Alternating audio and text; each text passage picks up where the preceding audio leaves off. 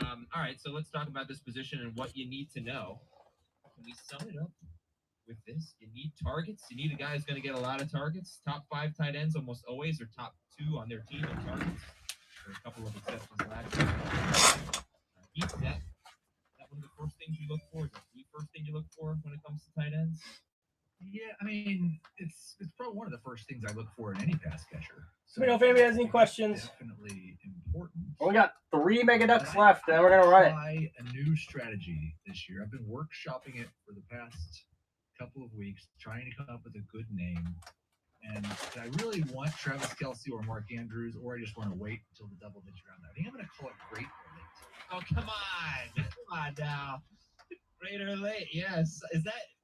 What was the joke originally? Because obviously that's an Azer expression, but I think Jamie. I think the joke was that it was Jamie's idea. Right. Great or late. So that's the other thing. So if you want an impact tight end, there are not usually more than 5 or 6 a year.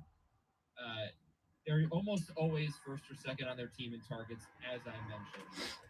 So, if you guys have questions, we only got 3 Mega Duck spots left, and then we're going to run it. And that's for the top row in the booklet 1 of 1 in the bottom corner.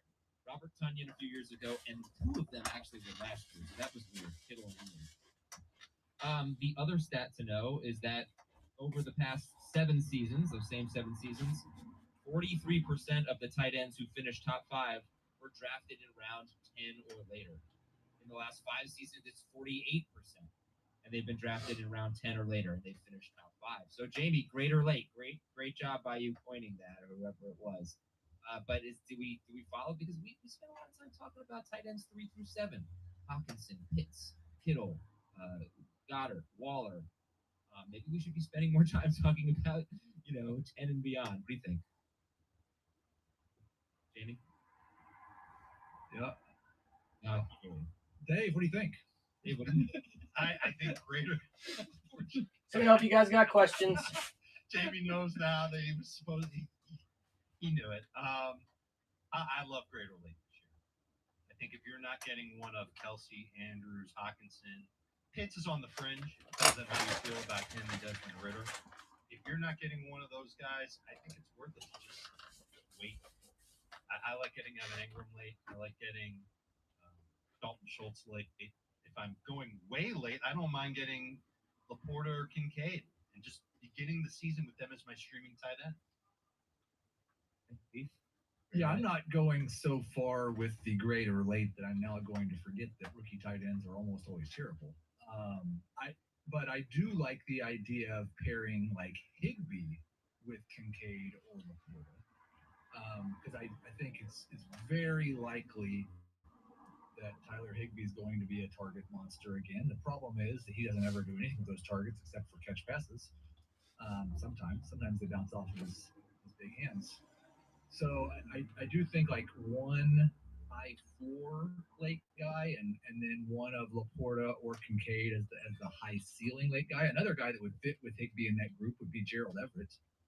We've seen what the Cooper Rush offense has done for tight ends. I mean, he turned Dalton Schultz. Kellen Moore. Cooper Rush. So, if you guys have questions, only 3 Duck spots left. Come on. Is Cooper Rush still an active player? I think he is. Okay. Anyway, I think Gerald Everett will be in that Higbee group as well of guys that you can probably count on for, 9 fantasy points per game. The great thing about tight end, it's actually terrible, but anybody could be a streamer because it takes 9 fantasy points per game to be a starter. I think it takes a little more than that, but if you're streaming and you get 9 points a game, you're pretty happy. And that's what I would say about the rookies. I'm not making a season-long commitment to any tight end I'm drafting past round 9. But wait, hold on. Laporta's my guy to begin the year if I'm taking a tight end very, very. I just need to. I think ADP. There's a couple of guys, maybe 3, that you would make a season-long commitment to that are being drafted in either late round 9 or round 10 or round 11, according to Fantasy Football Calculator average draft position, and they are Pat Freiermuth, David Njoku, and Dalton Schultz. So if you can get one of them in round 10 and pair them with Dalton Kincaid or What's up, Max? How you doing, man? Greg Dulcich or something like that, maybe that's not. So, if you guys have any questions, we have only 3 Mega spots left, and we're going to run it. We're also doing the free slab giveaway today for buyers. And I don't have it written down, but we looked at the tight tight ends drafted between rounds 4 through 7 the last 3 years, and it's a lot more misses than hits. So, is that what's going to happen? I think what's interesting, Jamie, about the tight ends 4 through 7. Hi, Jamie. Nope, can't hear him. What the hell? The microphone's still not working. What's interesting about rounds 4 through 7 is that it's a lot of guys who are really proven. You know, Hawkinson's pretty proven. It's not like some of the names we've seen in this range in previous years have been Logan Thomas. Who else, Dave? I can't remember. Some guys that's like, really? We drafted them that optimistically. But it's Hawkinson. It's Pitts is not that proven, but it's Kittle, it's Goddard, it's Waller. They're better on paper than what we've seen in the past in this range. But this I don't know if you guys got questions. It has been a bad range, and I'm not generally drafting from this group, so I think it might be a bad range again. Like if they go in round 7, I'd be happy with them. But I'm not taking these guys in round 5 or 6, which seems like a lot of people are. And while you can say they're proven, it's also true that Kittle and Waller are old, or Waller for sure, have injury concerns, have serious quarterback concerns. I don't feel like what George Kittle and Darren Waller have done in the past makes me feel more certain that they're going to deliver on a What's up, Bill? How you doing, man? Price tag this year. Do you, Jamie? I don't know if you can see it, but I got the trophy in. It's kind of, I don't know if it's cut off on phones. Jamie, I can't speak for Jamie, unfortunately. All right, we'll get back into those guys in a little bit. So those are just some stats to know. Here's another thing to know. The Fantasy Football Today Open, the FFT Open, sold out faster than Taylor Swift.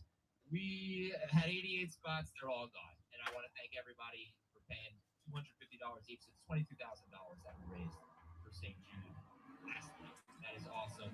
And that will get going. Let me see if you're in this one. We've had one of them for a while. Please leave us a 5-star review on Apple Podcasts. No, it's this one. Feedback, and we really appreciate that. It's still this one. We're down to 3. It's been a very, very slow week. So I'm hoping we're going to run today. Question as well. Good chance it'll be read on. Yeah, only 3 left. We're getting so many reviews. And then the blue one only has 13. So I'm hoping we can get both run today. We're also doing the free duck. So every purchase you make or every $10 you spend, you get an extra duck in for the Justin Jefferson rookie slab. There are 40 ducks total in the mega. So there's 25 cards and 40 ducks. I'm throwing these Saturday mailbags for you just to get some questions answered. And the last thing is please hit the like button on YouTube and subscribe on YouTube. We are so close. Today. We need those subscriptions. We want to get up to 100,000 subscribers. I think we're somewhere. I'd like to run both today, and I'd like to give that free slab. Somebody's going to get the free slab. Tell your friends. A little bonus for today. Again? Nope. All right. Yeah. Well, some of you guys have questions. We'll see what happens there. Okay, it's a great bid for the show today. We teased it, but let's do it again here. What's your overall tight end strategy in 2023, Dave? It's great or late. Heath? Yeah, it's a little more complicated than that. It's pretty much Kelsey in round 1, Andrews in round 3. 3 mega ducks left. Hawkinson or Pitts in round 5. Oh, you can't see it? Bill, sorry, missed that. Or Firemouth in round 8. This is it. The trophy for the league. What do you think? I mean, if they were going back in the round 8 range, they would be. I don't have a big difference. Right? In fact, I think it's pretty cool. I'm happy with it.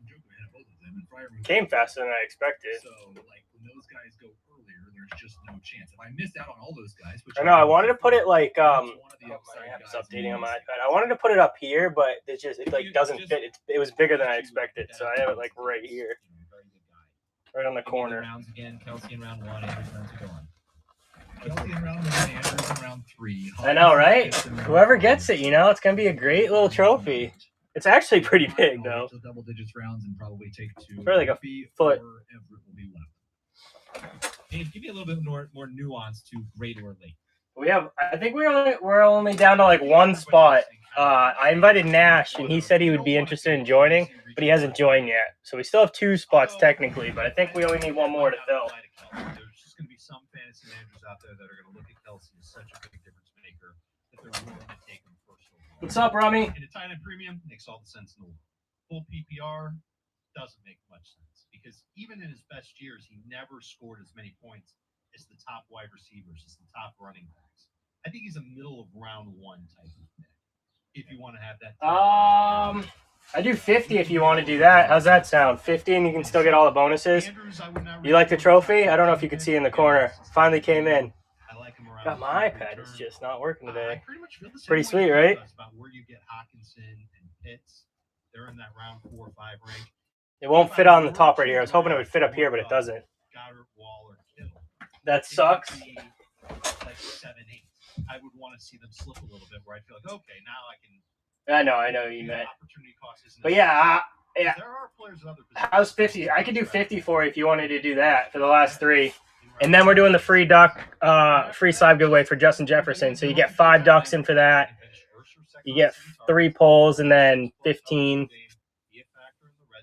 NFL polls. Up to you. I don't know about Evan Ingram, but certainly for Dalton Schultz in Houston until we see a wide receiver really break out, or 2 wide receivers break out, that would keep Dalton Schultz. All right, man. You could just do like $50 worth of credit. I think it should be in the buy it now. If you want to do that. Zone or the end zone, wherever you said, this is just a weird stat that I thought of bringing up here. I'll throw it. How about this? I'll throw in one of the. Who do you like better, London or Ritter? Including the Gardner Minshew games. Dallas Goedert has. I'll throw you one of these. You can have the Drake London to 199 or the Desmond Ritter to 199. I'll throw you one of those. He has London. All right, you got it. Routes from inside. You got it. Or I'd throw you a jersey. Do you want the jersey instead? I could throw you the jersey card instead. I think they go for about the same. They just don't use Goddard near the end zone, in routes very often. Jersey is not numbered, though. But if that ever changes, Goddard is basically the most efficient tight end in fantasy. He's basically George Kittle. All right, let's pull. Play rate is number 1 among tight ends 2 straight seasons. I think he's number 1, 2, 3. All right, let's see.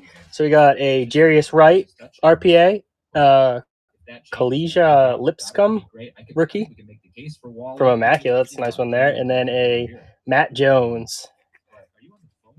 All right, man, you got it. And 4 ducks. Not too bad. 4 ducks, and then let me know what 15 numbers you want. I didn't even fill it up today, so it's really interesting. Pretty low. low. What you're hearing from Dave and Heath is round 8.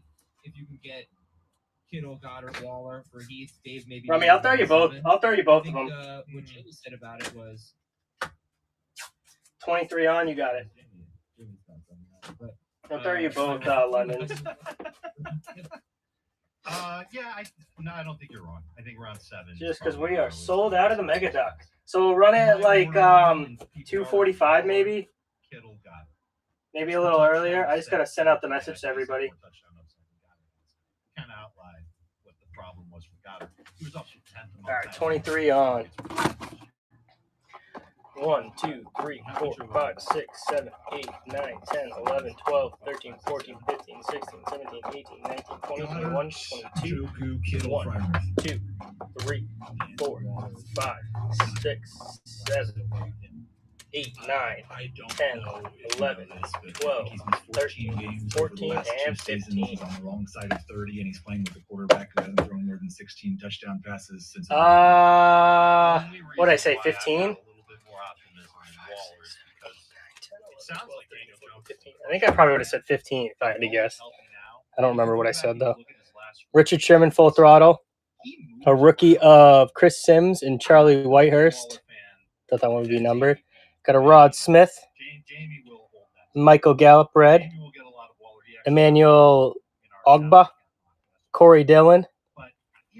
Jared Goff, silver. Michael Singletary. Rashad Jennings. Kurt Warner, silver. Got a Matt Ryan, Julio Jones, and Roddy White. There you go, man. That one's sweet. Jeremy Langford. Keyshawn Johnson. Josh Pascal, rookie. And then a Dick Butkus. All right, let's see. how they look. No slab. Wow, I thought you had it. Doesn't generally make me think they're like. Doesn't really change my opinion of them. Nice, Falcons card in there. That was a cool one. When he was healthy last year. Good. Averaged over 11 PPR points per game. Yeah, I probably want 15 for it. Last year, Derek Carr really did not have a good season, and yes, he was playing with a better passer than what Daniel Jones has been, but he also was playing with Devontae Adams. And that was a big problem for Darren Waller. He wasn't being targeted. All right, so Mega Duck is sold out. Not only is he going to be first or second on the team in targets. There we go. And Rummy, you get 5 ducks in for the Justin Jefferson too. But I have a hard time, Heath, putting Waller behind Njoku and Ingram when they. Let me know if anybody has any questions. The air that Darren Waller has. Yeah. Yep. And I don't think. I think I put some of the ones in that I listed. Those are still in the buy it now, but I can pull them out for you. But I got a Desmond Ritter, King of Cards, number 2, $3.99. All right. Desmond Ritter, $1.99. Drake London jersey, Drake London Mystique, number 2, $3.99. Got a Drake London $2.99. Desmond Ritter jersey, Desmond Ritter jersey, Desmond Ritter jersey. Tyler Algier, Raider rookie pink, and then a Desmond Ritter to $4.99. And I think there were some cool ones in the buy it now, but I have those back in my buy it now slot. But I can pull those out for you again. I think if you search Falcons in the buy it now, they should all come up. This is a Daniel Jones stat, but it is relevant. Yeah, there's a decent amount of them. So the Giants, I think, are going to be worse this year. Jeff Okudah went to the Falcons? In their wins last year. I don't know why I have him under Falcons. Passes yeah, I got the Kyle Pitts out of 10. Kyle Pitts rookie jersey. I got the Drake London patch to $1.99. Drake London jersey to $3.99. Calvin Ridley and Epikiti. But I think we should come back to that a little bit later. When we look at ADP, I think that was all I had left. General questions to answer. I'm gonna have a bunch of Drake London at some point graded. Right now, we'll talk about how who knows when those will come back. Talk about mid-round first. Let's get an actual number of where we're taking Kelsey right after this. All right, Travis Kelsey's had kind of an interesting career last 6 seasons. One of them with Alex Smith, 5 with Mahomes. You know, he's been the number 1 tight end in 5 of them. There's really that first Ritter. So the be King of Cards. Should be a top 10 pick. I would say that if you just look at points per game in the even numbered years, $10. How's $10 sound? I feel like that's pretty fair. Absolutely. I'll do $10 for you. 18.5 or more fantasy points per game. In the odd number years, 2017, 19, and 21, no, he's been about 15.5 to 16.5 points per game. So, yeah, that one looks so cool. Passing seasons for the Chiefs offense. I honestly don't know. How much they go for, but if I had to guess, I think $10 would be pretty fair for them. Like my thought is like this one's probably like $3 maybe. This one's probably closer to like 7, 8, and this one's I would think would be about the same. Last year, Dalton Schultz was tight end 9 at 9.5 fantasy points per game. 9. So I do kind of disagree. Like, all right, so we'll do it at 245. Non-PPR. But I do think like 16.5 PPR fantasy points per game maybe doesn't feel like a first-round pick. And the Mystique London. If it's like you want that one too? Increase on ninth best. How about if I throw this one in, we do 25, and I'll throw in the Dawkins. How's that? I feel like that's a pretty good deal.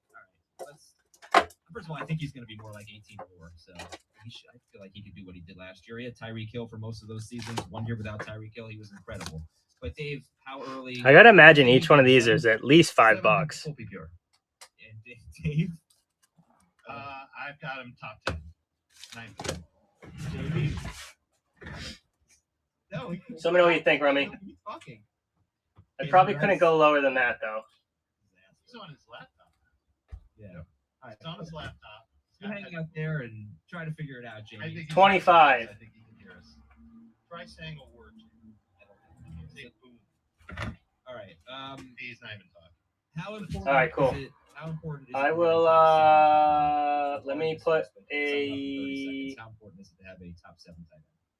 I'll just do a buy now of 25. Can we change that number? I'll just do like Falcon Lot Rummy. I think you'll have an edge over the majority of your league. But it's more about having a top 2 tight end.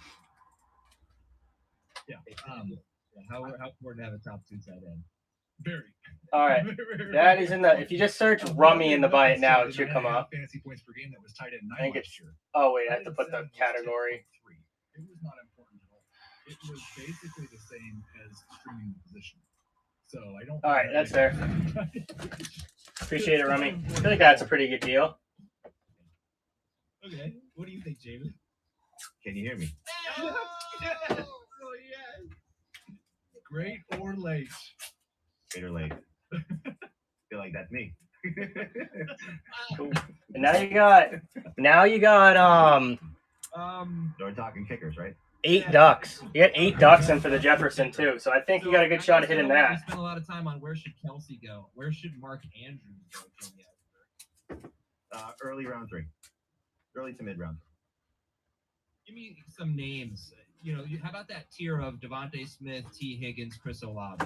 Right there, I think it's the quarterback. Appreciate the purchase, Rummy. And I'm just sending out the messages now. We're gonna do it later at 2:45. Depending on if you're gonna take, Mahomes, Allen, or Hurts, I think Hopefully you clean up because I feel like honestly you've done all right so far. So you can certainly talk about whether it's appreciate the tip, man. Chris Olave or Mark Andrews. I always find it so funny as a tip feature. Depending on how your first two picks go. So, but Like I guess it makes sense. Like if a breaker hits you a big card, it's kind of like tipping at like a casino. It's just kind of funny. I remember this guy I watched. I was on his stream for a little bit, and one of the things in his buy it now was he had a tip thing as like something you could buy in the buy it now before the tip feature came out. Just kind of funny. Mixon, Top 3 quarterbacks or Andrews? All 3 quarterbacks. I would take the quarterback over. All right. All right. Should you draft 2 tight ends? Heath, you've kind of been saying you miss out on top 2 or the top 5 or what? I mean, it obviously depends on the depth of your league. In a standard draft.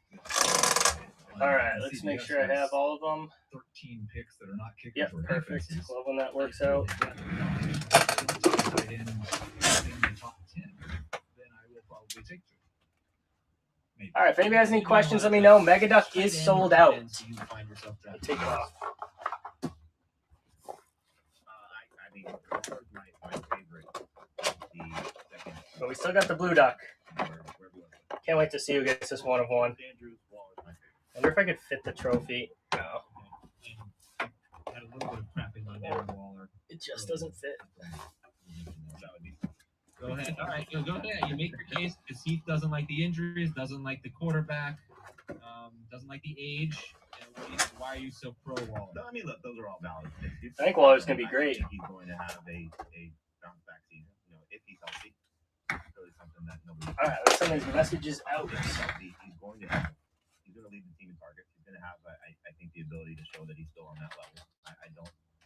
I don't downgrade Daniel Jones as a quarterback for him comparatively to, let's say, who he's been playing with Derek Carr. I think it is a downgrade, but not something that I'm going to run away from. I love the system. I love the coach. I think Brian Dable is going to feature Darren Waller to a level that he was at 2 years ago. So I think he's got a chance to be in the conversation to be the number 2 tight end. Okay. Let's do sleepers, breakouts, and fun. Oh, actually, no. I'm sorry. Heath and Dave, I don't think you answered that question. Dave, who do you find yourself drafting the most? Heath, me? Yeah. Okay. There you go. Heath. Dave. I find myself getting a lot of Evan Ingram, Dalton Schultz, Laporta, so I guess I'm in the late. Okay. I don't think I gave those guys and where I'm drafting them, but I don't think this year there's been one guy, and other than Kelsey or Andrews, I'm pretty okay with that. I don't think I want to be too heavily invested in any tight end not named Travis Kelsey or Mark Andrews because they could all stink. How much do you guys want Kyle Pitts, generally speaking? Round 5. Yep. 100%. Yep. Right. Let me ask you a weird question here. I understand you have guys like Njoku. I got it off Amazon actually. It came pretty quick, and it came with a free like nameplate on it. So I put that on, and I feel like I was gonna buy a trophy. Like if we do it next year, I'd buy like just another one. But I didn't realize it came with the thing that you could like fill it with names. So I don't know if I want to like make it so people have to send it to another person. I might just get another one every year. It wasn't too expensive. Maybe we should just skip them and just take shots on. So I don't think it would be too much to get another one every year. And that way people can just keep them. Greg Dulcich, okay? He averaged 41.1 yards per game last year as a rookie. That is more than Rob Gronkowski, George Kittle, and Mark Andrews averaged as rookies.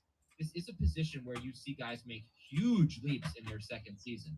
And then you've got Kincaid coming into a good situation. You've got Laporta coming into a good situation. Maybe we should just skip the guys that we know. Yeah, I think it would be cool. Like if it's something that we end up doing for a while, like imagine like having a couple of these on your shelf. I think that would be sweet. Yeah, mini belt would be sweet. Yeah, I've seen some cool belts and stuff. Take 2 shots on. No, this one was like I want to say it was like $35, so it really wasn't bad at all. And it came with the plate, custom plate. Having a tight end that can make a difference for your fantasy. I guess I'd say that even though Evan Ingram was the number 5 tight end in fantasy last year, he didn't really make that much of a difference for your fantasy team. He just wasn't consistently good. So you're taking one of those guys, and maybe they don't really have any true upside, that they're just sort of fine, and you should actually just spend 2 picks on guys with huge upside. That exists. And the guys that have the huge upside have it because they're younger or because they haven't had a tight end 5 season yet. Yes, that's honestly how I work. I know that sounds counterintuitive, and again, I'm not saying I believe this, but when you look at the guys who make huge jumps, I mean, I can't really see it from Evan Ingram. I think it's more of a philosophy situation because of where you're picking those guys, right? So who are the guys you're saying to avoid? Ingram, I don't want to be not avoid, but who are the ones you're thinking that are sort of their feelings capped a little bit? I would say. All right, all messages are sent out. Mike Fryerman. Yeah, I would take him out of that because they want to be a run-heavy team. I think they showed that last year, and we just had a report 2 days ago. They've got Johnson, they've got Pickens, and they've got Kenny Pickett. How good could Pat Fryerman be? That'd be my argument against this year. Well, I mean, he did score 7 touchdowns as a rookie, and if that number bounces back based on some of the other things that they're doing with him. Let me know if anybody has any questions. We're doing the free slab giveaway. So if you make a purchase, you get a free duck in for the slab giveaway that we'll run at the end of the stream. That's the right approach.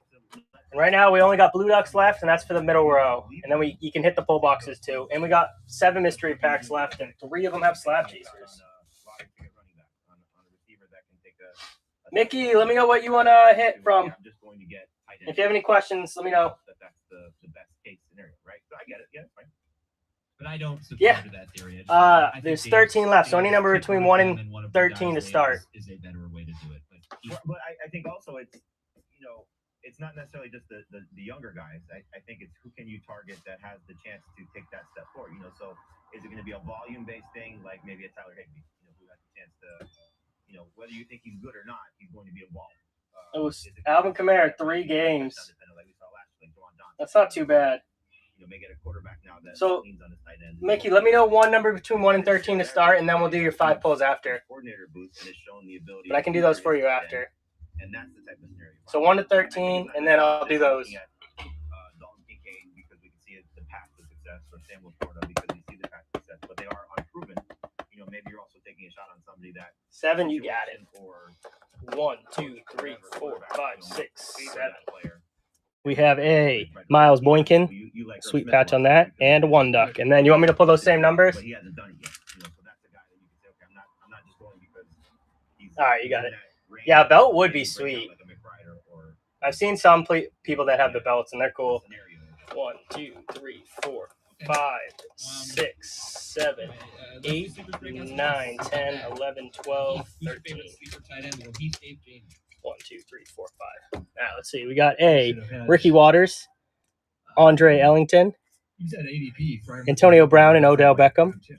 Snoop Connor rated rookie, and then a Jimmy Graham die cut. And is that one numbered? No. All right, let's see if he had a slab. And it's kind of weird to call him a No slab, slab, but appreciate the purchase, man. as good as he was last And year. you're also got one duck in for the That is a slab. Justin Jefferson slab. We'll run at the end of the stream. 6, tight end 7 is basically the same as Evan Ingram last year. I do think All right, 9 ducks in that, so I don't pretty good necessarily chance. believe that the tight end targets are going to disappear because they've been there in Kevin Stefanski's system. And so I expect he's going to have somewhere in that 80 to 95 target range. And if Deshaun Watson becomes Deshaun Watson, and actually I'm projected for 103, so a little higher than that, then those targets could be worth a lot more. Dave, your favorite sleeper tight end? Dalton Schultz. His ADP on NFC. Just let me know if anybody has any questions. Doing the free slab giveaway for the Justin Jefferson. Every purchase you make gets you a bonus duck, or every $10 you spend gets you a duck. I like the opportunity that he's got to continue being a primary target. All right, I'll be right back. I'm just going to go grab an Amazon package On outside. offense. This is the 49ers West Coast system. They utilize tight ends quite a bit out there. And he's been a red zone threat for years. He was in Dallas a couple of years ago. He had a ton of touchdowns. He could revert to that. We talked about that with Freiermuth. Schultz is in the exact same camp. Do you also feel like he could have been included in that not super high ceiling conversation, Dalton Schultz? Yes. Yeah. But I view him as a little bit safer. Doesn't have the ceiling of like Pitts or Hawkinson or even Waller. But I think he could be a safe PPR tight end. Jamie, your favorite sleeper tight end? I mean, just based on ADP, I'll take Kincaid. The opportunity to be the big slot receiver and play a big role with Josh Allen for a team that didn't really add a lot to its receiving core.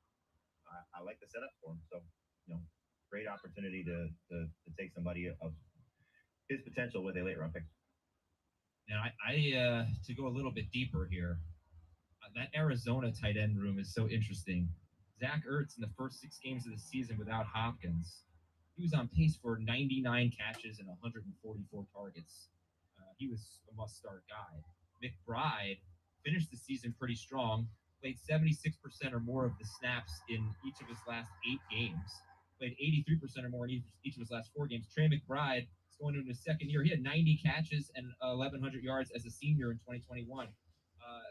Anybody looking at that Arizona tight end room? You got Ertz, Yes. 33 years old, and November off a torn ACL.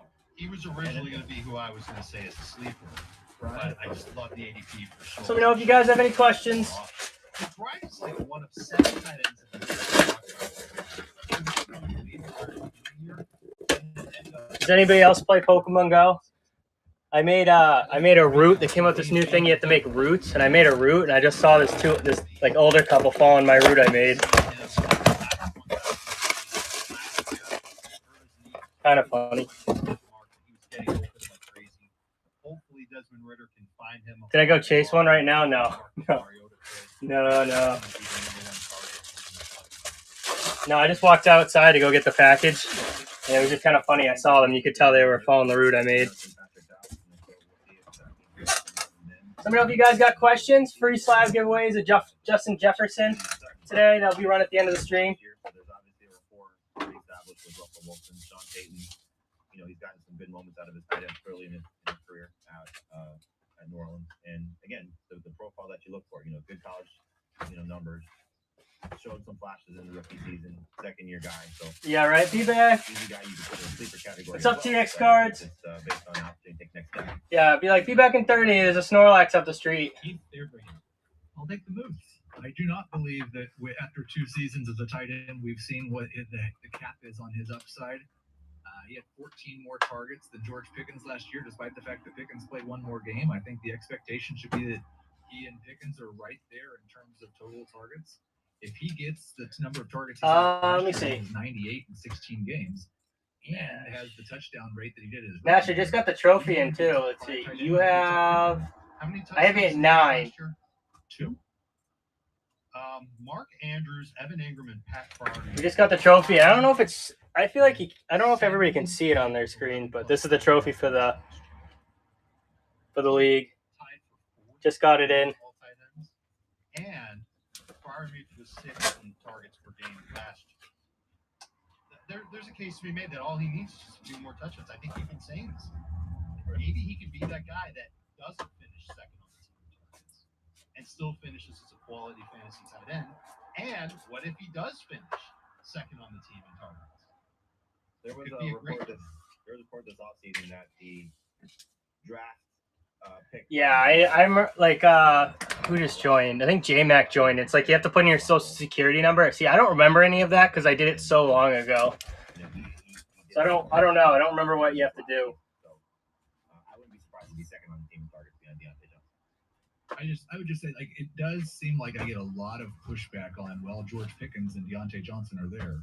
Right. And I just don't like George Pickens has not yet shown himself to be the type of wide receiver who would earn a lot of targets. He makes incredible plays. He's a fantastic video game player. Yeah, then we'll have to decide when we want to do the draft. But if we get any other people, like if we get a couple more people, I wouldn't pair making a 12 team either. Deontay Johnson and George Pickens. Heath, you want to get in on it and take Fireman? Gotta get 10 first. No, I would like. I'll do the bet of who's going to be second because nobody's coming within 50. Duck race in about 10 minutes. Great. Well, look, I don't want to. I shouldn't have put Farmies in that conversation. But you did. I did. But I was really saying it hypothetically. That would be harder, but more money to win. Were to Joku, Ingram, and Schultz. Farmies Right. at a different point in his career, so I was unfair to him. All right, and let's do busts here, and we'll go Heath, Jamie, Dave. Heath, who's the biggest bust candidate at tight end? You want to go first on anything? I think Jamie should go first.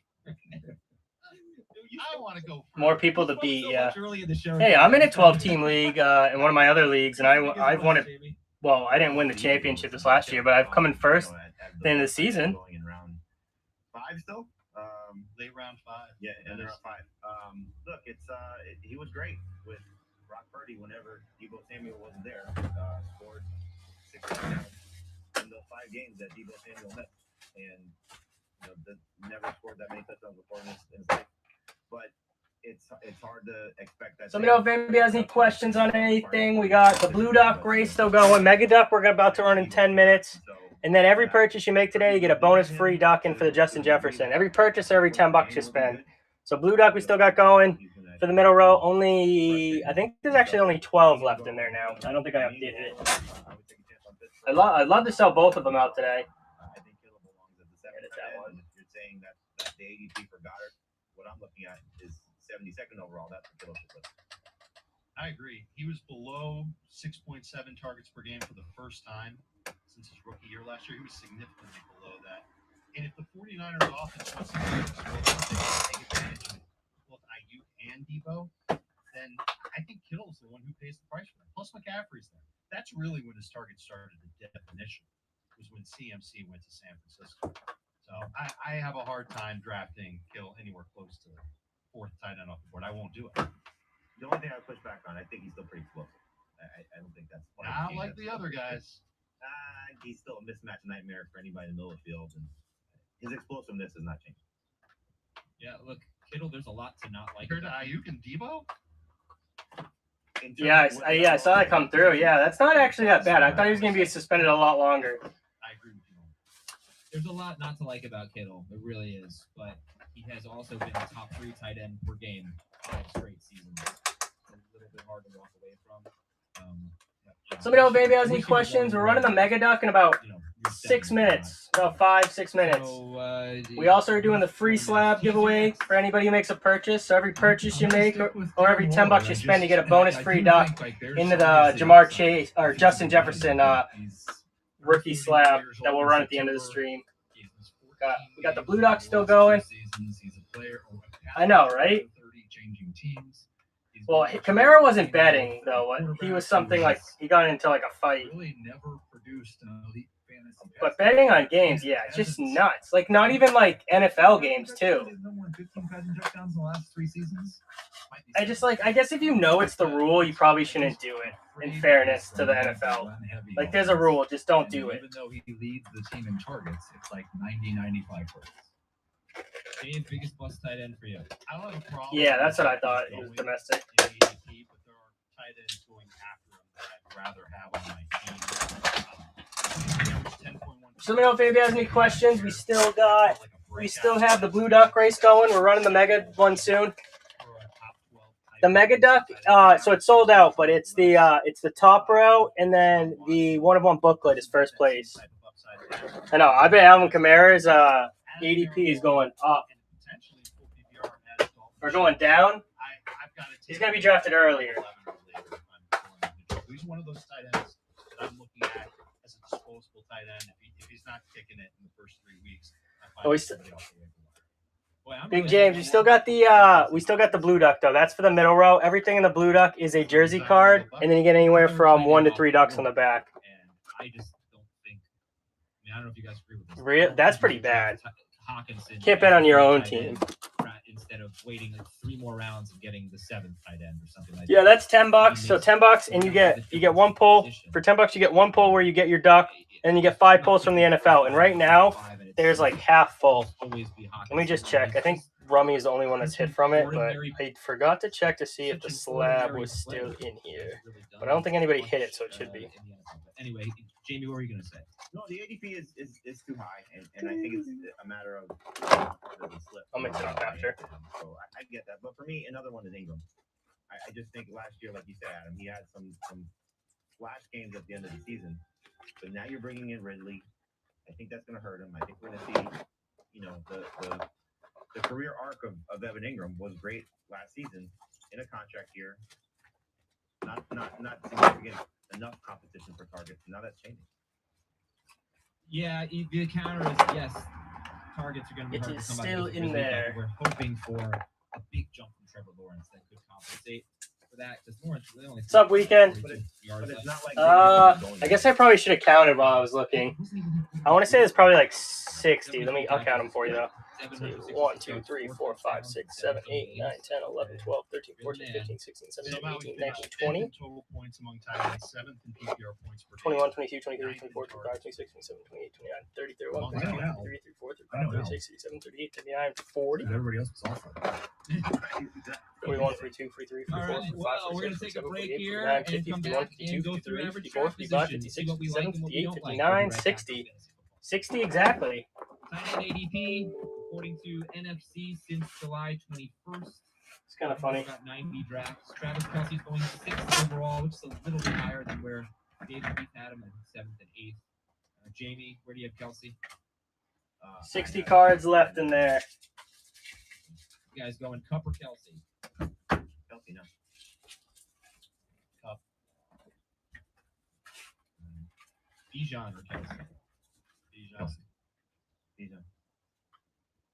Bijan, Cup, Kelce. We already did the Mark Andrews or a little bit earlier. Most of you like the quarterbacks out of the top 3 quarterbacks.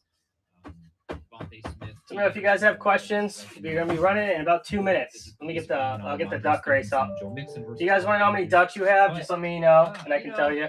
He's going 32nd overall, and he's only had 1 great year. I believe in him because I think you do have to sort of parse the data and say, well, with Lamar Jackson, before Mark Andrews' injury last year, he was absolutely performing like at worst a 2nd round pick.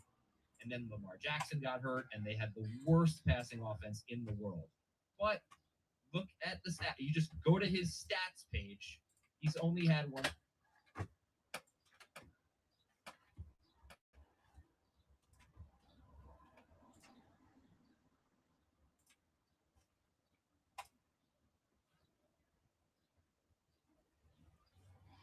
All right, we're gonna be running in about a minute. Get the Lucky Duck music up and ready.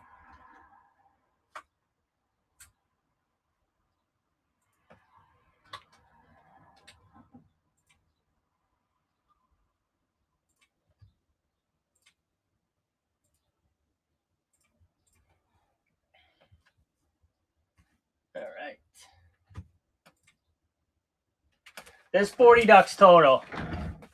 So there's 40 ducks, but you have a chance to win 5 prizes, so it makes the odds a little bit better. But we're also doing if you didn't hear me say it yet, but we're doing the free slab. This slab's going to be given away Justin Jefferson, rookie Prism PSA 9. We're doing that as a free giveaway at the end of the stream for anybody who makes a purchase. So every purchase you make or every $10 you spend, you get a duck into that. All right. Let's Let's run this. All right, this is going to be for the Mega Duck, which is some big prizes and the booklet 1 of 1. All right, let's get the Lucky Duck music on. All right, everybody, good luck.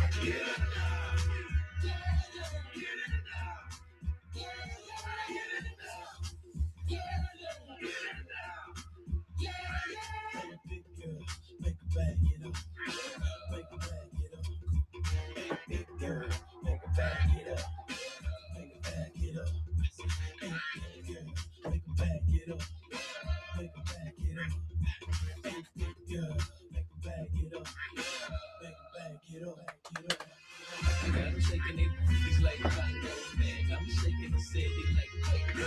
Haters blowing the face like Congo. I'm breaking the cake, so let's make it. I'm taking the game's mine. Yeah, I witness the change, it's my time. Yeah, I'm new to the game, but y'all might wanna say you ain't raps, they like save the time. I can dance all day, I don't do shit. Y'all looking at something like a truth. Yeah. A girl told me that a man that can dance might could possibly get down with the tool in his band. All right, 25. Who's going to take it? When this over, you ain't gonna need your bird. I'm a bro, make you bend your back low in the pound of real bad, just like the percolate.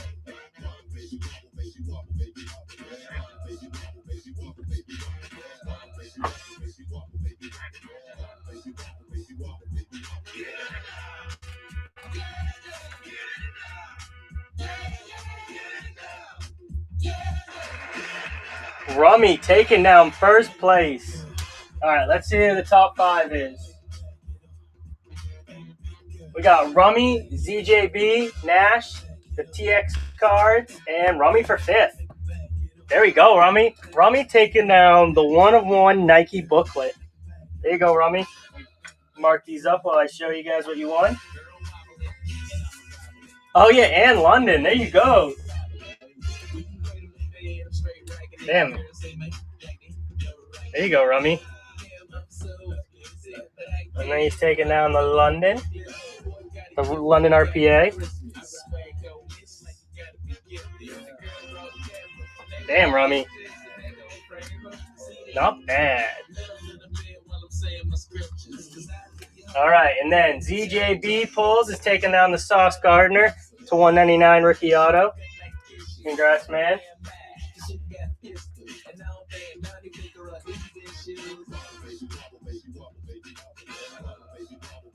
And if you guys are here and you haven't made a purchase today and you won something, so Nash, TX cards, if you want, I would give you $5 off anything you want if you want to make a purchase today, just because I got to pay for shipping.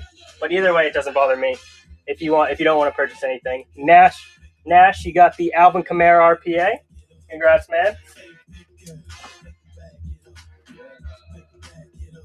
I'd just rather give you the $5 and then spend it on shipping if you want.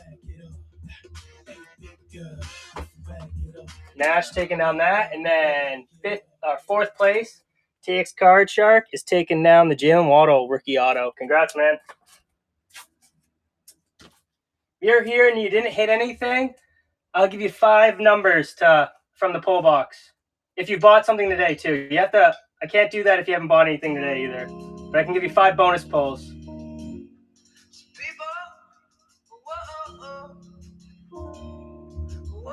But yeah, congrats. So Nash and TX cards. So if you wanted anything and like to buy it now, it's like $5. I basically make it free. All you have to do is pay shipping, and then it will come with this. Because otherwise, I'll send you a link for your shipping later. Either way, no worries. Just figured I'd give you the option. If you guys want to take the money off, or literally anything, $5 off anything. But no worries. Congrats to all the winners. We also have the Fantasy League going. We have 1 spot left. Unless we can get 3 more people, we'd make it 12 league. But right now it is 1 spot left in the league. And the trophy has been purchased. So this is the trophy for the league. And then we have, if you get the highest scoring team, if you're the highest scoring team of the week, you get 1 free duck pull. No, 6th place doesn't get anything, man. But if you make a purchase today and you didn't win anything in the Mega Duck, I'll give you 5 bonus pulls with your purchase. I can do that for you, but I just can't pay shipping and give the 5 bonus pulls. But congrats to the winners. All right, man. If you want to do that, just buy like $5 worth of credit, and I could do that for you and give you a blue duck and then a 5 pulls. If you want to do that, and then you get a duck in for the Justin Jefferson too.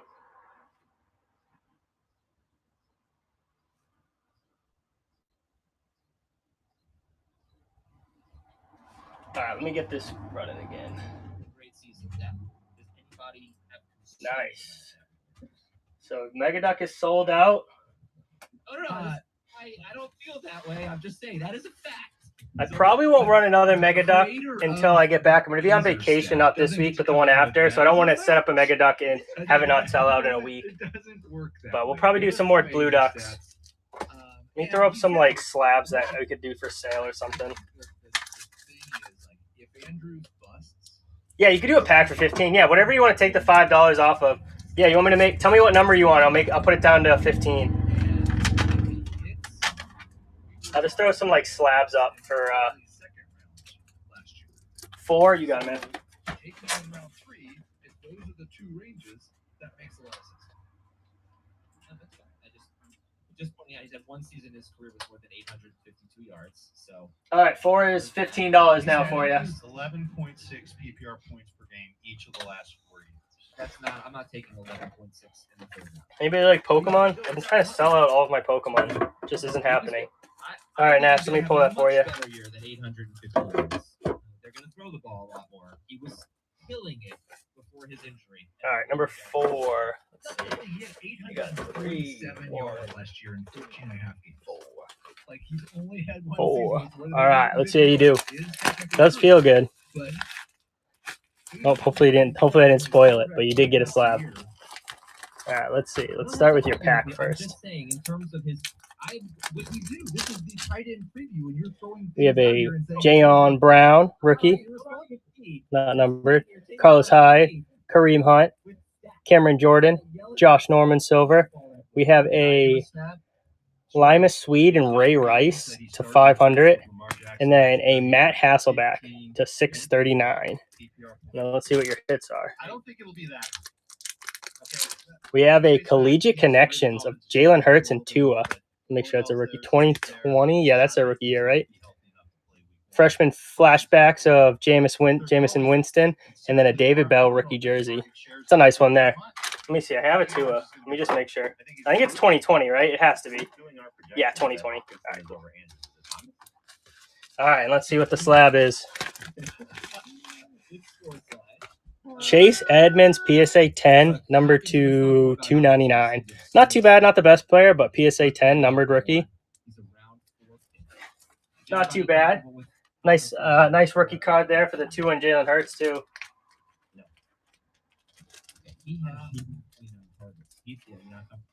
No, late round 4, but I don't ever take him there because there's always somebody I have. Appreciate the purchase, man, and congrats on the win. Round 3 and my 33 through 36 go round 3 through 5 for me. Late round 4. If anybody has any questions, just let me know. Okay, so. And Nash, I'll give you get 2 ducks in for the Justin Jefferson too. 129 targets in 17 games with 2 teams last year, and his 17-game pace with Minnesota. Yeah, thank you, man. 146 targets.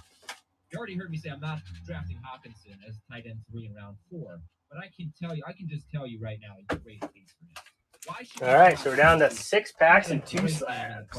10 catches for 129 yards against the Giants. If you take that game and you include that and give him a 17-game pace with the Vikings, it's 117 catches, 1,074 yards, and 5 touchdowns on 9 targets per game, on 163 targets, 15 fantasy points per game. Would have been the number 2 tight end per game. So that would get to play the Giants every time. If anybody has any questions, just let me know. We got 12 Blue Ducks left, and then we're running that one. That is a fact. We're just going to either stat everybody else.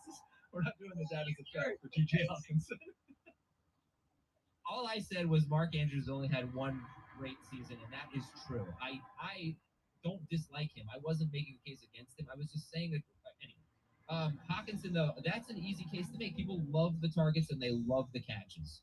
So why aren't we comfortable with him in round 4? Because the downside is 10 to 11 PPR points per game, which is lower than Andrews' downside, I would add. And I think it's just safer to wait a little bit on Andrews. I've got him as a late round 5, or not Andrews. I'm sorry, Hawkinson as a late round 5 pick, because he's probably going to lose out on a little bit of targets to Addison. Addison should take at minimum 7 targets per game. Jefferson's going to take a ton, but he's still going to be good. Let me know if anybody has any questions. Volume. Got 12 left for the Blue Duck race, and we also have one fantasy spot left. We also, the NFL box too is probably is it still at 60? It's pretty small. It's pretty low. It's a good chance to hit either the Jordan Love or Cam Akers. How about Pitts? Let me put the slabs back up there. Kittle was round 5, 6 turn. Let me throw some slabs up at the top that we can put for sale. All right, we got a Waddle 10. Pitts in round 6 is tight Got end 5. this one we could throw Kyle up. Pitts, Darren Waller, and Dallas Goedert are all going in round. Just fill up the top part 6 so it to doesn't look so 7, empty. according to ADP. Pitts, Waller, Goddard, and Jamie. How do you rank that? Waller, Pitts, got it. Jamie, I think you have to go. I know the studio is needed for, I believe, Morning Combat, a different podcast, so if you have to hop off at any time. So let me know if you guys got questions. Let me know. Just throwing some slabs up. Heath, Just how do you rank throw those some three? stuff up if Pitts, you guys are Waller, interested in Goddard, any of them. Really disappointed. I thought we were going to get Jamie ranking them, giving us analysis. All the football ones I think I have for sale. I thought you said Pitts. Gronk. Throw Gronk up there. Dave? Pitts, Waller, Goddard. All right, so Pitts is so interesting for obvious reasons. He was pretty lousy last year. What do you expect, Dave? Addison as your breakout. What do you expect this year? Why are you optimistic? I think he'll be better. There was a lot of good that he did last year. It just didn't translate into fantasy points. He ranked top 10 among tight ends and targets per game. So let me know if you guys have any questions. Huge, 28%. That was actually 22nd among all wide receivers and tight ends. He had 16 uncatchable targets out of 30. 11-plus air yard throws. So more than half of the throws that he had, that just went 11-plus yards downfield off target, and they were all from Marcus Mariota, none from Desmond Ritter. You have to hope that Ritter takes a step forward in terms of accuracy. That's one of the things that you have to buy into if you draft Pitts. If you don't think Ritter can do it, and I'm not saying that Ritter has to become Aaron Rodgers overnight. He just has to take a step forward. If he does that, it's been proven that Kyle Pitts can get schemed open. He seems to be over the MCL injury. If you guys got questions, just let me know. Still the Blue Duck going, and then we're doing the free slab giveaway for today. Lead the Falcons in targets over the course of the season. There we go. Anybody think Pitts is just going to stink this year? Not get enough So volume? the only thing I keep going back to is I spoke to Arthur Smith for the story I did on Bijan Robinson, and I asked him about Vic London, I asked about Kyle Pitts, and the thing that he said about Kyle Pitts in terms of his numbers, we had Matt Ryan his rookie year, and we didn't have Matt Ryan last year, and I think that was just reading between the lines. We had a veteran that we trusted, let him throw, and we had some not trustworthy quarterbacks last year. Now, you buy into Desmond Ritter, and he buys into Desmond Ritter. Just throw the Desmond CD Ritter up there. is going to have an opportunity to elevate these guys better than This isn't for any duck race. I'm just throwing it up just to fill up the, so it's not empty. If you guys have any interest in any of those, let me know. They're all for sale. And so if the guy under center can get it, we know that Bijan's going to get his touches because they ran the ball 559 times last year. Is the passing game in this offense able to support these two guys? Now, Arthur Smith was at the helm of a Titans offense that had a 2,000-yard rusher and still very good production from its receivers. And, I'm going to put Pitts in the receiving category here of Corey Davis and A.J. Brown. It was Brown's rookie season. And Davis is, I think, third year, fourth year at that point. So hopefully Ritter can do enough to support these guys. I think the thing that you're drafting Kyle Pitts on is you're drafting him based on what you saw in rookie campaign, the hope that he's going to find the end zone more, and he did a little bit better last year. But can all of these guys coexist in this offense in terms of pass catch? Let me know if you guys got questions. Doing the free slab giveaway for the Justin Jefferson. In a low volume situation with a relatively inexperienced, maybe terrible quarterback. And so it's all a lot of hope. And if that's the place you want to be, and I think, Adam, you brought this up in terms of why take X, Y, and Z tight end. You also have 6 mystery packs left, and 2 of them have slabs. Why take Kittle, Goddard, Waller, and not take a chance on the guy who could be the best, maybe, of the position besides Travis Kelce. So that's Especially I think if you're not reaching. that's what you're telling yourself if you're Jackson. You're telling yourself that this is going to be the year that he does what the number 4 overall pick in the NFL draft. They throw up a couple more that could be free ones. And why he was full the box. second rookie ever to get 1,000 yards in the position and becomes that breakout player. So if you don't mind taking a big swing, this is the guy you take the swing on, as opposed to maybe even Hawkinson also. Hawkinson, Waller, Goddard, Kittle. I think this is the one that you try and hit that home run. I will say, like, speaking of hope, the Falcons tweeted 43 minutes ago, "Oh, hi, Matt Ryan." He is at practice. He's not under contract, I don't think, with anybody. And we'll throw His team. We've seen that happen before, haven't we? there's Tony. Yeah. We have, yes. I also think, look, you bring this up, Adam, about Anthony Richardson and the potential of Gardner Minshew playing. If Taylor Heineke plays, that might be better for the pass catchers. Yeah, at some point, and I wouldn't rule that out. And this is something, Heath, I don't know how much you factor this in. For London, for Pitts, and for Bijan, they clearly have the potential to be. So I don't know if you guys got questions. We have 12 ducks left before you run the blue duck race. And every purchase you make gets you in for the free slab for the Justin Jefferson. Their defense is improved. So just let me know if you guys got any questions. The game's going to be better, and they're probably going to challenge to be in the division mix. Whether they are better than most likely the same. If they are contending, they're taking themselves out of probably top 10 overall pick again. I think it's a similar argument with McLaurin and Dotson, and with London and Pitts. You're hoping for one of 2 things if you have those guys, that either Sam Howell or Desmond Ritter's good, not great, just not terrible, Correct. Or that they're just awful. Yep. I love Pitts at his ADP, which is 68th, but I never see him make it in our leagues to 68th. Did he just freeze on that? Because he looked great. Oh yeah, he did freeze. He's back, but it was like the perfect pose.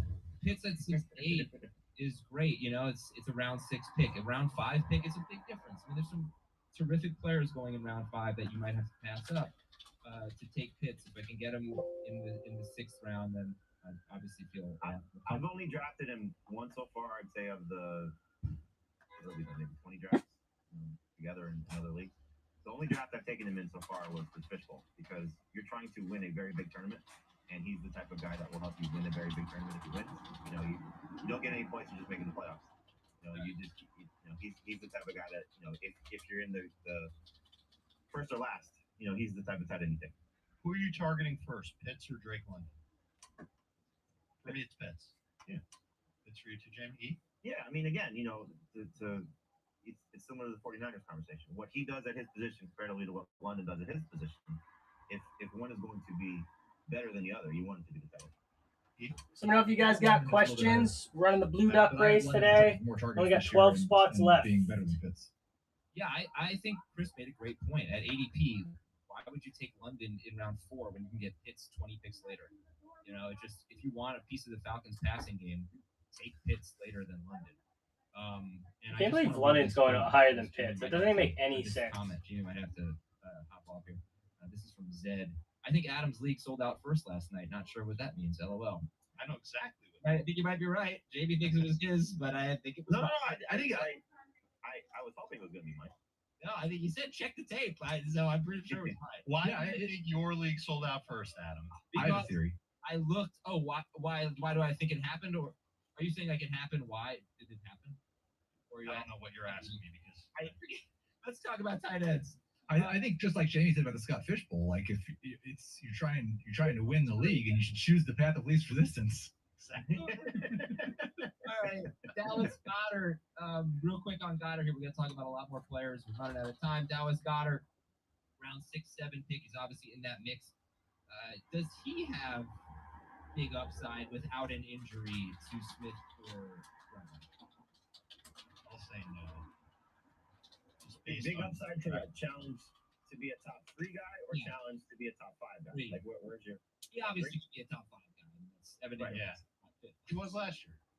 Yeah. So, could he be a top 3 guy? Could he have a 13 or more PPR point per game type of season Yes. without an injury to those two guys?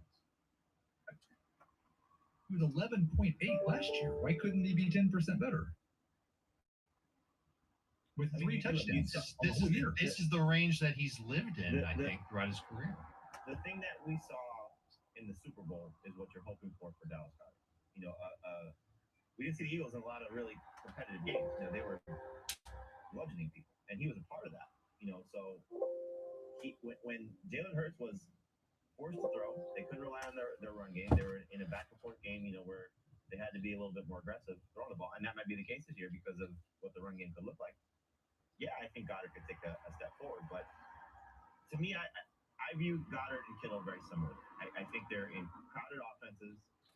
You guys got questions? Let me know. Only 12 Blue Ducks left. Them personally, but you still love to have them on your fantasy team at the right cost. So, that's why I think Waller has a higher ceiling because of what his role is for the Giants. So I would take Waller over both those guys. But if I get Goddard as the fallback in that tier, or even Kittle as the fallback in the tier, we just gonna see at ADP. I'm perfectly fine with that. But it's just a matter of going into it. You can't expect him to be that guy. You have to hope, like you said. You have to hope, like you said, Adam. Either A, an injury, or B, they're just so much more. There's a lot more volume coming his way because they're throwing the ball. So that brings us to Evan Ingram, who's in round 8, and then Pat Fryermuth, David Njoku, Dalton Schultz. So these guys are veterans. Fryermuth going into his 3rd year. The other guys a little bit deeper into their careers. Ingram, Fryermuth, Njoku, Schultz. And the philosophy here, Dave, is what? If you didn't get one of those first 7, grab one and then grab an upside guy later. We sort of established that that's not a bad way to go. You don't have to grab a second tight end. It wouldn't be a bad idea if you did. But I think in the case of all these guys, except maybe even Njoku, you could roll into the season with them as your starter. Give them a few weeks. If they suck, then you go to your waiver wire and someone will be there that you can move in. All right, and that's 11 tight ends. But that's where the late tight ends start for me in the grade or late conversation. This is at 100th overall in the draft. Ingram? Yep. Probably not. What's his ADP? Round 8. Yeah, well, that's too soon. Okay. So Ingram, Fryermuth, Njoku, Schultz, you've got a level of provenness there. A lot of the guys after that, you don't. So Okonkwo, Dulcich. Finally got to Okonkwo. Yeah. I'm surprised he still might end up. If you guys have any questions, just let me know. Dulcich, Higby, Kincaid, Komet, Jawan Johnson, Gerald Everett, Sam Laporta. It's a mix, Heath, of young guys that we're hoping take the next step. I think it's kind of mostly that. And then there's Higby and Everett in there as well. How do you see that whole group basically more or less done with the top 12? Yeah, I think Higby. I mean, Higby's my favorite, and we talk about it. If a guy's going to have a weird season and finish top 5 when he shouldn't, it's probably a guy who finishes second on his team in targets. And Higby is, I think, the most likely guy out of this group to be second on his own team in targets. I need to move Dulcich up a little bit. I had some Sean Payton anxiety with the way he was talking about the tight ends and seemingly having no idea who their best tight end was. It seems like Dulcich is moving into that range, so he would probably be next for me. I don't actually believe Okonkwo is going to be a thing now that DeAndre Hopkins and Traylon Burks are both ahead of him. What should we expect from Kincaid and Laporta? And any other amazing performances. I mean, look, rookie tight ends, we know they struggle. And no matter the hype, as good as Kyle Pitts was as a rookie, he scored 1 touchdown. And so depending on the format that you play in, that was pretty frustrating for a lot of people. So 1,000 yards and you saw the potential. Is Kincaid going to be a red zone threat? That's, I think, a big question. That they seemingly like him in that role. Is Laporta going to take advantage of the 6-game absence that we have without Jameson Williams to maybe get some more targets? Those are things that you're hoping for. But again, I think you just have to be realistic, which is why the ADP is reflective of that, and I think our rankings are reflective of that. You just have to understand that there's going to be some flaws, there's going to be some growing pains. The difference is, I think, is what we may see from this class. And Heath, you could probably attest to this more in terms of where you're projecting these guys for the future. But and we talked about this a little bit yesterday with the quarterbacks, how teams are defending these great passing attacks. And I think you could say Josh Allen is a great passing offense, the Bills are a great passing offense, and maybe Ben Johnson's offense for the Lions. But that's why the focus is on taking players like this, is the moving away from the traditional tight end, the more slot receiver type of guys, and how much are they going to change the way offenses are run?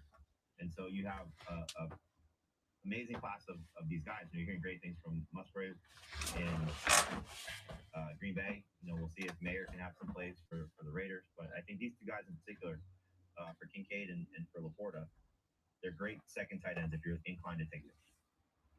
I think that's the key and I poo-poo the rookie tight end thing, and I've moved Kincaid up a little bit. Let me know if you guys have any questions on anything. You should not expect for Kincaid and Laporta. You should hope. There's upside there. It's potential, but you should not have there's no reason to have reasonable expectations of production from these guys this year. They are getting opportunities in good offenses, good to great offenses. We can't call the Lions offense great yet. And that's what you're hoping for. And you're just taking a chance on them to start your fantasy season. Do you think Kincaid sees more targets than Gabe Davis this year? I think there's a chance, yes. I don't really. That's the style. I love Kincaid, but I have a hard time seeing him being top 2 on his team in targets.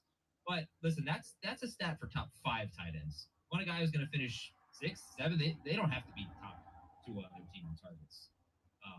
Maybe they won't have that big of an impact, but seeing Kincaid finish as like tight end 8 wouldn't really shock me. That would just not that good of a season.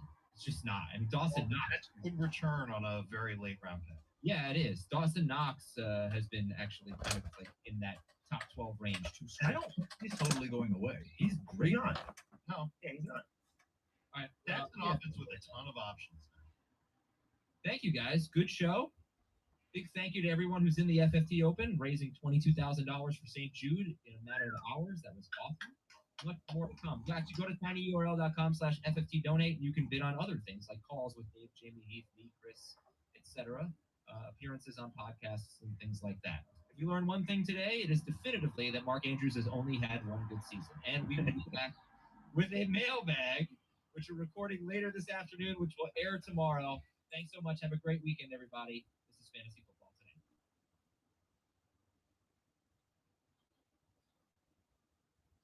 We've got a weekend mailbag for you on Fantasy Football Today. 2-man show. Adam Azer, Dan Schneier. Dan's got his band Kickers shirt. Kickers are people too. I don't really understand it, but okay, it's a cool shirt. It's a cool shirt. I like it. Big weekend plans, Dan? Yes, actually, Brand. That's rare for me, but my brother's birthday, 30th birthday, shout out Matt Schneier, this weekend. So he has this crazy whole day planned out, Adam, that I didn't really realize what I was getting myself into. I thought it was just going to be like a chill thing, like for a certain portion of the day, but now it's like rented out bar 3 to 6, back to the apartment, and then for a few hours pregame, and then at 9 they're going to like this like club DJ dance thing. And he's like, I know that's not your scene, Dan, at all. So, like, if you want to just bow out before that, like, I totally get it. I'm like, I will be bowing out before that. Like, 100%. I'll do the pizza, like, rent out the bar thing 3 to 6. I'll go back, hang a little, but there's no shot I'm going to the DJ dance thing at 9. All right, good. I wouldn't really. I don't want you there. I don't know. I have to trust you during football season. You're going out to some DJ dance club and you're 35 or whatever. You're just too old for that. I can't. I was born too old for that type of stuff. So yeah, me too, and everything else fun. All right, news and notes. We got some news and notes. We got your emails at fantasyfootball@cbsi.com, and we've got your Apple Podcast questions. And if we get enough YouTubers here, we'll get some YouTube questions going as well. So some news items on backfields. A lot of running back news. Dan Campbell said he's going to have a 2-headed monster at running back. How far ahead of David Montgomery do you think Jameer Gibbs should be going in drafts? This has been a point of contention for me all draft season. I think he's going way too many rounds ahead of Dave Montgomery. I would be hard pressed, if you ask me, Adam, in a vacuum, do I prefer Montgomery or Gibbs this year? I almost want to say Montgomery. I think he has a better chance at touchdowns there. I think he has a better chance at more touches total there. I know there's a lot of hype around Gibbs. I understand he's a really interesting talent and he's been getting work already, but I tend to think that that offense is still going to operate through Amon-Ra St. Brown in the passing game. And so I wonder how much we're propping up Gibbs if it's too much. I really like Montgomery. I've always liked him. He's done a good. I know you always talk about this. Like he's a little bit. We look a little too much into his forced missed tackle rate and his yards after contact per attempt. But he's getting the best offensive line of his entire career. And this isn't a team that Jamal Williams had 17 rushing touchdowns last year. So I like Montgomery a lot. I think they should be closer in ADP, maybe a round apart. Okay.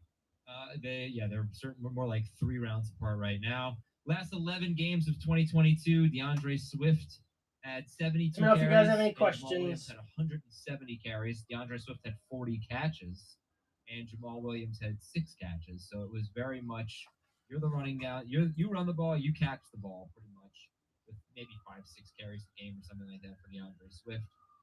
Tim McManus of ESPN said that DeAndre Swift, speaking of which, now with the Eagles, is, quote, making a case for why he should receive top billing, end quote.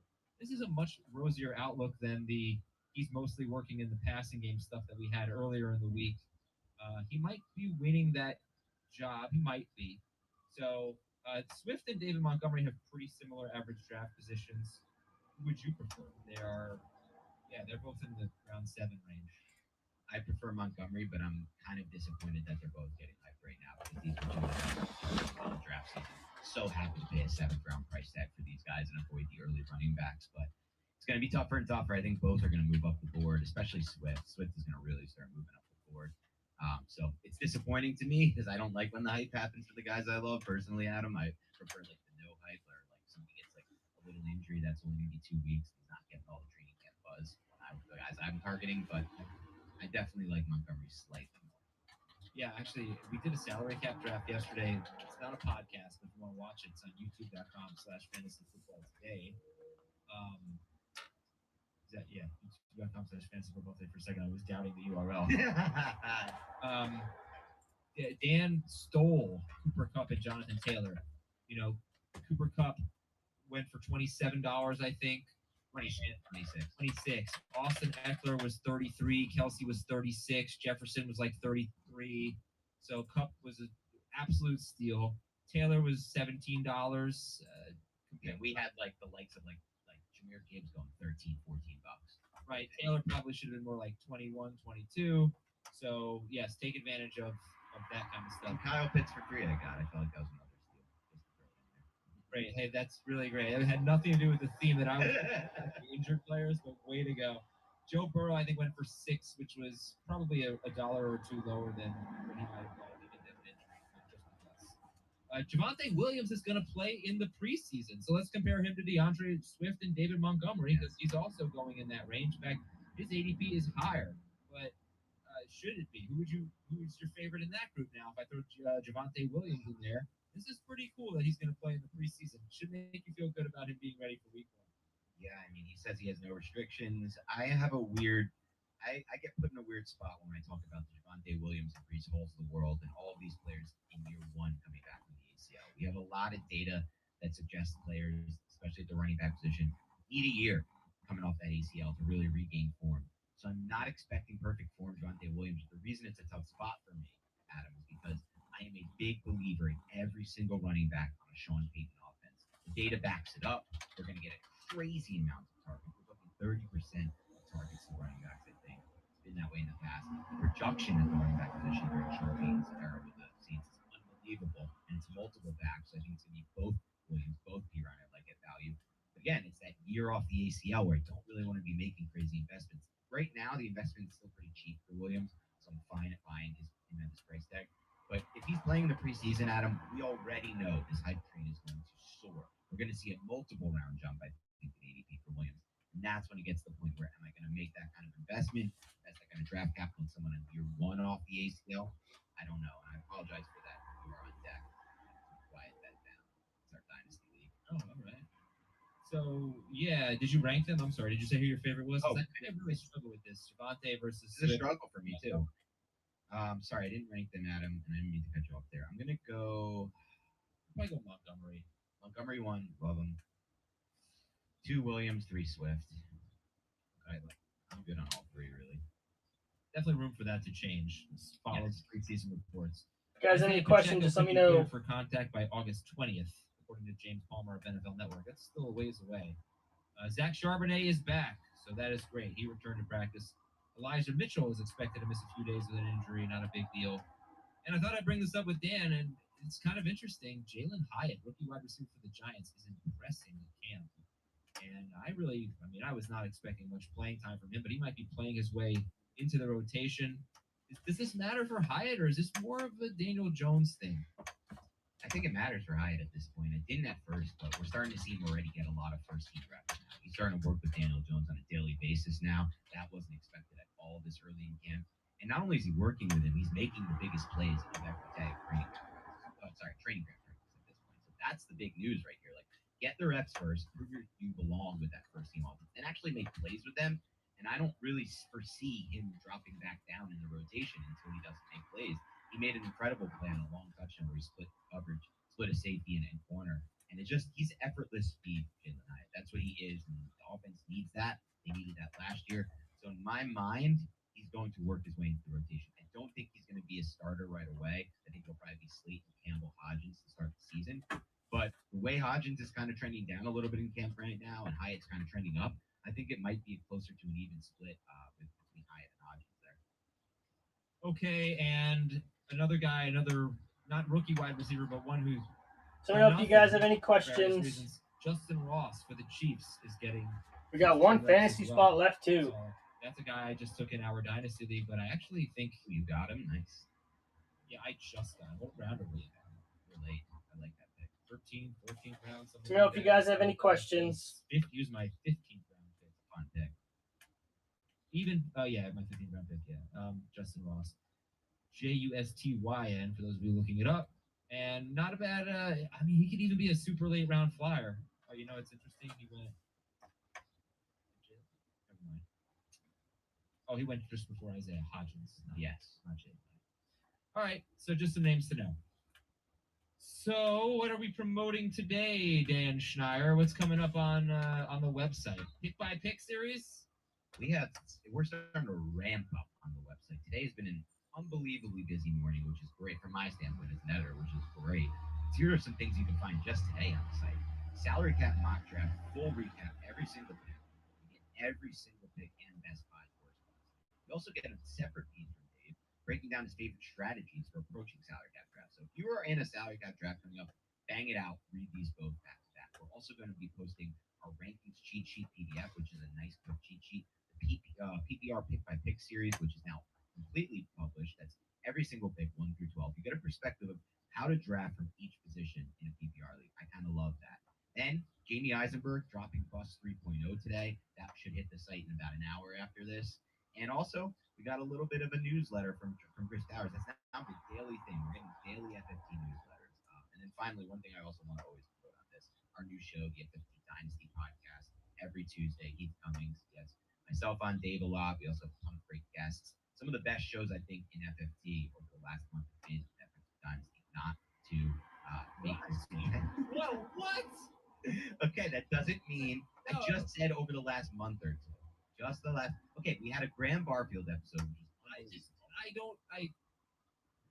That just is. I knew you were gonna take that the wrong way. Well, how else am I supposed to take it? We're trying to promote a new show here, Adam. Understand? Didn't have to compare it. Man for 1 second and put the eagle behind you. Hey, we've had some great episodes. The episodes there have been better than the. No, I did not say that. I said some of our best. Did you hear the word some? Not our best, some of our best. That means a few have been on regular FFT. You have been on FFT Dynasty. Wait, so what about FFT and 5? This has also been better than? It's in a different category. It's a 5-minute show. So I have one YouTube comment that I want to read right now. We just did our tight end preview earlier today on Friday. Check it out in the feed if you didn't catch it yet. Joseph wants to know, you guys always bring up the stat of top 5 tight ends needing to be second on their team, first or second on their team in targets. So why is Dallas Goedert consensus number 5? Waller, Frymuth, Njoku, Schultz, Higbee, all way higher chances to be second on their team in targets. So it's a good question. I don't know that Goddard is. Do you know if you guys got any questions on anything? Say, but he's certainly consensus 5 through 7 range. Look, not everything. Like I said, last year 2 guys finished top 5, and they were third on their team in targets, Kittle and Ingram. So Right. not all these trends are set in stone. Goddard is an exception because he has been the most efficient tight end over the last 2 seasons. Number 1 in yards per target, number 1 in explosive play rate. So he can make up for it. He still has to get around 100 targets. I am a little concerned because they didn't throw at all to their running backs last year. Fewest running back targets in football. So that's going to change 100%. And I don't know what that means for Goddard, but no, that's why I typically don't draft Dallas Goedert, because I think he's got too much target competition, but he is someone who will make the most out of those targets. But I think it limits its upside. It's a good point. Don't get too hung up on it. Like, never ever draft Dalton Schultz over Dallas Goedert because Schultz has a better chance to be second on his team in targets. That's probably reading into it too much.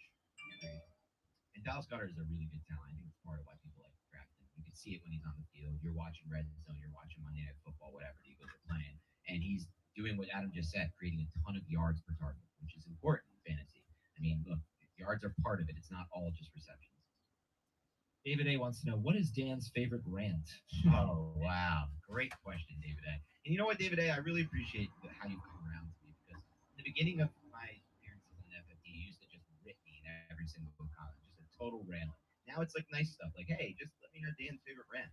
My favorite rant, unfortunately, my friends all know this one. It's a classic rant of mine, but it's about let's just say, food chain in America that I don't want to rant about right now. Yeah, right. Forever a sponsor. So something You're wrong like that. about them. You're wrong about that. No, if you're thinking of the same one I'm thinking about, I know which one you're thinking of. You're wrong. If you're thinking of the same one I'm thinking of, Adam, and you're claiming I'm wrong about this, we're gonna need to have a long chat after. Yeah, no problem, man. You get it? Yeah. Everything come packaged Packaged good. I've had some problems with the post office, so I always like to hear if it's coming good. Packaged safely. Well, Dan also thinks that Parks and Rec is better. You should have seen this one package I got back. It looked like I got run over by the post office trucks like 100 times over. But that's good. All right, I'm glad to hear that. I wish I still had it. I should keep it around just to show people, but it was insane. First email comes from Sergio. Hope you guys can do a brief section on which players have the potential to finish number 1 at their position. Maybe set it up as strong candidate, unlikely but possible, and long shot. So let me know if you guys have any questions. I should take them. Strong candidates to finish number 1 at quarterback would be who? Okay, maybe we're not. We have the Blue Duck race going. Yep. Okay. There are only 12 spots left. Josh Allen, Jalen Hurts. Those are the strong candidates, I think. Yeah, Diddy, you no, I don't believe you won on the Mega. If you were in for the Mega, were you? Sure. Yeah, you were in for the Mega. Yeah, it was Rummy took first and fifth. ZJB took second. Nash took third, and fourth was. Borderline is Jackson. Herbert. Over Burrow. Over Burrow as far as QB1, yes. Okay. The TX card chart was fourth. So, Surf, you might still be in this one. Yeah, you're still in this one. It's still the same one. It's been, I had to take Wednesday off. I had too many meetings, and then it's just been a slow week. So right now, we still have this middle row for the Blue Duck race going. The slabs on the top row are just for sale. If you guys are interested in any of them, let me know. But yeah, the middle row is still going. We have 12 more spots to fill before it runs. But we're also doing a pretty cool thing today, is that every purchase you make or every $10 you spend, you get a duck in for the Justin Jefferson that we're going to run at the end of the stream. So a little bonus. So if you get into the Blue Duck race, you get into 2 duck races. You get into Justin Jefferson and then the middle row. How many ducks do you have? I have you down for 2 ducks. All right, Kyler Murray. You have 2 ducks into that race. All right, that's fine. Running back. But yeah, only 12 more, and then we run that one. We just sold out the Mega earlier in the stream. So, Christian McCaffrey. And Surf, I don't know if you're interested in joining a fantasy league, but we have one more spot left. Eckler, Bijan. And then $10 all through Yahoo. If you get first place in the week, you get a free duck pull. So if you get first place in scoring for the week, you get a free duck pull, and then this is the trophy for the winner. So pretty cool. We got one spot open. So whoever wants it. Pollard in the borderline category as well. I wouldn't worry about the Pollard situation. I think it's almost a guarantee he's going to sign there. I don't, not based on what Mike McCarthy said. What did Mike McCarthy say yesterday? He said we're rolling with the young guys. Basically, we're not going to hinder their development. Did I send you an invite? He said he did not. That's him. The good news not the good news, but the potential can't. is that Mike McCarthy has very little say, in my opinion, over the roster there. I think it's a Jerry Jones and Stephen Jones kind of situation. I have not, but I will. I'll send you an invite, man. We'll see. Yeah, we got one spot. I mean, I'm down to make it a 12-team league if we can get two more players, but anyway, Chubb, Barkley. yeah, I'll send you the invite. What's that? Wrong about what? About the Yeah, it's just $10, and it all goes back to whoever wins. So first place gets 75, second place gets 25. So I just thought it'd be a fun thing to do for the channel. There's actually, like, I don't get anything from it other than you guys playing on it. Yeah, that's a great. But there you go. I just sent you the link. If you want in, we got one spot. The Pat Slab in the middle is a Gronkowski Aqua. I don't think it's numbered. It might be numbered. I feel like it should be. Yeah, numbered at $2.99. Looking for like $40 on it. I probably could do 30 actually. I feel like 40 is high. It's a pop one, I guess. I have 40 on the back dash one, meaning a pop one. But yeah, if anybody else is interested in fantasy, let me know. We could make it a 12-team league. Always worried about drafting these guys who are borderline talented, borderline great running backs independent of their situation, because how many times are we going to miss on them? It's gonna be pretty fun though. It might not be that good. That's the thing. I can't wait. Metrics are concerning. All right, let's go to wide receiver. No, I'm pretty much in on him late round 4. I take that. You just said the metrics are borderline terrible, right? They have been, but it's not a lot of carries. Small sample size. So it's not like we're looking at Najee Harris or Joe Mixon, who Mixon has had such an underwhelming career. So happy you're finally coming around to that. Yeah, but I think he's around early round 3 pick. I still love him as a situation too. Exactly. Drafting him a ton. I'm a situation. And we did the pick by pick. I had the second pick, and I'm pretty sure I took Mixon in round 3, and then almost 2 full rounds later, Madison at the end of round 4. What'd you start that with then? Chase, Josh Allen, Joe Mixon. Oh, I like that. You ended up building a pretty nice running back core with 2 studs. I like that. Well done. All right, did you write an article about that, by the way? I did. Let me know if you guys got any questions. A rarity. This is like a relic these days. Adam Azer wrote 2 articles for the website, and let me tell you something. He was not happy having to write those articles. Okay? I had to beg him. I had to get on a phone call with him. Jeez, they are just passing out suspensions in the NFL. All right, awesome, man. He's like, I don't see it. I'm like, Adam, just click that little left box on the full left. Like, come on, Adam, you're my age. You can't be doing this technology issue stuff. All right, I'm older than you, buddy. Jefferson, Chase, Tyreek Hill, Cooper Kupp, easy, strong candidates. I think Stephon Diggs also a strong candidate to be the number 1 wide receiver. It hasn't shown on my end that you're in it yet, but take your word for it that you're in. Okay, I'm okay getting on board with that. It's a little trickier for me, but I'm fine putting in that group. Bubba the Great. Maybe it's just not showing. Let me close and open it again. Monra or AJ Brown. I'm gonna put a Monra. I'm not gonna put AJ Brown. For me to get there, you have to have an insane amount of target volume. AJ Brown, I don't see it happening with Monra. I do. Yeah, but AJ Brown could have 300 more yards and 4 more touchdowns. Yes. On the same Brown. Potential. I don't see either of them being wide receiver 1. It hasn't shown up for me yet, but I'm sure maybe it's just taking a second to load. Lamb and Garrett Wilson and Devontae Adams. Devontae Adams, Garrett Wilson, and Lamb have more wide receiver 1 potential than St. Brown or AJ Brown to me. Not so much for me outside of the first 2. I'm not on Lamb. that much this year at all. After that, I don't know that I see any without any No. injuries. I don't know that I see any. Christian Watson. Actually, there are definitely some. Put Christian Watson in the mix. Olave. Ridley, Watson. Yes. Watson, I can't see it being It should be the Channel 27 Bowl. What link? Not good, but it love hits. Love takes a big jump. Not happy. Come on, we gotta have something realistic. Interesting. That's realistic. We don't know. Let me about go to the him. link I He's sent you. It should looking be. bad in camp so far. Yes, I don't love him as a prospect yet, but you never know. How about Hopkins? I'm gonna say Hopkins. We've seen Huh. kind of No, that's not it. It's Channel 27. I think the link I sent you was the one that it worked. He's still getting open in the short game, but he's not getting open in the game anymore. Unlikely but possible. I'm gonna put Debo Samuel in there. I love it. Interesting. I don't know what happened on that. I feel like Debo Samuel's been cheap all draft season. I'm Under- starting to- Channel I'm coming the around. Channel 27 Bowl. So CH 27 Bowl. All right. Well, how about tight ends? Strong candidate is Kelsey. Borderline is Andrews. And that is No, put Aaron Waller in the mix, please. The guy gets 72 targets of practice. unlikely but possible. I'll go Waller. You know, if you Yeah, he has to be. hopefully you didn't join just a random league. Oh, yeah, he's probably.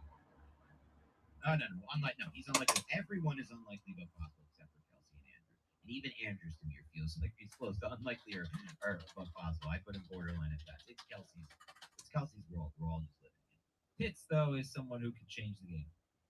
No, never over Kelsey, but yes. No, I mean, No one's beating Kelsey.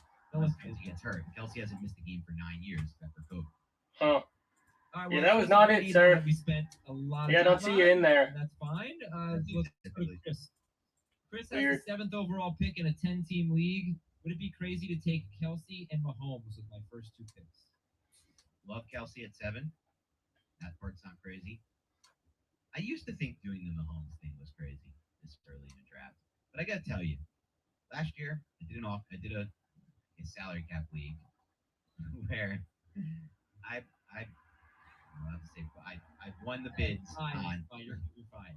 Mahomes and Kelsey. Spent $9 on Kelsey. Mahomes, I mean. Kelsey was expensive, and I ended up. Somebody know if anybody has any questions? We're doing the other picks.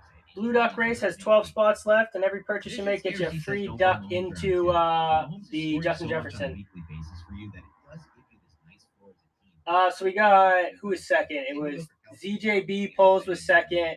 Nash was So third. I don't hate The TX Card Shark was fourth, and then you were fifth and first, obviously.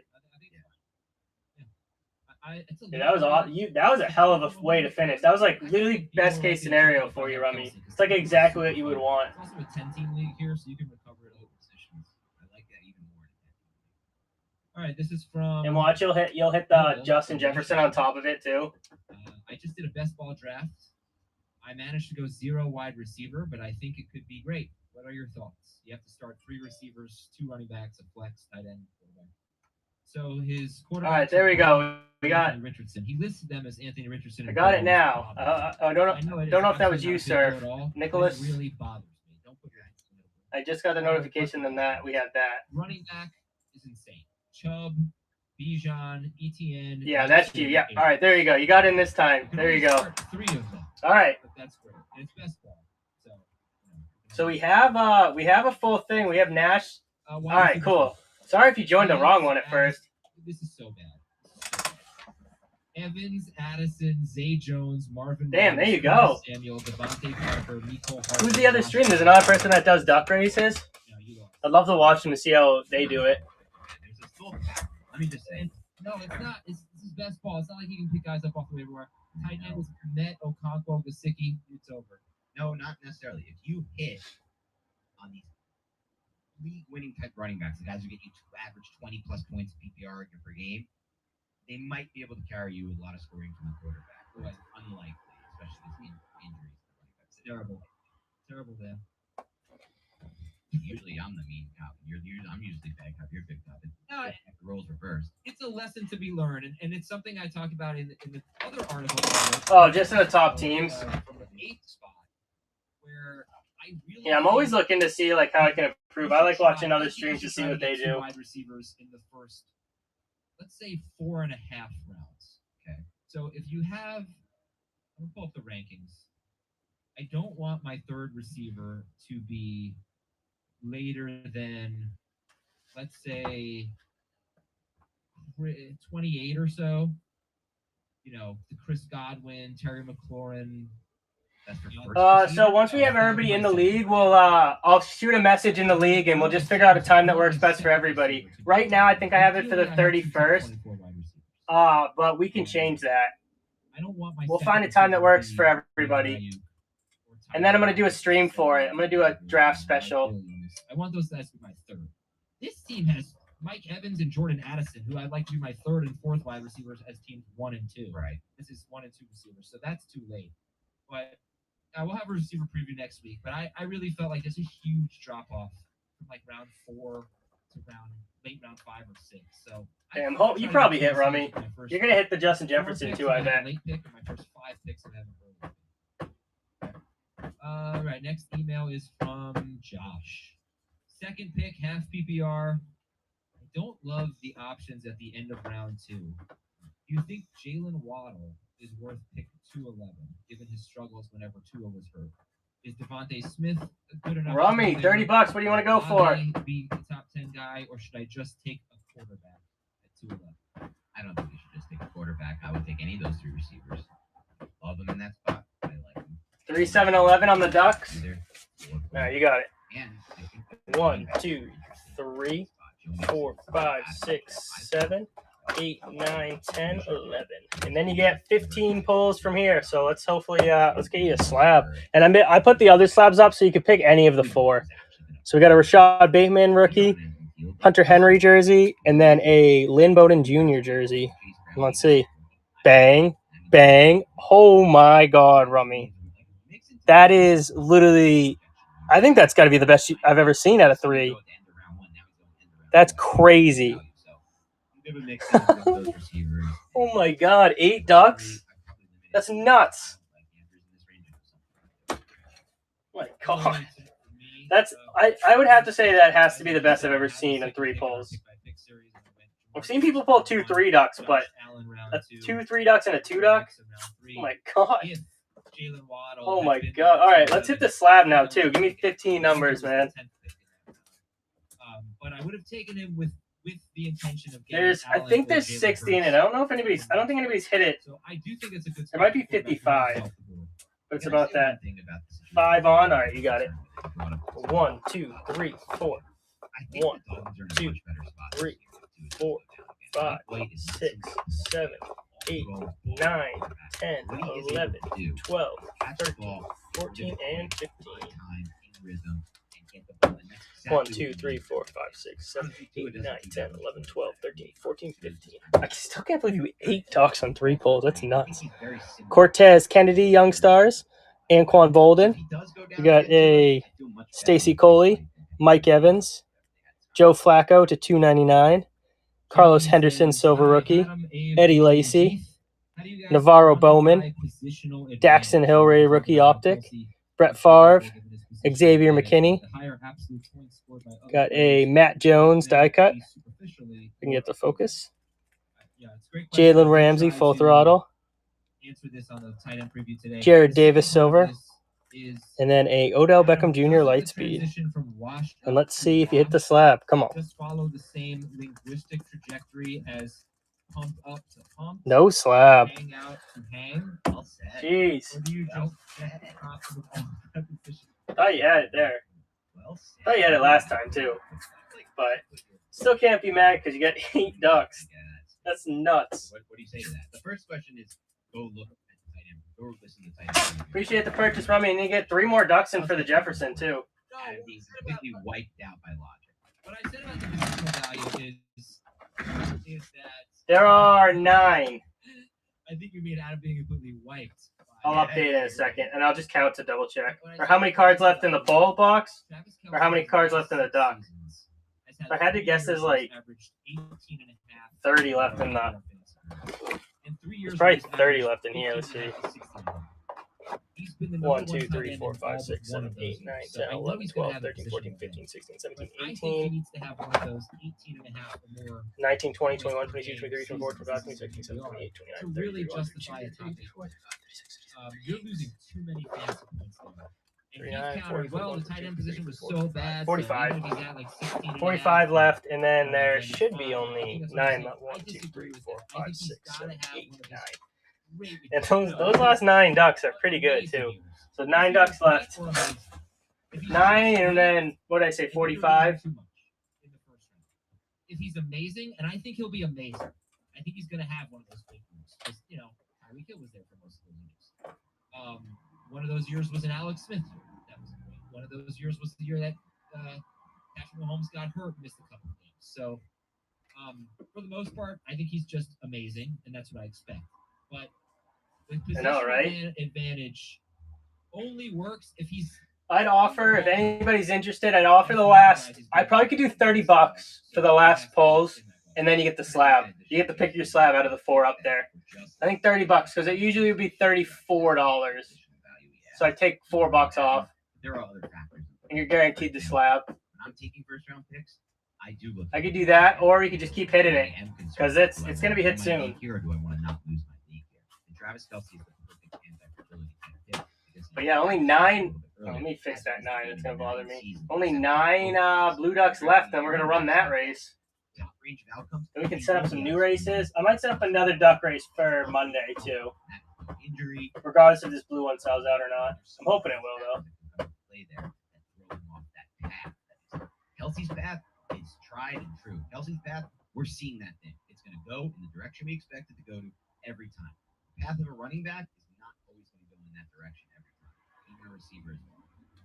All right, this is Jack. Let me know if anybody has any questions. Next Josh Jacobs this year in a contract year. So that's a contract year running back. Yeah, let's get rid of that contract year thing. Okay.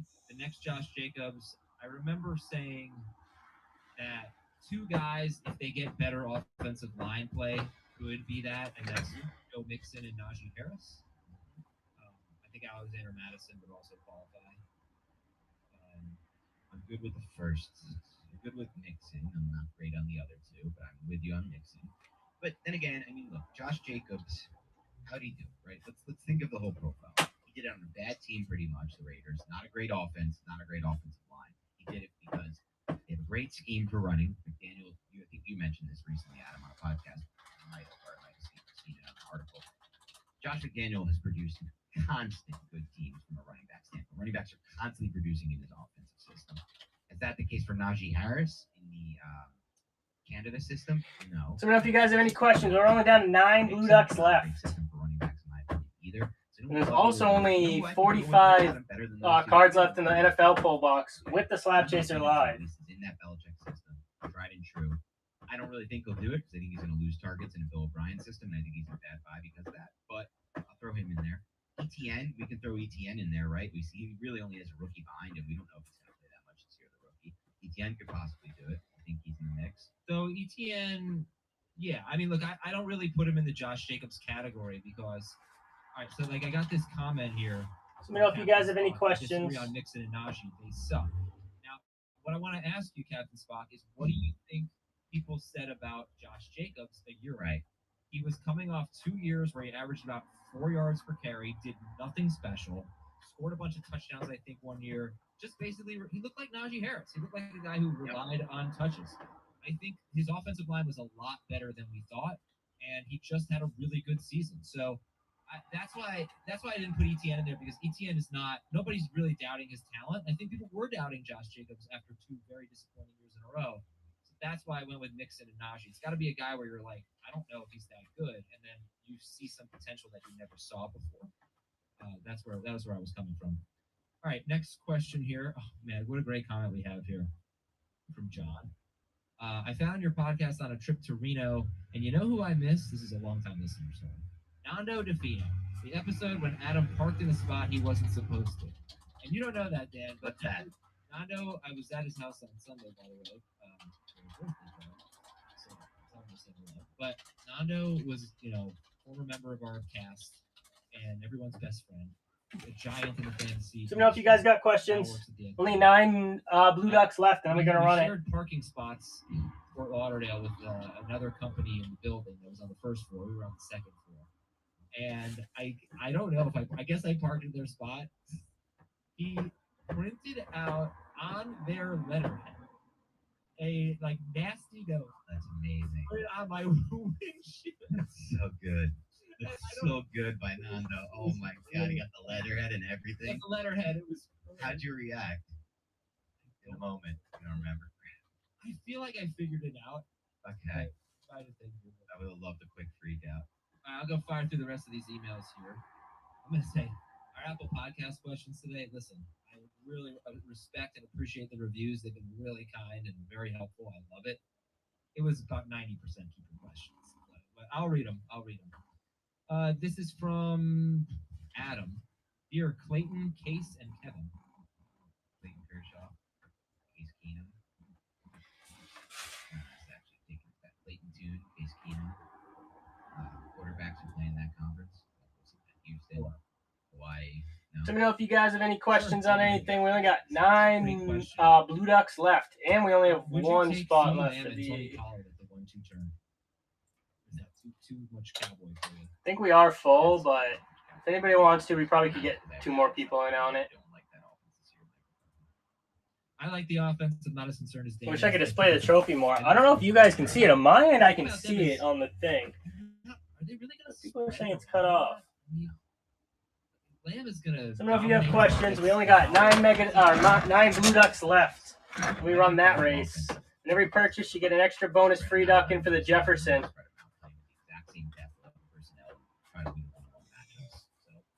see if that happens.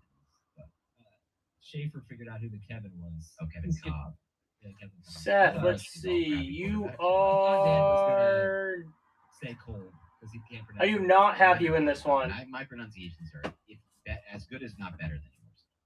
On a consistent. Oh no, I do have you. I'm just kidding. I do have you. You have 1 duck in this one. You know why you think that?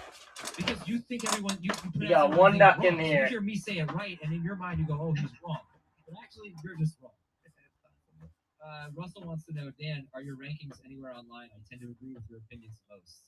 Well, that's a great comment. First of all, Russell, Russell out here. I love that comment, and I'm almost shocked in the way that Adam put that up. Usually he hides the comments that are good about me and just puts the good ones about him up. He's very selective in that regard. But Russell, actually, a few people have been asking this lately. I don't do rankings on the site.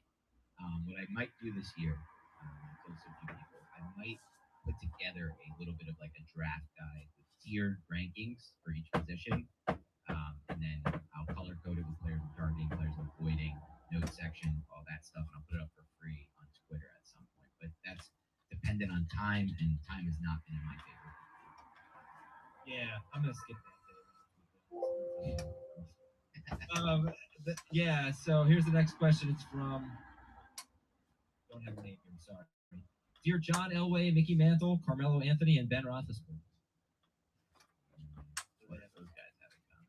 The Mantle is what gave it away for me. They all were number 7. I have a few questions related to my 7-team, long story, PPR league and drafting this year. I'm 101. 17. What should my approach be for quarterback and tight end in this 7-team league that usually doesn't draft backups at position? Well, if you're dead set on not finding an 8th member, and I don't know how you're going to play out this regular season with 7 teams, somebody have a bye every week, but let me know if you guys have any questions. Only 9 left in the Blue Duck. League. I think quarterback I would wait forever. I would never take a quarterback in this draft. I would wait last round kicker, last round defense. I assume you're playing that type of league. Second last round quarterback, third to last round. Wait a sec, but you don't want to. No, I don't agree. I mean, I want to get a top 7 quarterback, and I might get one there with that. If they don't take backups. Fine. You wait till the round where you start to see your guys start to take backups, then you just rack off like a Anthony Richardson, Dak Prescott stack. No, that would be terrible. Why? Because you're never gonna face Daniel Jones. You're never gonna. Daniel Jones is part of what I would draft. These guys all have. Okay, you take 2 guys who can have upside and finish in the top 5. I would make sure I had one of Mahomes, Hurts. That counts the 2nd round pick. It's fine. So what? I'm gonna get anyone I want. Throughout the draft. You want to try to be. I think you want to try to be elite at every position if you can. The problem is you can't. You're out on Kelsey. You can't take him number 1. I'd rather just rack up depth at running back and receiver, and I'm set here throughout the season. I think you're gonna be set anyway. I mean, there's a waiver wire. It's a 7-team league. I'm not gonna be set anyway for top end. If you're going with Dak Prescott and Anthony Richardson, you're at such a disadvantage, I think, against the Mahomes, Allen Hurts. Like, I would take one of them. I wouldn't be Prescott. It would be 2 high upside guys, like a Tua Richardson or a Richardson Jones. Let me know if you guys have any questions on anything. We only got 9 Blue Ducks left, and every purchase you make today gets you in for the Jefferson Duck race as well. And Blue Duck race is for the middle row. Also, the NFL pull box is getting, I think it has 45 cars in it. We're still a slab chaser. Running back, 2 receiver, tight end, super flex league. So let me know if you have any Every questions. Wednesday, prior to Thursday Night Football, I roll a 6-sided dice, which will decide what position player will need to be chosen for the Royal Rumble.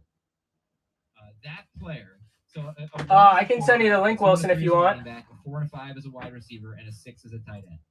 That position will be. It's $10. Did you see the trophy? That player will go head to head against. I'll send you the link. We'll make it a 12-team league. Whoever scores the lowest between the two is eliminated. I'll send it to you. And removed from So first place each week gets a first place in scoring each week gets a free duck pull, and then winner gets the trophy.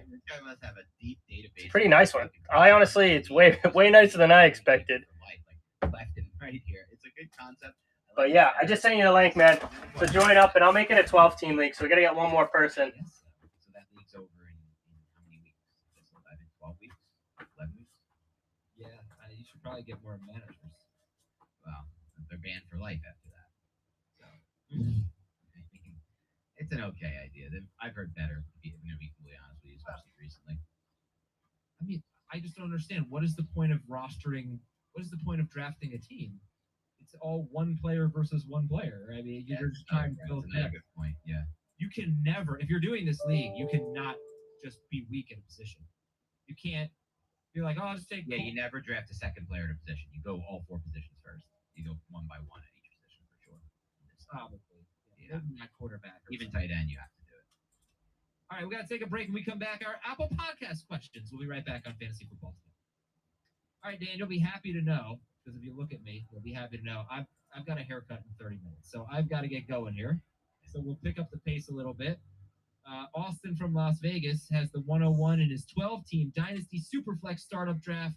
Is Mahomes the guy no matter what in that format? Superflex Startup Draft. Yes. Easy. From Paul Moore, what is up with the draft board behind Adam? Why does Dave support all the running backs? It's a mock draft board that Adam has up there. If you'll look at it and you go even Dave's whole thing is he's very running back heavy drafter. He's changed a bit over the last year. Yeah. Typically been very running back heavy. If you look a few spots over, you'll see my team where I have guys like Daniel Bellinger and like old Giants tight ends and old Giants players, just a full Giants team down the board. So basically Adam was making fun of us one day and had a little fun with that draft board. Hasn't updated it since. I do expect you to take some time, Adam, and put up a 2023 version of this. Oh, absolutely. Just as funny, mocking us in the same ways, but like you would have like me in that board. I would want you to put like ETN as my first round pick. So Barkley was Dan's first round pick, then Kadarius Toney, Ezekiel Elliott, Daniel Jones, Odell Beckham, Breece Hall, Daniel Bellinger, Tyrod Taylor. He took a backup quarterback in round 8. Tyrod Taylor. Kyle, I have to be sure to get the Giants pass. You drafted Kyle Juszczyk, not sure why. Sterling Shepard. Oh yeah, I gave you Drake London. I feel like you also gave me like what's his name, Larry Donnell, or like an old Giants tight end somewhere on there. I gave you Ricky Seals-Jones. Didn't even make the roster. Right. This is from Big Churs. Hey, Otto, Maurice, and Reggie. No idea. Not gonna do it for me. 10-team PPR league. The commissioner this year has proposed that because the running back position is so scarce, we should replace it with a second flex. I tried convincing my league that this is a terrible idea.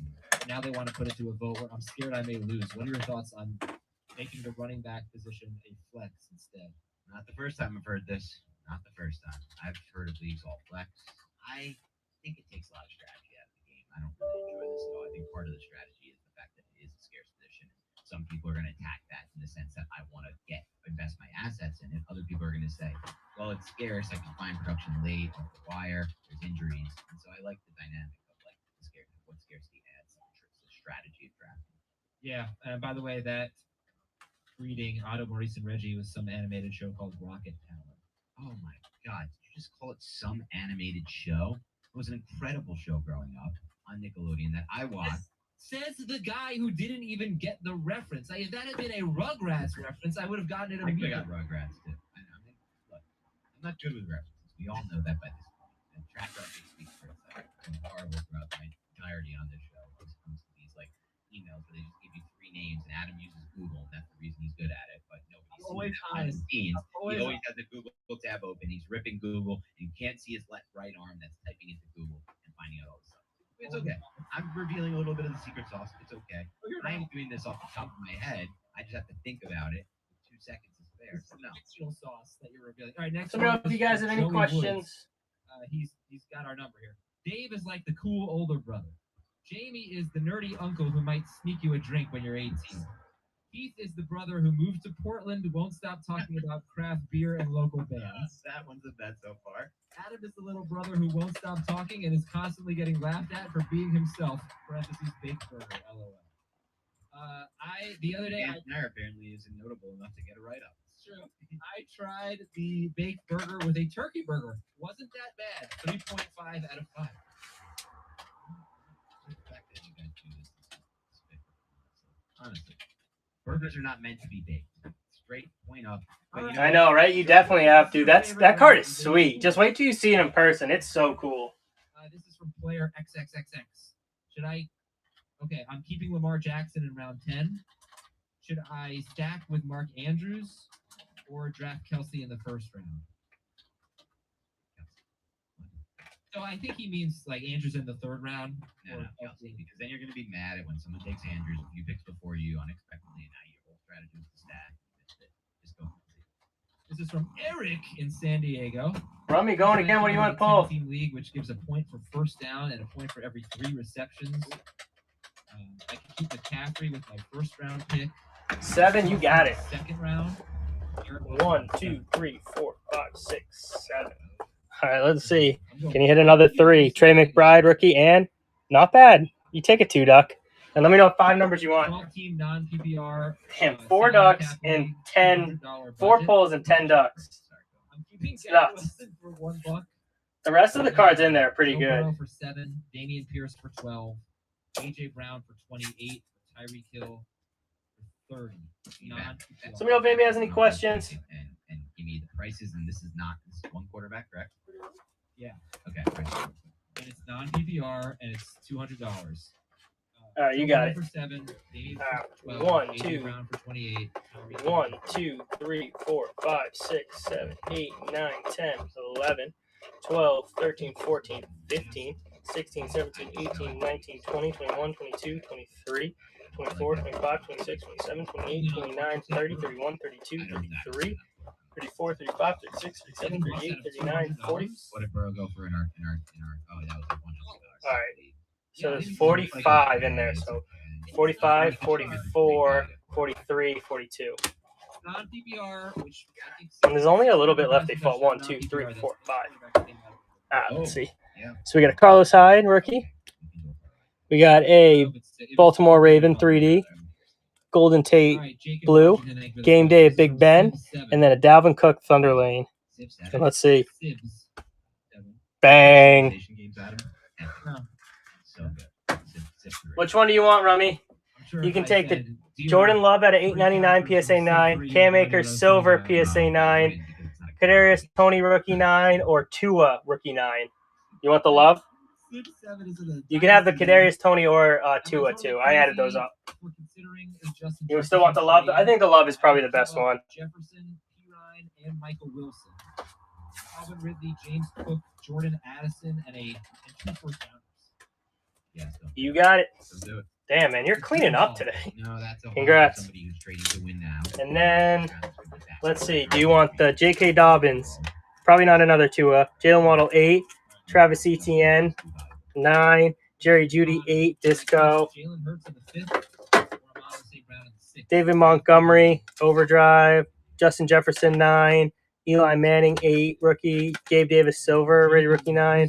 Micah Parsons 8, Jalen Darden 9, or a Jameson Williams 9. Or we could do the CD 8. That one's an 8 though. A lot of 8s, unfortunately. St. Brown in the 4th. Eli, you got it. Eli it is.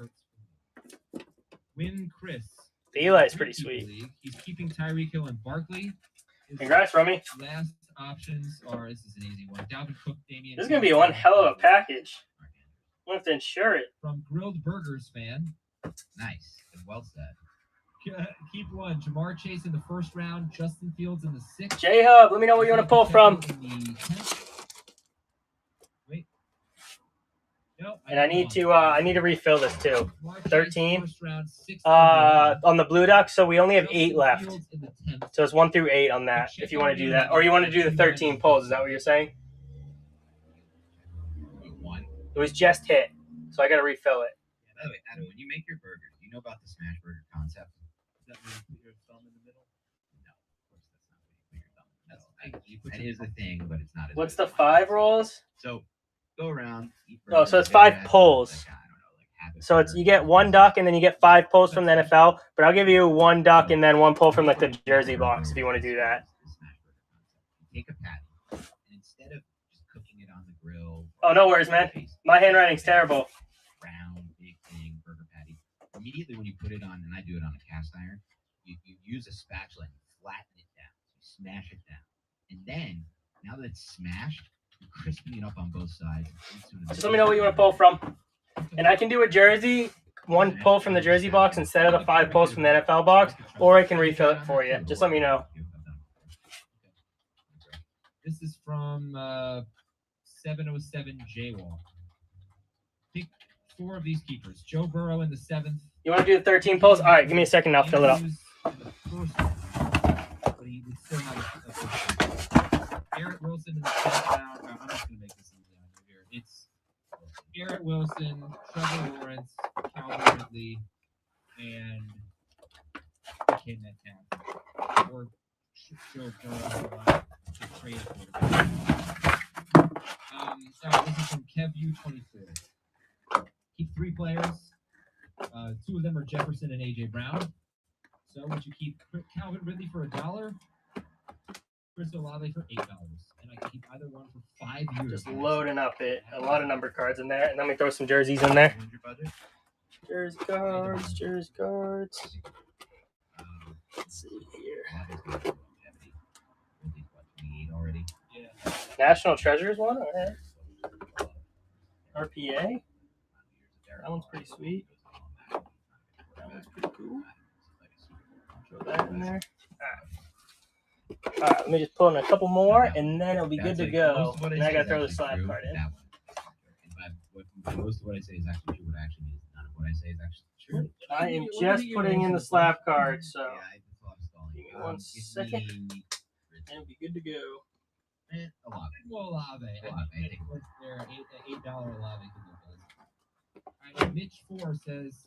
All right, it's all set. All right, let me know what. AIZER. Should I keep let me Josh hit that one. Jacobs in the 4th? There's a jersey card that's sticking out a little bit. There we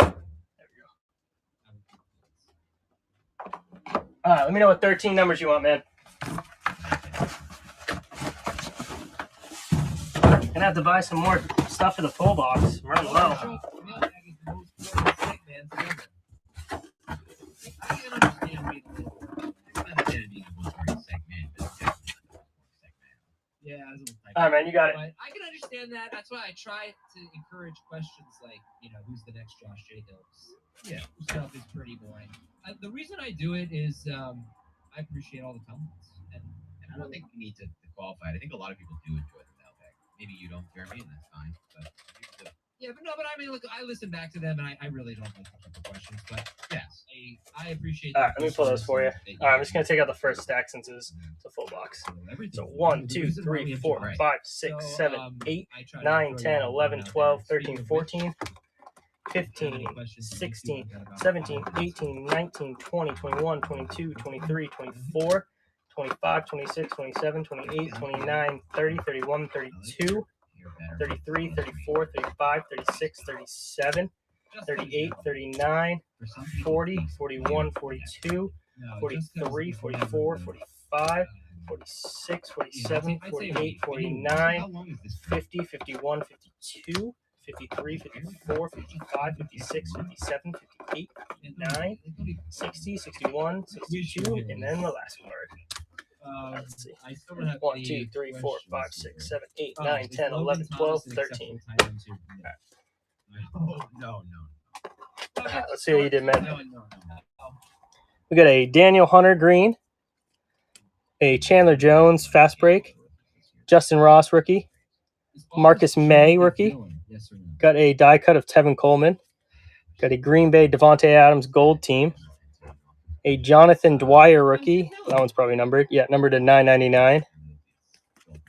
A Jake Rudock Oh, come on. rookie.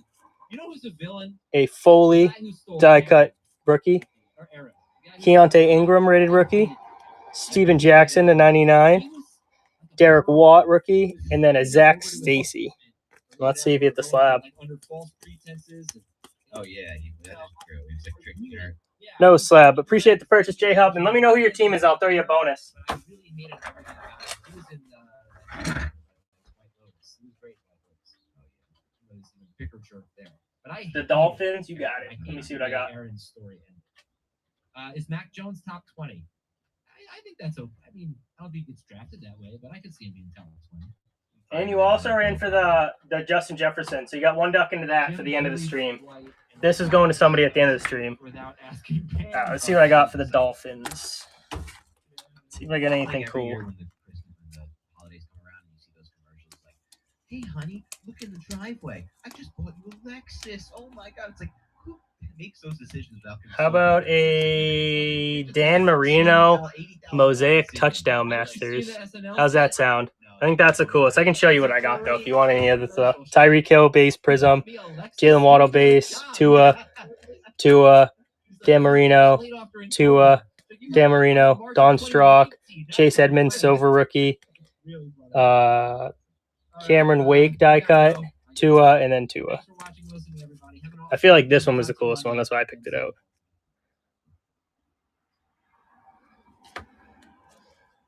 It is a Wednesday, and for those of you veterans of fantasy football today, long time. In the Bama? All right, you got it, man. Yeah.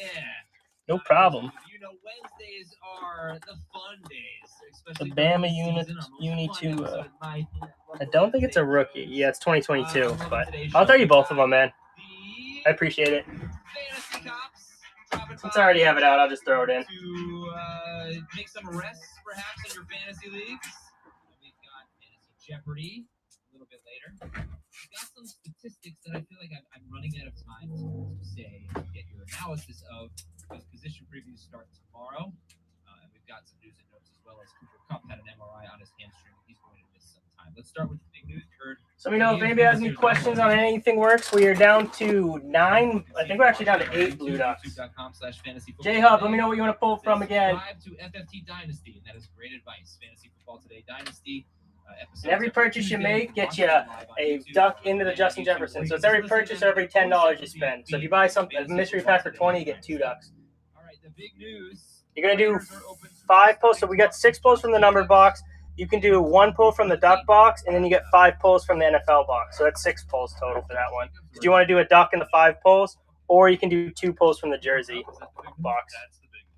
Whatever you want, man. An MRI on his hamstring, and what do we know now, Dave Richard?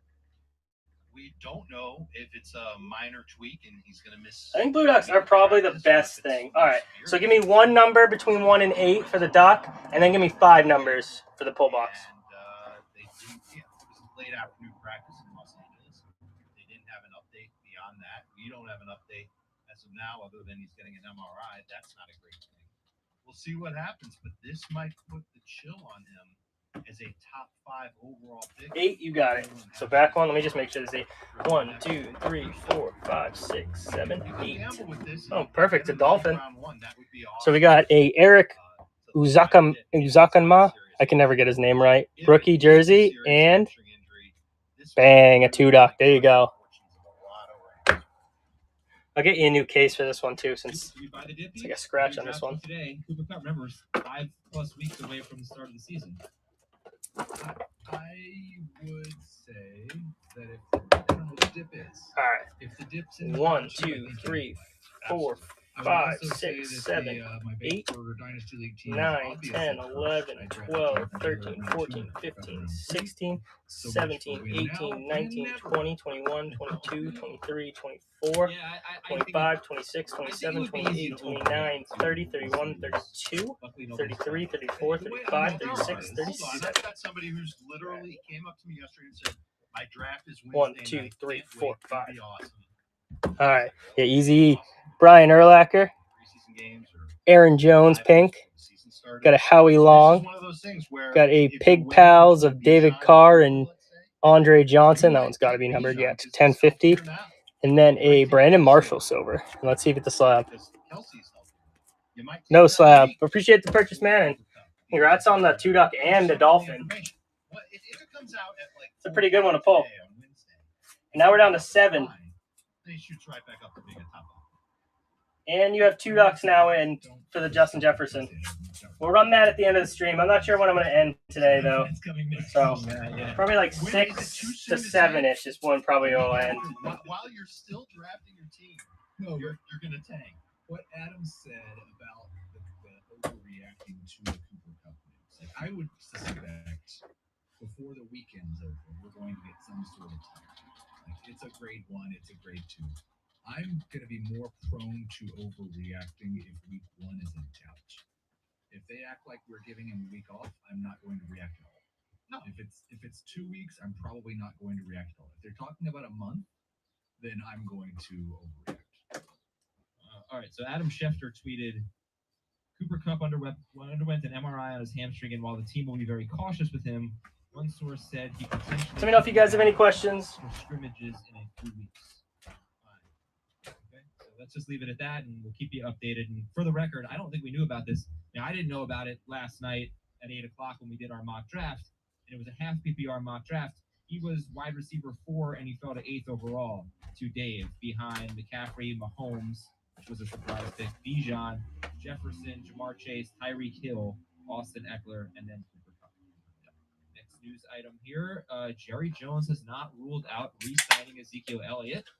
Said they were going to read the tea leaves. And Tony Pollard last night was taken also by Dave in the second round, the 5th pick of the second round. Our CBS draft, you get the automated report from CBS after the draft. That was like their favorite pick. And Dave's team got an A+. So let me know if you guys have any questions. We only got 7 ducks left in the blue duck race, and then we're going to run it. And every purchase you make gets you a bonus free duck in for the Justin Jefferson slab. We're going to run at the end of the stream. I'd have him before the 2-3 turn, but after where I got him.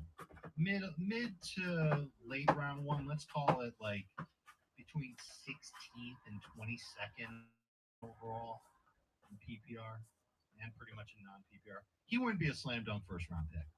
If there's no Zeke, if things stay the way they are in Dallas, in my mind, Tony Pollard's a first round pick. Heath, you didn't agree with that when I asked you maybe a couple months ago. Do you agree with that now? I have him 13th right now.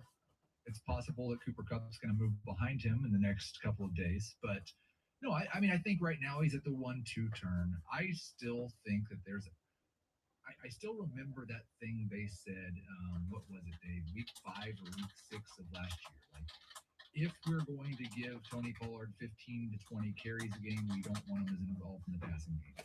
We don't want to give him 15 to 20 carries a game because we do want him involved in the passing game. I think if he becomes the feature lead back, it's more likely that somebody else, maybe Deuce Vaughn, is handling a larger percentage of the passing downs work than what happened last year. I think if they're making him the feature back, it makes sense for them to get somebody else involved.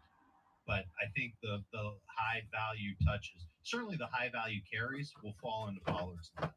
And if the difference in Pollard's year from last year to this year is the addition of 10 touchdowns, everybody will go nuts. I'll take a dip in receptions if it means a jump in touchdowns from Pollard, who, by the way, isn't terrible in short yardage goal line over the course of his career. Okay, I'll just give you one more stat here, and then we'll move on. So Ezekiel Elliott missed 2 games mid-season. Pollard was awesome in those games, 115 or more rushing yards in both games. After that, he played 8 more games with Zeke, not including the San Francisco game in the playoffs when he broke his ankle, but including one playoff game, the Tampa Bay game. In those 8 Let me games, know if you guys have any questions. We're down to Cowboys 7 went 7-1. ducks left They of the were Blue the Race, and then we're going to highest run scoring it. team in football, I think. They averaged 32.5 points per game, which over a full season would have been the highest scoring team in football. Zeke actually had more carries than Tony Pollard, but here's what Pollard was on pace for in those 8 games after Zeke returned. Only 223 carries, but 57 catches. 1,513 total yards, 57 catches, 9 touchdowns.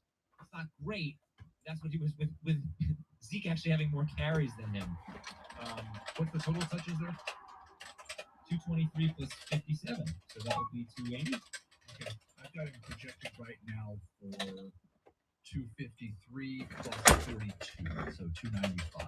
So 15 more touches than that. All right, hey, big day tomorrow. The Fantasy Football Today Open. Your chance to get in those leagues. I think we're looking at an evening. You know what? I'm going to send a text message right now so I can try to get all of you who are listening today a time when these spots are going to be available. I don't know that I'm going to be able to get it to you, but I think we're looking at sometime in the evening. So make sure you're following us on Twitter. This is our really cool, all for charity, all for St. Jude.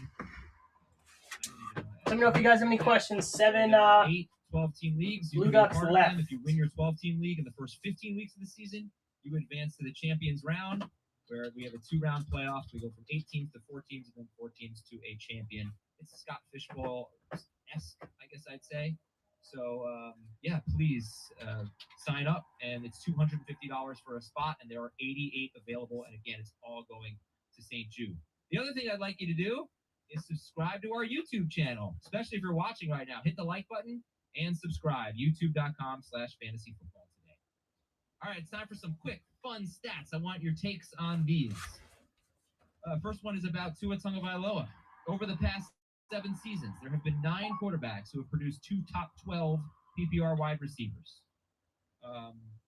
They finished as QB 1, 3, 7, 3, 12, 4, 11, 3, and 14. So 5 of the 9 finished. Let me know if you guys have any questions. 6 of the Only 9 got 7 finished top 6. Blue Duck spots left. And one who didn't was Tua last year, but he only played 13 games. But that's total points, Adam, or per game? Total points. 2 top 12 wide receivers. Okay. 6 of them finished as 6 of the 9 quarterbacks who had 2 top 12 wide receivers finished top 7. 5 of them finished top 4. So that goes well.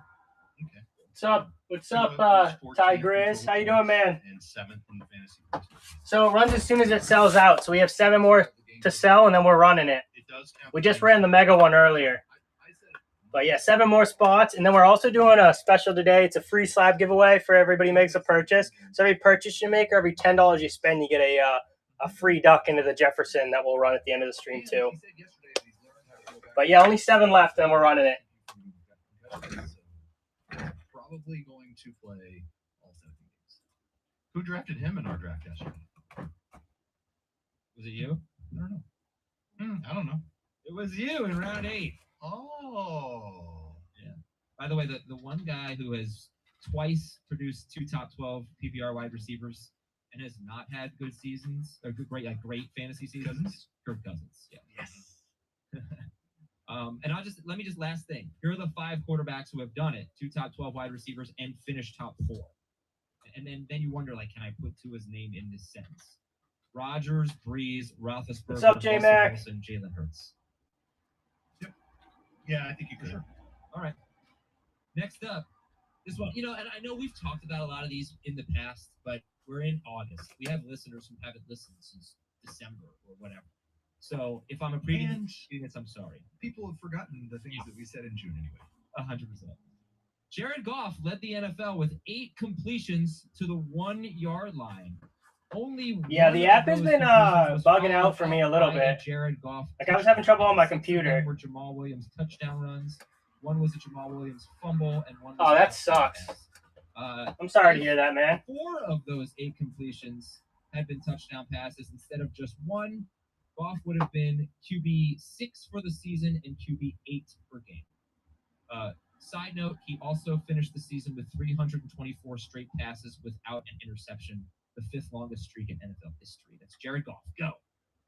Big time sleeper quarterback candidate. It's I just do NFL now. It's not all sports.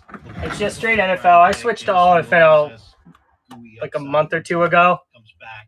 Yeah, I have basketball. If you're interested in basketball, I could sell you a bunch of basketball stuff, like for pretty cheap. Just let me know. I can show you kind of what I got. I got so much. I was gonna bring it to this guy. He gave me his card at the last card show I was at.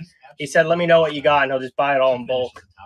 So I'm sure like he won't give me anywhere close to what it's actually worth, but I can show you what I got if you want basketball. Or I don't really have much baseball anymore either, but I have some stuff. Definitely a name to keep in mind. I will say that while that's, Let me know if you guys have any questions. He also had his highest touchdown rate in the last 4 seasons, and a touchdown rate that was 10% higher than his career norm. So I have a hard time saying he was unlucky in terms of. Yeah, that's an Eli rookie. Yeah, for the Slab Chaser. It's a PSA 8 Eli rookie. And Yeah, so Slab Chaser is all the 4 slabs. I don't like this negative stuff. So it's $10 per pull for the blue box. You get 1 pull for $10, but then you also get 5 pulls from the NFL box with every purchase. And you don't like Eli? Yeah, I saw it. I got it for a pretty good deal, so I picked it up because I figured some people would like it. So for $10, you get 6 cards. You get 1 jersey card from the Blue Duck box where you get your duck, and then 5 pulls from the NFL box. I'm also a Pats fan, so I don't love it either. But you know, if I did a Brady duck race one time, and it did not go well. People did not like all Brady, so I like to try to buy from all teams. Try to buy some big players from every team. Yeah, Eli is just a joke. Well, no, I mean, look, sometimes stats don't matter. Yeah, no, exactly. It just feels. If I could just sell straight Brady all the time, I'd love it. I just literally just buy only Brady. All right, I don't know where he went in the Superflex draft. I'm having trouble pulling up the results, but I'm pretty sure I took him. But buying Brady at card shows around me is stupid. You can never get a good deal. Aaron Jones always gets. Let me know if you have any other questions, Tigers. Oh, let me know. Let me know what you want to pull from. If I can answer any other questions for you, let me know. Aaron Jones, 4 straight seasons, finishing second on the team in targets. If he does that, probably gonna like him in round 4, I think. Dave, what do you think about Aaron Jones and in the passing game? Oh, I think he'll still be. Yeah, so overpriced for Brady around here. All right, man. So if you want to do the blue duck, you just give me 1 number between 1 and 7, and then you give me 5 numbers between like. There's probably like 100-ish in here. Some jeopardy, but he's the one that's going to get the targets in that backfield. I don't think Dillon's going to get them unless Jones is inactive. I'm still more concerned about Jones' 4, you got it. What a run we've had with this, by the way, right? Yeah. 1, 2, 3, 4. I assume it's Pretty sweet patch on that one. Andre Roberts, rookie patch, and a 1 duck, and that's numbered to 25. That's a pretty sweet card right there. And then let me know what 5 numbers you want there. And then we're down to 6. Down to 6 spots left. He's one of probably 6 to 8 running backs who, based on all evidence we have, are being drafted too low, except for the fact that he's at the age where he could walk off the cliff at any moment. There's a half dozen of these guys, maybe more. And Jones. All right, man, you got it. Let's play something good. 1, 2, 3, 4, 5, 6, 7, 8, 9, 10, 11, 12, 13, 14, 15, 16, 17, 18, 19, 20, 21, 22, 23, 24, 25. 1, 2, 3, 4, 5. All right, let's see what you did. We got a Marcus Allen, Hall of Fame. Got a Adrian Peterson and Percy Harvins, Faces of the Franchise. Oh, code on the back. I doubt that works still, though. Stephon Diggs numbers.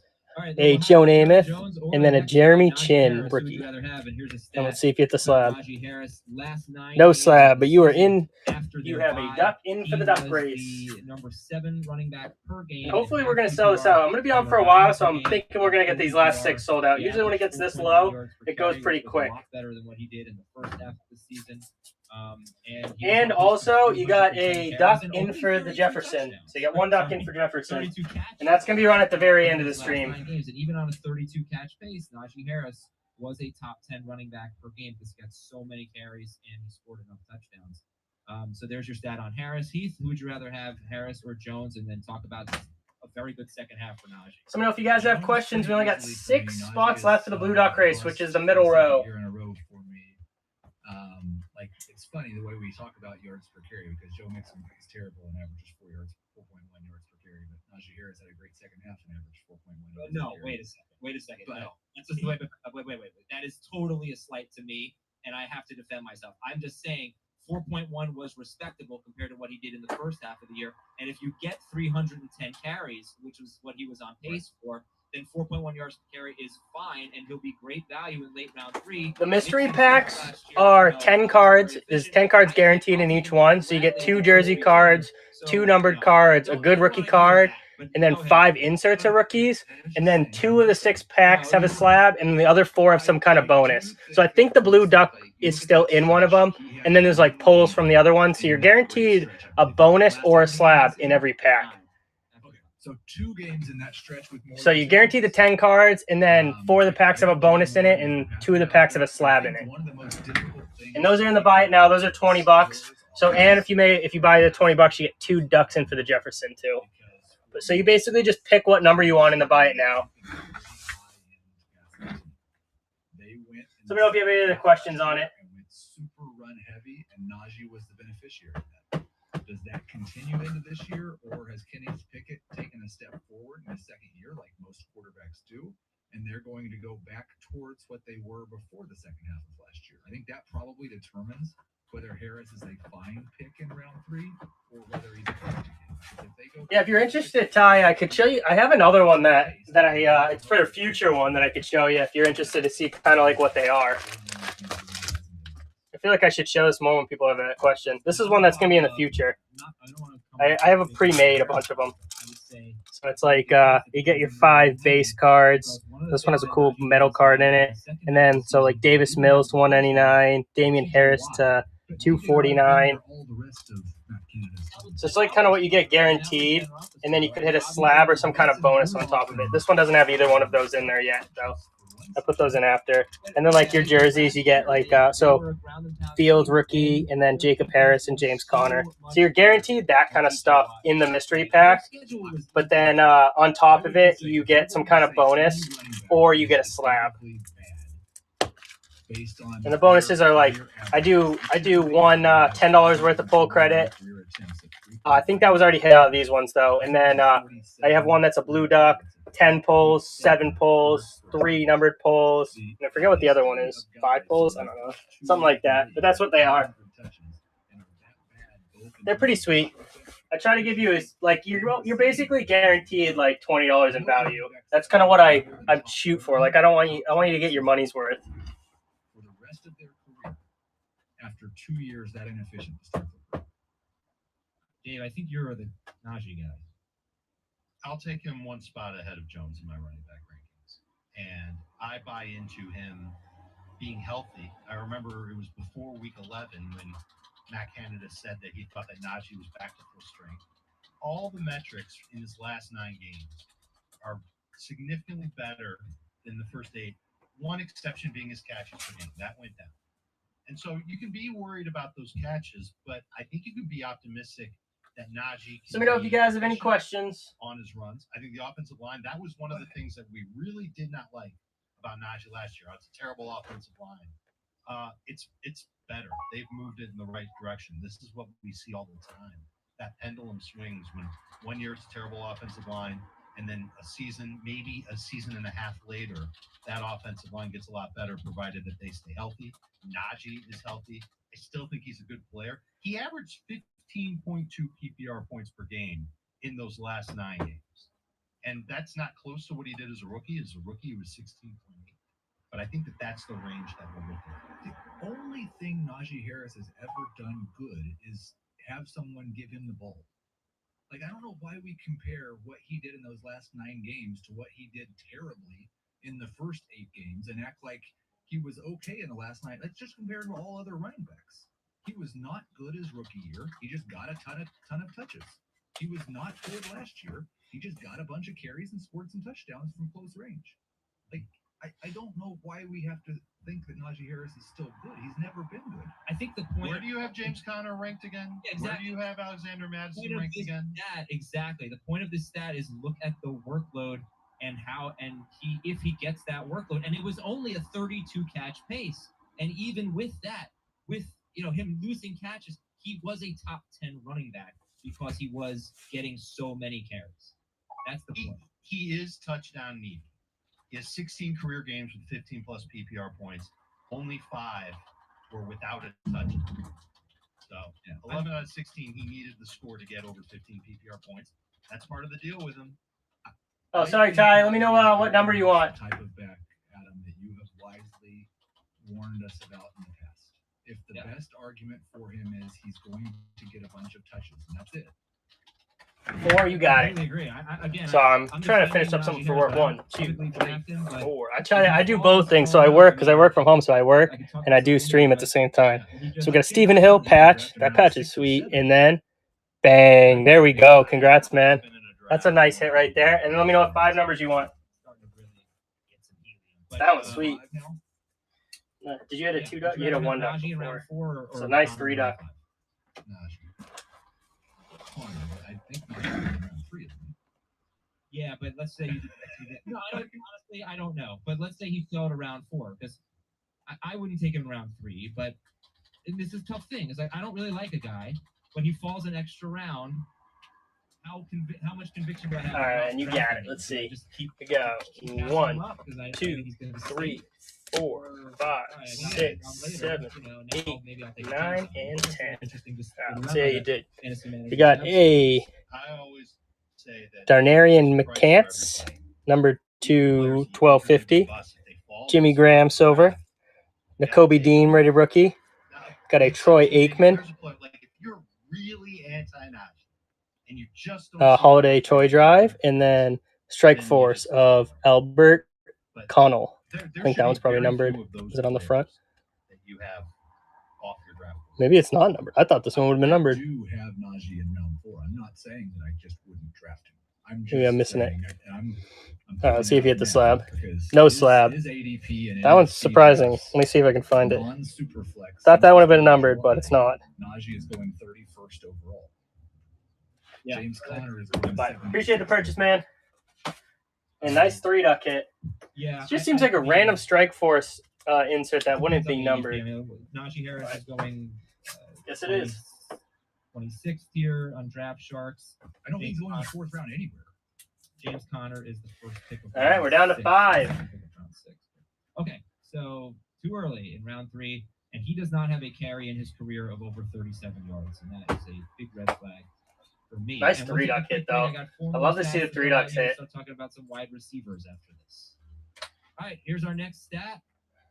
And we'll get back to the quick part of this. I enjoyed that. Najee. Down to 5. Fantasy Cops and Fantasy Jeopardy coming up. Next stat, Chris Olave versus Garrett Wilson.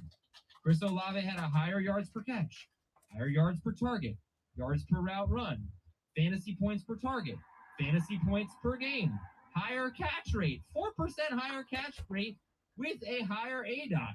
Let me know if you guys have any questions. We're only down to 5 Blue Ducks left. Fantasy points and fantasy points per game. Dave, does that matter to you? Chris Olave versus Garrett Wilson? No. I still like Wilson more. I think he's just as capable, if not more capable, than Olave of breaking plays. I think he's got a better quarterback. I think he's got a more aggressive quarterback and a more aggressive offense in general. And I think he's got a shot at winning some targets in the end zone. I think he's got a shot at scoring when his team's in the red zone and certainly inside the 5 versus New Orleans, which seems to get conservative down there. Yeah, I mean, I've made this argument a bunch, but I just think the difference between what Garrett Wilson had last year and Aaron Rodgers is much, much bigger than the difference between Andy Dalton and Derek Carr, because Andy Dalton last year was better than Derek Carr. I just wish you would have stopped that right before that prepositional phrase, or that compound sentence. You just said stop before you had to take that thing there, because you're right. I mean, the upgrade. If you just made it about the upgrade, that'd be one thing. But then you had to bring that. All right. But I will say, I'm gonna make the case. I think tomorrow for Chris Olave, and the case is The Saints obviously think Derek Carr is much better than Andy Dalton. They were willing to pay him whole bundles of money. And if that means that they are going to pass at a league average rate this year, and Michael Thomas is not Michael Thomas anymore, which it sounds like so far it can't be, it's nothing, then Chris Olave has a path to be as good as anybody. All right, let me get to our next stat here. It's about Christian Watson. Very simple here. In the last 8 games of the season, he was a top 10 wide receiver per game, number 5 per game. If you guys have questions, only got 5 mega or blue ducks left, and then we are running it. And also, every purchase gets you a bonus free duck for the Jefferson. 7 of their 13 touchdowns. Until it's getting later in the day, I can't talk anymore. But he did that with Rodgers, who averaged 200.5 passing yards per game. Hopefully, Jordan Love can do that. So Christian Watson was top 10 per game in his last 8 games with borderline bad quarterback play, quiet quarterback play, I'd say. Heath, your thoughts? I never know in these limited sample size situations how far to extrapolate that. But I think Watson probably, it's fair to say, has similar upside to Olave, has similar upside to Garrett Wilson. His floor is much, much lower. So let me know if you guys got any questions at all. Only got 5 spots left for the blue duck race, and then we're running it. And that's for the middle row of cards. A lot of touchdown, a lot of plays that probably won't be repeated. But he does have the sky's the limit. Just a much wider range of outcomes, in my opinion, for Watson than Olave or Wilson.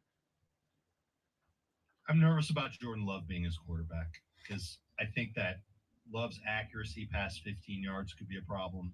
And I think the Packers in general won't take a lot of downfield shots. But this is the type of receiver profile that you love because he's fast, big, got a huge catch radius. We've already seen him. We've seen him make you just buy the thing that's pinned. We'll get you 1 pull from the blue box, which is how you get your duck. And so everything's a jersey card in the box, and then you get anywhere from 1 to 3 ducks on the back. And then like Rummy said, you get 5 pulls from the NFL in addition. So for $10, you're guaranteed 6 cards, and then you're guaranteed anywhere from 1 to 3 ducks, and then you get entered in for the middle row. If you have any other questions, let me know. And then every purchase you make today, you get a free duck in for the Jefferson too. So with a blue duck purchase, you get 1 pull from the duck box, which you get your duck, and you get into that duck race. You get 5 pulls from the NFL box, and you also get into the Jefferson duck race. So a pretty good deal going on today. Yeah, next stat here, very simple. Keenan Allen has been top 13 per game in PPR in 6 straight seasons. Yeah. Every time I want to move him down, I think about that and how consistent he's been and how good this offense is supposed to be. And how so what you do is you get 1 pull from the box, so you get your jersey card, and then you get anywhere from 1 to 3 ducks. So this one's a 2 duck. So now you have 2 ducks into the duck race for the middle row, and there's 50 ducks total in the race, and top 5 finishing ducks win a prize. So if your duck finishes first, you get the London. Your duck finishes second, you get the Dobbs. And then you also, as a bonus, you get 5 pulls from the NFL box where you can hit either one of the slabs.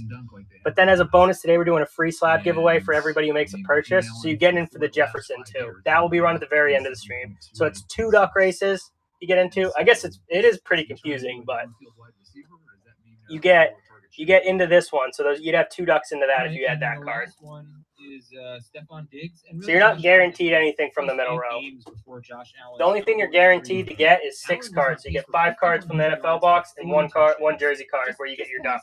But you could hit anything in the middle row. You could hit the Jefferson and any of the slabs at the bottom row. 21 yards and 15 touchdowns. It was don't know if that cleared things up or not, but let me know if you have any other questions. Justin Jefferson's season with 7 more touchdown catches. So that was before the Allen elbow injury. And then everything was just much, much worse after, and not bad, but much, much worse after the elbow injury. So, Dave, how much do you factor that in? They're already 1st and 2nd or 1st and 3rd round picks, but how much does that matter? Because you're looking at potentially a guy that could be wide receiver 1 if Allen. I feel like I made that more confusing. As well as he did before the injury. That's why he's my pick in round 1. After Jefferson. Tigers, you going again? Jefferson, Chase, Cup, So we know what you want to pull from. Bijan, Kelsey, and Tyreek are off. I think he's got the upside to match up with those guys. I think he's the next best player. Oh, you made an regardless offer. of position after the mega elite. Oh. Guys, and he's yeah, I can do that for you. A mega elite. It's weird when it shows up. It doesn't like So show me it like as an offer right away. He's basically my target when I'm picking after like 8 overall in my draft. Feel like that I think worked? two of the most interesting things to watch this year kind of relate to this. I'm not really sure how that works, but I just accepted And it. it's not just the So most hopefully interesting that thing worked on your it's end. The most interesting things in the NFL to watch, and it's like Diggs demand. I don't do them too I want all often. of the targets versus what Allen and the Bills have been talking about. So let me know what you see on your end. I accepted it. I'm fine with $8 on that. Spread the ball around a little bit. And then, like we just talked about, Allen when healthy versus Allen when not healthy. Is he going to do a better job of keeping himself healthy this year? Does he grow into more of a pocket passer this year, or does he continue on the path that he's on?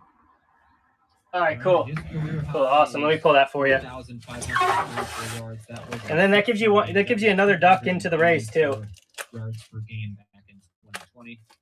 That's a sweet card. I literally just picked that one up. Last card show. You won't have to worry too much about. Bought a big lot and that was in it. I would There was some pretty cool stuff in that lot that I got. To see him at 4,800 yards passing and 400 yards rushing, right, as opposed to 4,400 and 800. And I think one of the most interesting things to watch this year is Fantasy Jeopardy. Here we go, baby. Can somebody beat Heath? He seems to win every game we ever do. It is Fantasy Here it is. Jeopardy. We have Here you go, man. Appreciate the purchase. No Final Jeopardy. No, unless there's a tie. I got I offered it to JPD, but he didn't take me up on it yet. But if you're interested, I'll sell them to you. Let's see. I think I was looking for $40. So I could do the Micah Parsons, rated rookie 8, and the CD Lamb for like 40 total. I think it was 40 total I was asking. If you're interested. What's up? What's up, Nate? Or Nat? Natmed? Not me? Let me know if you're interested in them. For the first time ever on Front Yard Fantasy yesterday. I was going for the record of 5. Like $20 a piece. So maybe I don't know if I have any other Cowboy cards I could throw in for it. Let me know if anybody has any questions, but we are down to $5. Should have asked Joey last night. I kind of did, like suddenly. Yeah. I'll send a message out as soon as it sells out, so just look out for the message. Famous Bears for $200, $400, $600. You have to say your name to buzz in. Heath, the board is yours as the defending champion. Famous Bears for 600. All right. Appreciate the purchases, man. Leonardo DiCaprio in this 2015 motion picture. What is it? I know I haven't seen him. It's like N. Kiernigan. I can never get it. Every time I see it, I just like, oh fuck. I'm gonna say it wrong. But Named is probably the new one. I want to say Nate every time, but I know it's not. What is Named? All right, I'll allow it. Yeah. I feel like if you've been on the stream before, you know that I am just terrible when it comes to pronouncing names. All right. Nat. Famous Bears for Natmed. I like how Keith had no idea, and then all of a sudden he knew. Natmed. Laura's just like, I'm sitting here. Yeah, I watched the movie. It's a terrible scene, right? It's really hard to watch. Yeah, it really is. All right, 400 famous bears. Wherever he wanders, wherever he roams, this bear is always looking for the bare necessities. Dave. Nate, man. Oh. So it is Nate? Yeah. I was going to say Winnie the Pooh. Oh, all right. That makes me feel better because I always want to say Nate when I see the name. Yes, it doesn't matter. I have no chance. Who's Baloo? Hey, I did not think you were going to get that. All right, he is up 1,000 to nothing. All right. Google's beating me 1,000 to nothing. No. My arms are crossed. Keith, the board is yours. No one can tell. Keith? Famous Bears for 200. All right, everybody be ready here. This one's easy. This bear is smarter than the average bear. Dave. Who is Yogi Bear? Yogi Bear, yes, sorry. All right, so I don't know. quarterbacks and pass guys. I'll take quarterbacks for 200. Oh, you people in the chat. Let me know if anybody has any questions. All right, quarterbacks for what? 200. He was the number 6 quarterback in fantasy with his lowest touchdown rate in 6 seasons. Is that total points or per game? Total points. Dave. Who is Kirk Cousins? Hey, he's back in the game, folks. 1,000 to 400. Heath leads. Kirk Cousins, slowest touchdown rate in 6 seasons, but he was the number 6 QB. I think he was 9th per game. It was catches that made Justin Jefferson such a beast last year. I'll take QBs for 400, please. This QB, who once played for both. Wait a second. Let's fact check this real quick. Yeah, I saw that. Gosh. That sucks. It doesn't sound good This either. QB, who once played for both New York teams, had the lowest off-target percentage in the NFL. Dave. Heath.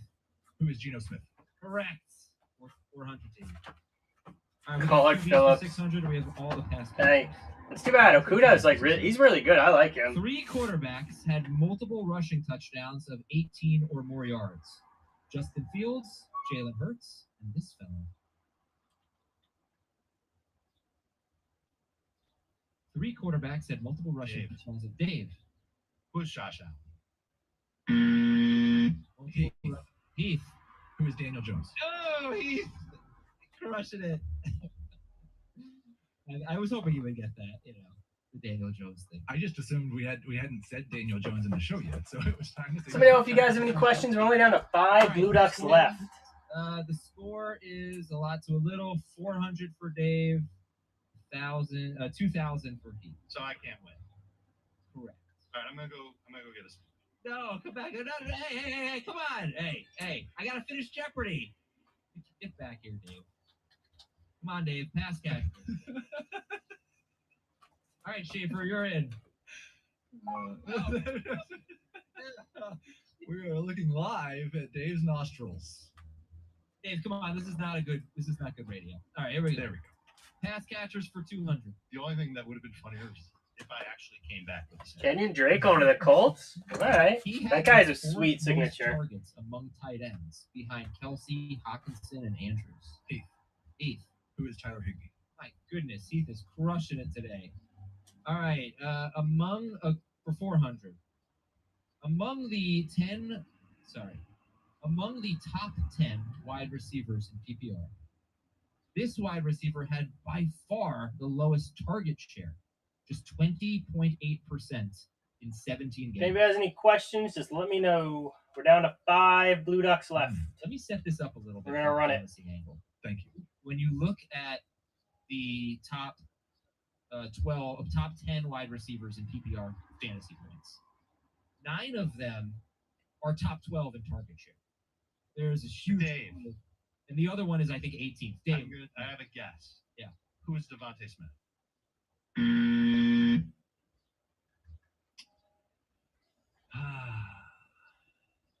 This guy had 11 games out of 17 with 6 or fewer targets. Wow. So this is obviously a guy who scored a bunch of touchdowns last year, and I do not remember a guy who I will just throw this out there. Heath. Yeah. Who is Jalen Waddle? It is your day. He's coming. He didn't even score that many touchdowns, but at the yards, 18.1 yards per catch. 8 touchdowns with 1,356 yards. Only 117 targets in 17 games for Jalen Waddle. All right, and the last one. I'm going to make this one for $4,000. So That sounds right. Among the wide receivers with 50 or more targets, rookies George Pickens, Chris Olave, Christian Watson, and Jahan Dotson were all top 7 in this category. The names again, please. George Pickens, Chris Olave, Christian Watson, and Jahan Dotson were all top 7 in this category. I guess. Dave. What is ADOT? Hey, Dave wins! Dave, that's that one right. Good job, Dave. Heath is the winner, and you guys got almost every single one right. That was good job on the clues. I didn't think you. What was the one you guys got wrong? Did you get any wrong? We struggled with the receiver with the 20% target share, but Heath got it. You got everything right. The Revenant was. Well, a Keith little- is the one that got most of it right. Good job, guys. Good job. All right, He's we the got better Googler. a break, some quick news items, and the fantasy cops after this. We are back to finish up our Wednesday edition. Let me know of if anybody Fantasy has Football Today. questions. All I can tell you about the FFT Open is that it will be sometime tomorrow evening, maybe 6, 7 p.m. Eastern, something like that, where we'll be posting these spots, these available spots, 88 of them. For I 200. love that we're doing this because there are people out there that are like, I could beat that guy in fantasy. Why does he play in my league? Well, now here's somebody's chance to play against one of us. Whichever analyst you think you're better than, put your donation where your mouth is, and let's see how good you are. There it is. And we, by the way, are eligible to win. We're not. It's not. Oh yeah. Yeah, we're competing. All right. Aaron Rodgers wants to play a few more seasons. So, did you, Heath? Did you move him up your dynasty rankings? I did not. I know that it's really hard to not just like believe everything that Aaron Rodgers says. But I'm gonna go ahead and hold off on that one, and I'm gonna leave him in the around QB 22 or so.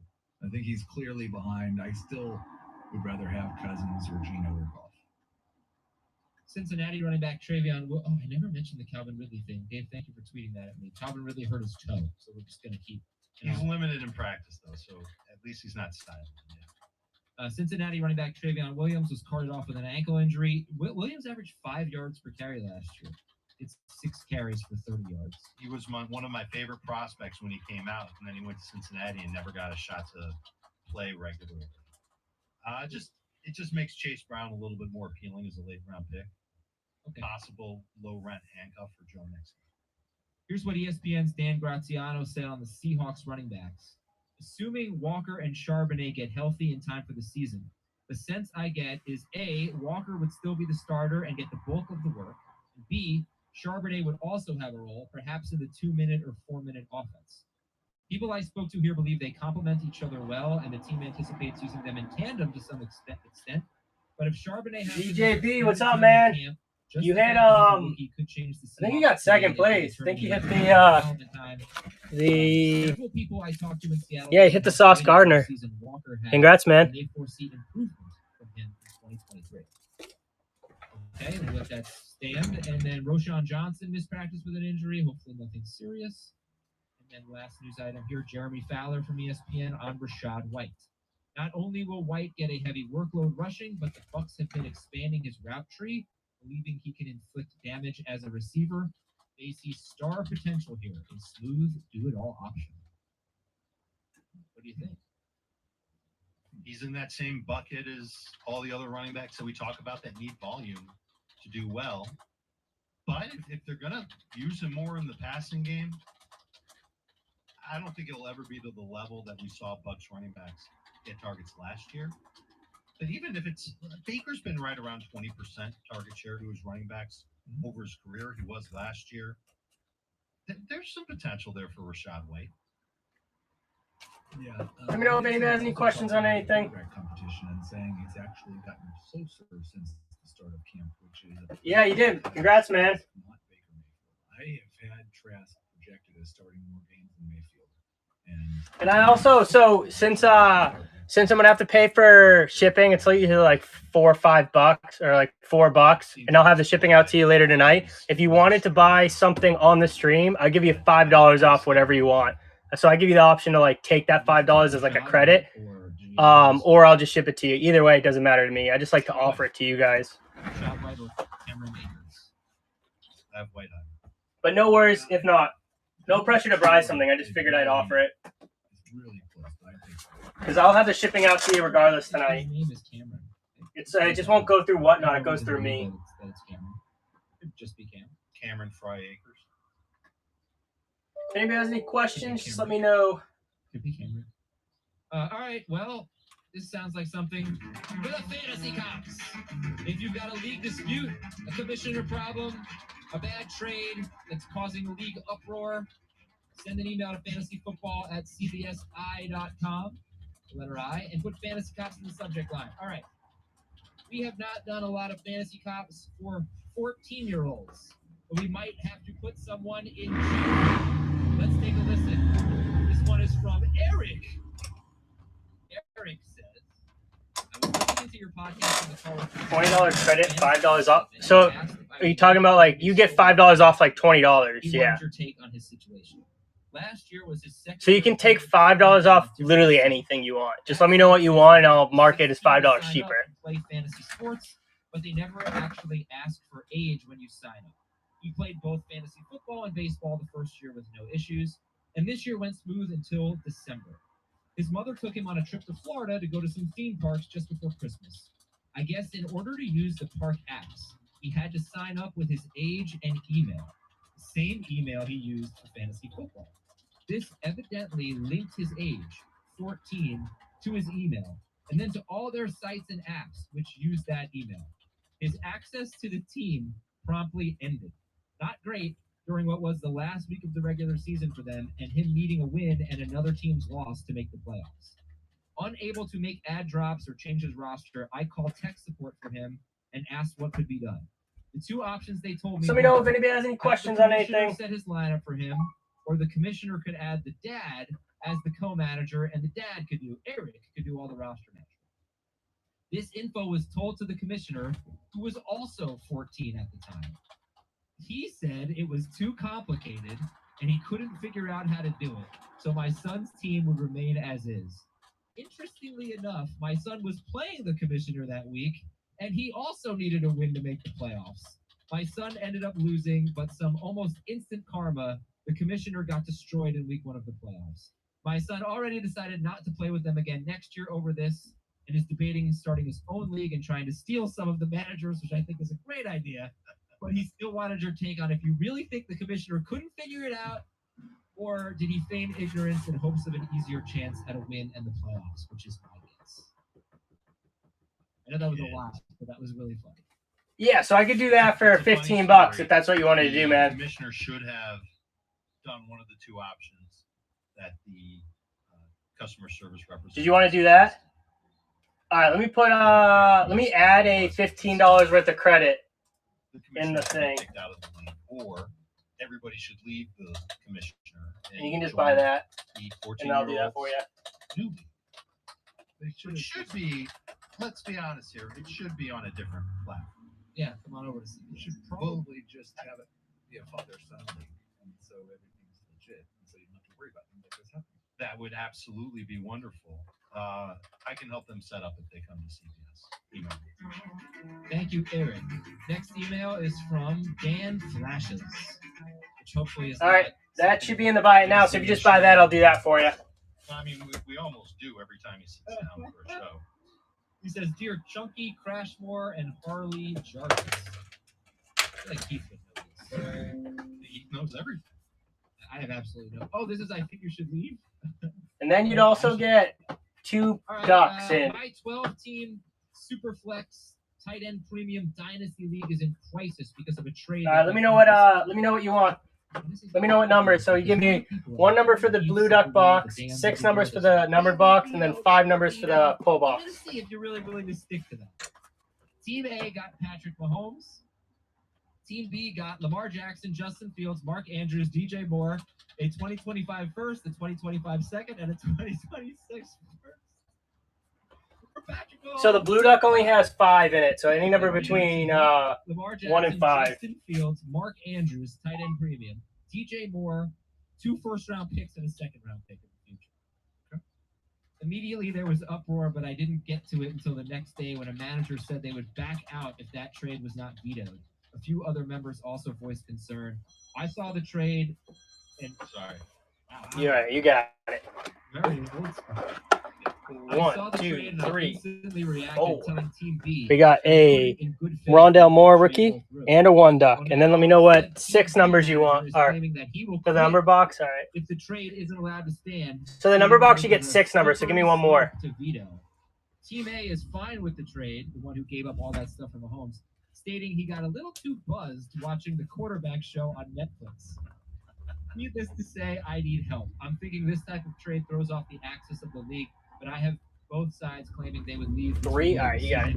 Is there a 1, happy medium? 2, What say you? 3, 4, 5, I 6, would like to know, 7, like, what was the 8, prior president? 9, 10, 11, 12, 13, 14, 15, We don't know 16. that. Let's just say there's never All right, been let's see what you anything did. like this trader. There's We never got been a any Quentin over- Payton out of 99. There's never been one that's caused Got a this. Bishop Sankey Has there ever been out of 199. Got a Dwayne Haskins 249. Alfred Morris to 100. A Moncrief to 999, and then a Brandon Pettigrew This one guy to whose name- it's multiple people who are saying- 999. And let's see if you hit a slab. One guy said he was leaving. Okay, what? No slab. This trade should be vetoed. All right, let me know what 5 numbers you want from this box now. From the league, one way or the other. It's either the guy who made a great trade or the crybaby. This I trade, would let the crybaby go.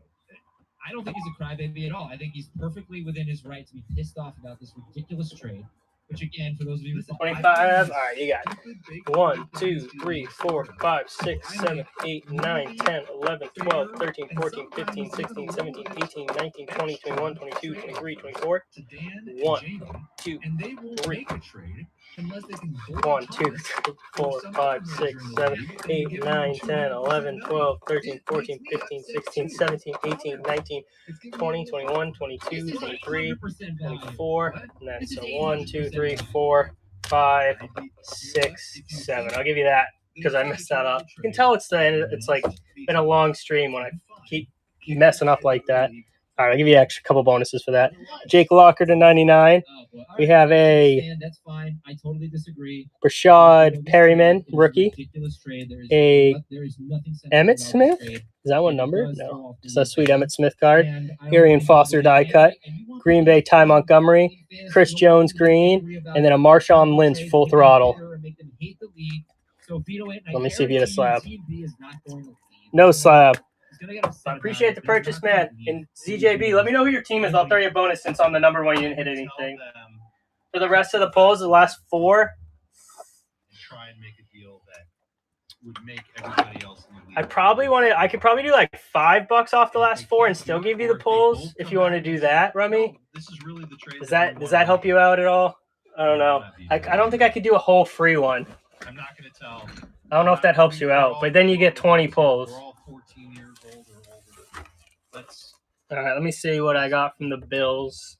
If they're going to make this move, I got a ton of Josh fine. Allen Others are gonna cards. cry about it and leave the league.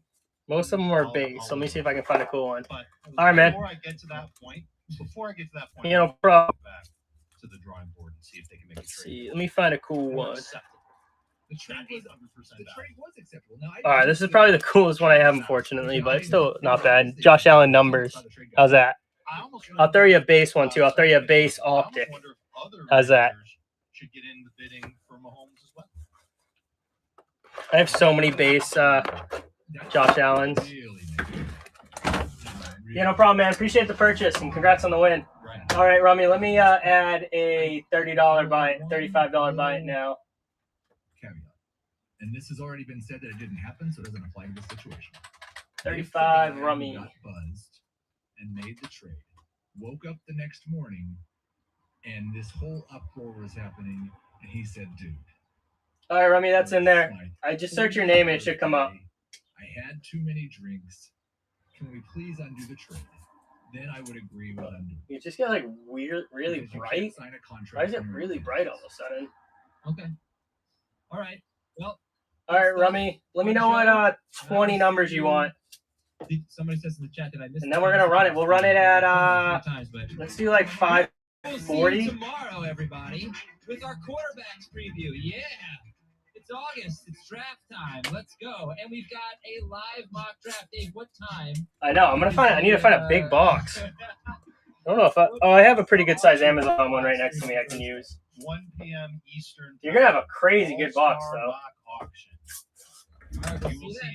see people from other sites, other analysts sharing their ideas on how to go about auction rounds. We'll love it. Later, everybody. All right, man, you got it. Let's see what the ducks you have. I think the ducks were all pretty good. All right. And Let's see. We got a Michael Thomas, everybody. Welcome a to rivals of Football DJ Chark and Fridays, Kiki the Mailbag Show. We've got your Apple Cootie? Podcast questions. Leonard Williams, and an Alec Pierce. And let's see. 1, 3. And we will have- Damn, I feel like you take that. What is the email? 8 ducks. The email is Jeez. All right, 20 from the back. 1, 2, 3, 4, 5, 6, 7, 8, 9. All right, I'm gonna take out the 10, 11, 12, 13, 14, 15, 16, 17, 18, 19. Do you want 20 or do you want 21? Answer the email. That's Adam's. That is great. No, all you have to do is you just This is put 20. the @ side and then you put fantasyfootballtoday.com. No, not that. It's like you've never used email in your life. What is it? Just give me the exact. It's fantasyfootball@cbsi.com. Yes, The letter I. You want 20, Rummy, or you want 21? All right, let me start with our email. I feel like I'm gonna make the executive decision because I know what 20 is. I'm gonna give you 20. Canada. Where's he from? So Dave? 1, 2, I 3, have listened to the show 4, for over 10 years, 5, often watching 6, the YouTube stream 7, as well as listening 8, to the podcast. 9, Last season, I felt 10, good about my job 11, when I started the 12, season. Doing fine. 13, It needs to 14, step up. 15, Leaving 16, me feeling 17, gutted. 18, I decided to play it 19, out knowing and I was 20. I continue to listen to the podcast and make moves and finish All right, the let's season see. 8-6 and made the fall. All right, we got a Cody Latimer die cut, Rashad Green to 299, a Kareem Abdul-Jabbar, Same thing. Travis Kelce All-Pro, AJ Brown, Noah Fant Green, a Last the 6 seed 3 years ago won the championship. So you just never Deshaun Hamilton patch to 100, a Eli Manning, Marshall Falk, Malik Willis, rated rookie, Torrey Holt, Deuce McAllister, Tyler Algier, there you go, rated rookie, a Antonio Freeman, Jimmy Smith, that one might be numbered, yeah, numbered to 250, Jordy Nelson, this one's pretty cool, Martavius Bryant, rookie, a Calvin Williams, Curtis Martin, and then a David Bell. That was 20, that's why I gave you the, figured I'd give you 20 on that. All right, let's see if you hit it.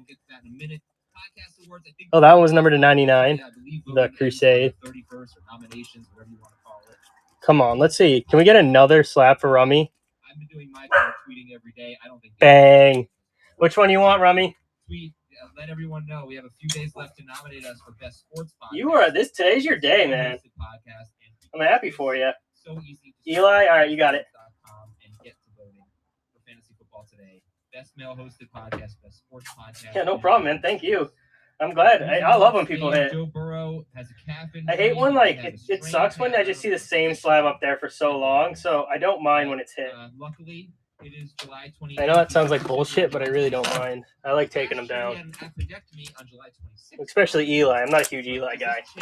All right, let's see. Do you want to put? Do you have any idea? Remember any of the other ones? Yeah, like let me pull out some of the better ones. Could do Jay Jets, Davis, Micah Parsons, James Wilson. I feel like these. You got the Jay Jets, Gabe Davis, silver rated rookie, or ETN. Montgomery. Oh, you want the Montgomery? All right, you got it. I expect them to be that. Montgomery, it is. Expect them to be ready to go for week 1. It is a pretty cool one. They didn't say torn Achilles or anything like that. I think they would have known that by the time that we're recording. Montgomery, 12 plus hours.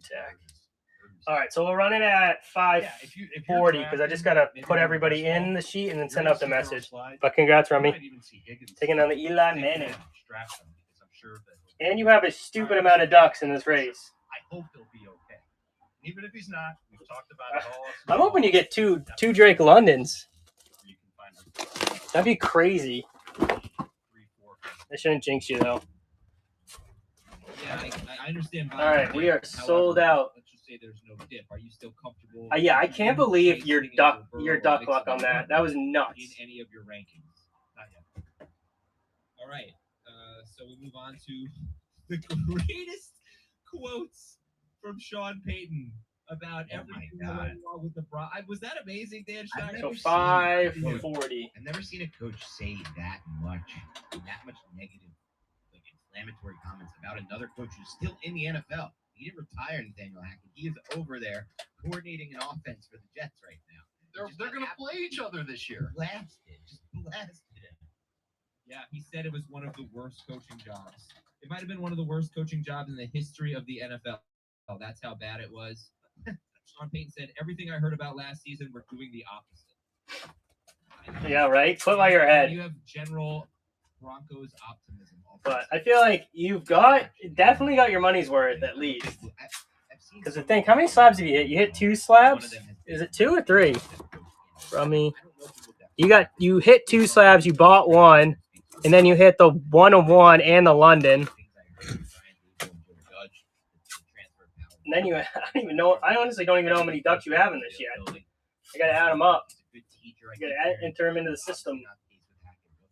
Judge, it was the case with Dable. We saw the difference in the Giants. Nuts. So I don't fully believe in Russell Wilson. All I right. believe in the coach. What I'll do is I think I'm gonna run this one, and then I might get off after this, and then run. So I'll run the Jefferson after. Classic Sean Payton that we're going to see all year is those 3 receiver sets. Or those 2 Yeah, I know, right? Not bad. And then a ton of like pretty good cards. You got a lot of nice I think we're going to see a lot of Falcons cards. action, intermediate shots, throws to the running backs, easy things. All right, let me add these up, and then I'll send out the message, Calvin Ridley. and then we'll go for it. He says he's Calvin Yeah, I'll probably get off at 6 then. That's kind of what I'm thinking. I'll tally up the Jefferson too, and then I'll get off, and we'll call it. And I'll try to set up another one up for Monday. It looks so empty. I know, right? Well, That is true. We did on Tuesday, Travis Etienne and Calvin. At least I use like a tape that doesn't really screw up the cases too bad. 1 and 32 overall, I believe. Dave, who should go first, Etienne or Ridley? I think you can make the case for Ridley at this point, simply because of the fact that in PPR, all those catches are going to count. I'm not sure that Etienne's going to get them. And I think it's becoming increasingly clear that Etienne will not be an every down guy in this offense, and that they brought in so that he doesn't have to be that every down. For what it's worth, Etienne apparently had a great first practice in the passing game, was catching a ton of passes, all of that. I'm skeptical it will carry over to the regular season. Trevor Lawrence, to me, is just not that kind of quarterback. He throws way too aggressively into the intermediate areas of the field. You need a check down quarterback for a big reception total on the running back. You need someone who's going to get that check down. To me, from what I saw with Lawrence last year, it was aggressive hole shots over and over and over again. Now he has Ridley's dad to throw those hole shots. The only pushback I give is that remember what he did in college. He was, yep. Now it's been 2 years since then, and last year is evidence against it. But he leaned like crazy. Yeah, I feel like that last like 7 ducks that were in there were all like pretty good ducks. He has that rapport with Ridley. I think there was only like 2 1 ducks, and the rest were like 3 ducks. All right, big injury for the Dolphins as Jalen Ramsey tore his meniscus, could be out until December. It's a huge problem for their defense. This one's old. Now they won't be able to play nearly as many exotic types of fronts as they could have with Ramsey. So let me know if anybody has any questions. And they still have potentially a very good defense, very good secondary. Potentially, Duck race is sold out, but I'm still running everything else. But that is a tough. Oh, I got it. This needs to be full because Rummy hit it. Serious right now. But Alan Lazard and Randall Copper. So I just need to add a little bit to that. If anybody wanted to hit that. The Chargers, everything you read, they are going to throw the ball downfield more this season. Last year we were having an argument, should Mike Williams be drafted ahead of Keenan Allen? That argument does not exist this year. Does anybody think it should exist? Should Mike Williams be drafted ahead of Keenan Allen? No, but I also feel like Mike Williams' ADP has been pretty depressed the entire offseason. Every draft we do, and he's sitting around at spots that I don't believe he should be sitting around at. I think overall people are kind of tired of Mike Williams, a lot of injuries, no breakout season yet, but you're still getting a big threat who's going to be a big size threat who's going to be used in the red zone with one of the best quarterbacks, one of the most aggressive coordinators in the NFL. I feel like that still has a lot of value. Herbert last year was tied for 5th in most pass attempts of 20-plus yards, air yards, and the adjusted completion rate on those throws was 37%, which was outside the top 20. So Quentin Johnson needs to be him on those deep throws, and so does Mike Williams if they're going to connect on them again this year. But he was already aggressive throwing downfield last year. You're telling me that he's going to be more aggressive this year? I love it. He needs dudes that can catch it. So I got a buddy, one of our listeners. His name is Andrew. He's been helping me out with Azer stats. He's come up with a very, very good formula. Is he beating? I have a feeling that this is probably a weird, risky move by you, Adam, because he might be better than you at your own game with the Azer stats. Well, we'll find out soon. But, he is. that's not good. He does it for everyone. This was your claim to fame. Well, I mean, he's put it out into a spreadsheet basically. Oh no, there's no chance you've ever considered a spreadsheet. No, but what he does All right, is cool. he gets everybody's fantasy points. All the ducks are in the system. Let's see how many you have, Rummy. I think you have I don't even know how many you have. And he Why rewrites. did you not think of this first? Because I don't know. You have 18. So anyway, Mike Williams was tied with Jerry Judy. 18 ducks. Both of those guys get really Azer statted. 15.2 PPR. Not enough. per game. I think You I think. adjust it and take away Well, the partial games that they played. Knock on wood. That's really good. That's just below Jalen Waddle. Better than Devontae Smith. All right, I'm gonna send out these messages. If you guys have any questions, just let me know. The year before that, Mike Williams was, I think, a top 15 wide receiver as well. He was 17th per game in 2021, 14th overall. So that's 2 years in a row, if you Azer stat it, where you've gotten a top 18 wide receiver on a per game basis in PPR. There have obviously been circumstances. He played a lot of last season without Keenan Allen. So now he's got Quentin Johnston too. But those are good kind of raw numbers. Top 18 2 years in a row if you want to remove the games that he's left early with injury. I prefer you look at just the raw number of it over that, Adam, because if you're doing like top 18, that's not factoring that other people could have been Azer statted. No, that's what I'm saying. Oh, everyone in the pool has been vetted for Azer stats? That's what our guy Andrew did. Okay, and gotcha. everyone gets Azer statted. He was wide receiver 7. Okay, I like it. So it's only the games he played. How many snaps? What Andrew did, I believe, was he removed any game that a player played less than 50% of his typical snap share. Okay, these guys, most of these wide receivers are playing, more than 80% of the snaps, so probably have to play less than 40-45% of the snaps, and that game doesn't count. And it does jive with a lot of the stuff that I've done too, like Jerry Judy being at 15.2 PPR points per game. That's the same as Mike Williams. But anyway, let's move on. We get bogged down in that a little bit too much, and thanks to Andrew for helping me out on that. Arizona head coach Jonathan Gannon says he is 100% comfortable with James Conner being a bell cow. Let's talk about another running back who might be a bell cow. Here's what Minnesota's offensive coordinator, Wes Phillips, said about the run game. Oh, I said 45 to everybody, so we'll run it at 45. Cook is a big-time playmaker, so maybe that gets filled in other areas at times. But as far as the run game, consistently producing yards and keeping us ahead of the chains, where you've got more of your call sheet available, I think is really important.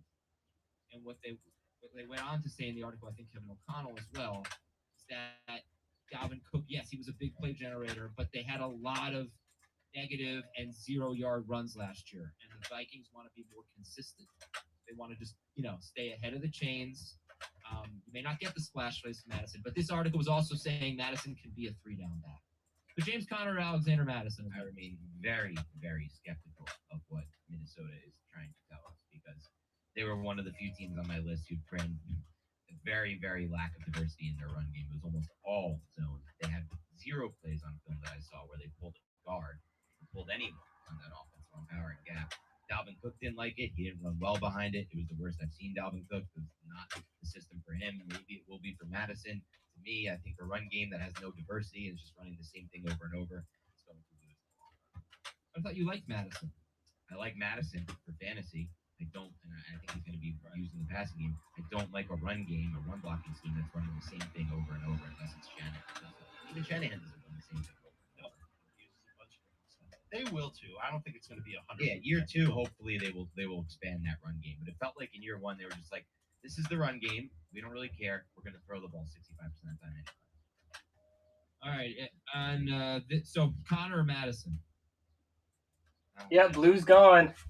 I'm sending out the messages now. I have them back to back. So we're running at 5:45. Madison over. I said 5:40, but I accidentally sent everybody 5:45. Really So the Conner thing for me, he's underrated, but that offense here. James Conner was number 9 per game last year. With the 3rd worst record in football, and he had great numbers with. The Azer stat is McCoy, Dave. Yeah, no, he had great numbers with Colt McCoy. The last 7 weeks of the season, I think that was mostly without. I mean, it was definitely mostly. I don't know if it was all without Kyler. He was the number 5 running back per game. He's on pace for 350-ish touches, 360 touches. Who's playing All right. every snap. Message is all sent out. Fantasy points in 5 of So his we're in games. about 20 minutes. We're gonna run it. And Let me Kyler edit that Murray thing. one of those. All right, let's go to just a few more news items here. Kansas City. This edition of As the Kansas City wide All receiver right, cool. start, So everything's. Rasheed Rice has gotten the most first-team reps of all wide receivers. I know. For me, like I know I don't have to send you a message. I just like to send it to everybody. I don't know why. Pass over the Chiefs without the Justin Ross stuff, too. Let's go to my list one by one. Gabe Davis said he lost a step after hurting his ankle in week 2 last year. All right, let me. I'm gonna start making the Giving on him all year. And start making the list for the Justin Jefferson. And saying that he's an every down back. What do you make of that? I like it. I think the Bills are leaning into being their primary running back this year. And you look at Harris and Latavius Murray as supplemental guys. There are 50 ducks total in the race. If you want to know how many you have, I can tell you that too. And I would have a hard time expecting to have even more than like 3 or 4 of those types of touchdowns, just because Josh Allen's there. And he's going to take over. So he's got too much competition in that area of the field. But as far as playing time and touches go, Yep, you'd be you do have surprised to. if he had less than 13 touches per game week in and week out. That could be 9 carries. And then I can tell you in a second. I'm just adding up all the ones from the Jefferson. I can tell you how many ducks we're gonna have in that one. Sense that Buffalo wants to diversify their offense. He's one way they can do it. And I fully expect him to be on the field more than anybody else. And they did use pretty significant draft capital a couple years ago to draft Second round pick, right? Yep, and that's significant for them, especially. They've been using like 3s and 4s at that position. Also, when they did it, and remember they were talking about how they think he can be an extension of the run game via the pass game. That's not something they've really tapped into as much during the Josh Allen era. Yeah, you can have a majority of them, Rummy. All right, how about Rashad White, James Cook? There's a decent amount of people in it though, and that one's because it's just Would be Cook, Akers, White for me. I think I've got Cook at the All right. bottom of that list for right now. White. All right, so that would be White, Akers, Cook. We'll take a break. When we come back, we've got your emails at fantasyfootballtoday.com. And we got a funny story. All right, there's 26. What's up, Tigers? I don't know. Why am I supposed There's to know 26 that? ducks I in usually for don't the know. Jefferson. I don't know. Adam totally mentioned it. And Rummy has every show for the last 16 of them. You know So what? you have well over half. You guys have forgotten, and you guys will continue. Nope. So the race is going to be in. This is the reason this is down because I don't have to fill. I have to fill that back up. We are doing it in 5:45, so in about 10 minutes or 20 minutes, we'll do it. And the other Jefferson duck race is going to probably run right after it. So we'll run that one right after it. So until then, if you guys want to get in for that, any purchase you make, you get another free duck into that. But there's 26 in it right now. All right, we'll take a break. We got your emails, your Apple Podcast questions, your YouTube questions when we come back. All right, this question is from Mike. Welcome back, everybody. Thank you, Mike. Thank you, everyone. And the fantasy league is full. I don't know if we want to add 2 more people to it, but to do that, we have to make it a non-paid league and then add the people and then make it a paid league again. So I don't know if it's worth it. But I reached out, and that's what they told me. But Mike wants to know about. So we'll have to figure that out. I'll message everybody in the fantasy league to see if they want to do that. So yeah, almost all of my leagues are auction drafts, 12 teams. But if you guys have any questions, let me know. Let me fill this one back up. Yes, I agree. This will give you guys 2 to 3 I don't even think there wasn't even that many hit. Rummy's just too lucky today. Yeah, I guess it's almost about half. What do I think? Starting point for auction for me is you got to Just throw some jerseys in there. I feel like there's probably still another decent amount of numbered cards in there. But what I really like, especially There's a bunch of jerseys. use last year's results. I'm just filling up the pull box Sort them by position since Rummy hit it. and put those results next to your rankings with those numbers, and you now have an idea of what. Rummy's taking all my slab freaking inserts too. You could build out a model team via that. Now, if you don't have a year of results, this is something maybe you would do too. All right, that one's good to go now too. Use Jack where you can start to pick up. Let's say look at it like I want to go. If you guys got questions, just let me know. We're gonna be running in about 15 minutes. And then build out your receiver core, your tight end, your quarterback after that, based on that. So if you're doing a 1 QB league, my strategy is probably in auction, especially do not pay for QB.